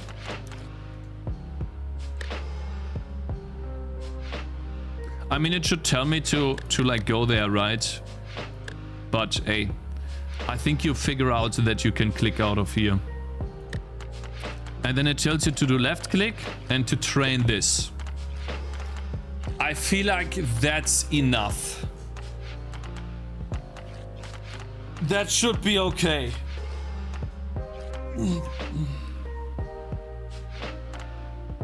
A good chunk of it is config stuff, like right? Config stuff. And then it should complete that. By the way, Visual Studio Code pushed an update today. Maybe update used to get some mana. Okay, for the out of mana. Okay. Very funny.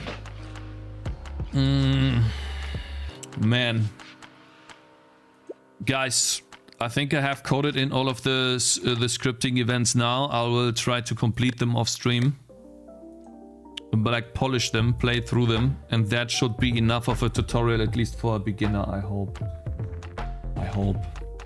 Should be good enough.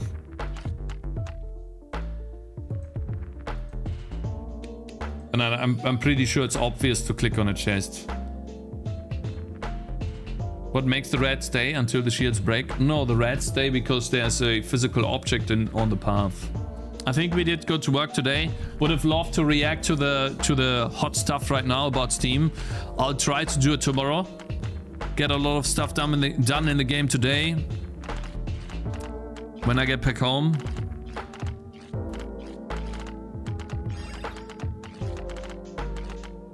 Cakez, your progress fast this week? I hope, man. I'm still kind of burned out. I want my game to be good, bro. But we did make good progress in terms of... It's not called ease of use. It's called... Not replayable. It's called... When something is very intuitive and easy to use. It's called... Yeah, not user-friendliness. There's a word for this in game development terms. Take it easy, Cakez. Go play with the baby to regenerate, yeah. And I need to go to soccer to... Intuitive, yeah. Intuitive. Idiot-proofing, yeah. Intuitive to use. That's the important part. Intuitivity and, yeah, ease of use. Just making it faster, stuff like that, right? This stuff here. It's very fun. Feels really good to use. Very good stuff.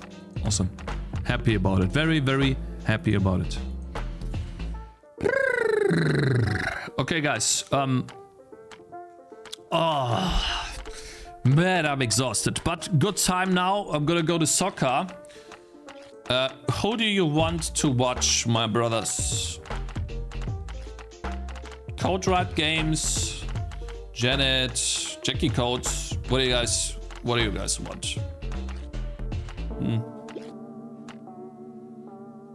you guys want?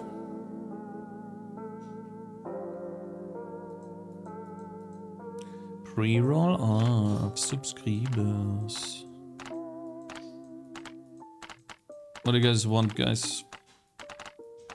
Hentai games, Jackie? Soccer, yeah, football. I want you. Okay, bro. Blup, blup, blup, blup, blup, blup, blup. I at least caught the end. Hey, Webley. Wable, sorry, man.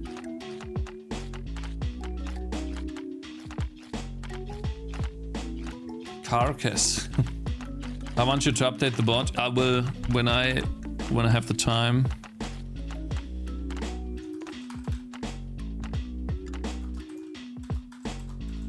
I'm gonna send you over to Mr. Code Red Games, my brothers. Okay.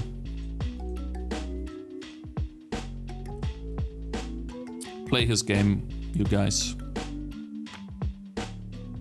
Hope you had fun today, guys. Okay, I will try to get as much coding stuff done before tomorrow so we can make a second level. That's what I want to do next. Introduce, I think, flying units in the level. We'll see. And then slowly ramp up the strategies as well. We'll see how many enemies. Kingdom Rush, I'll play a little bit of that off stream.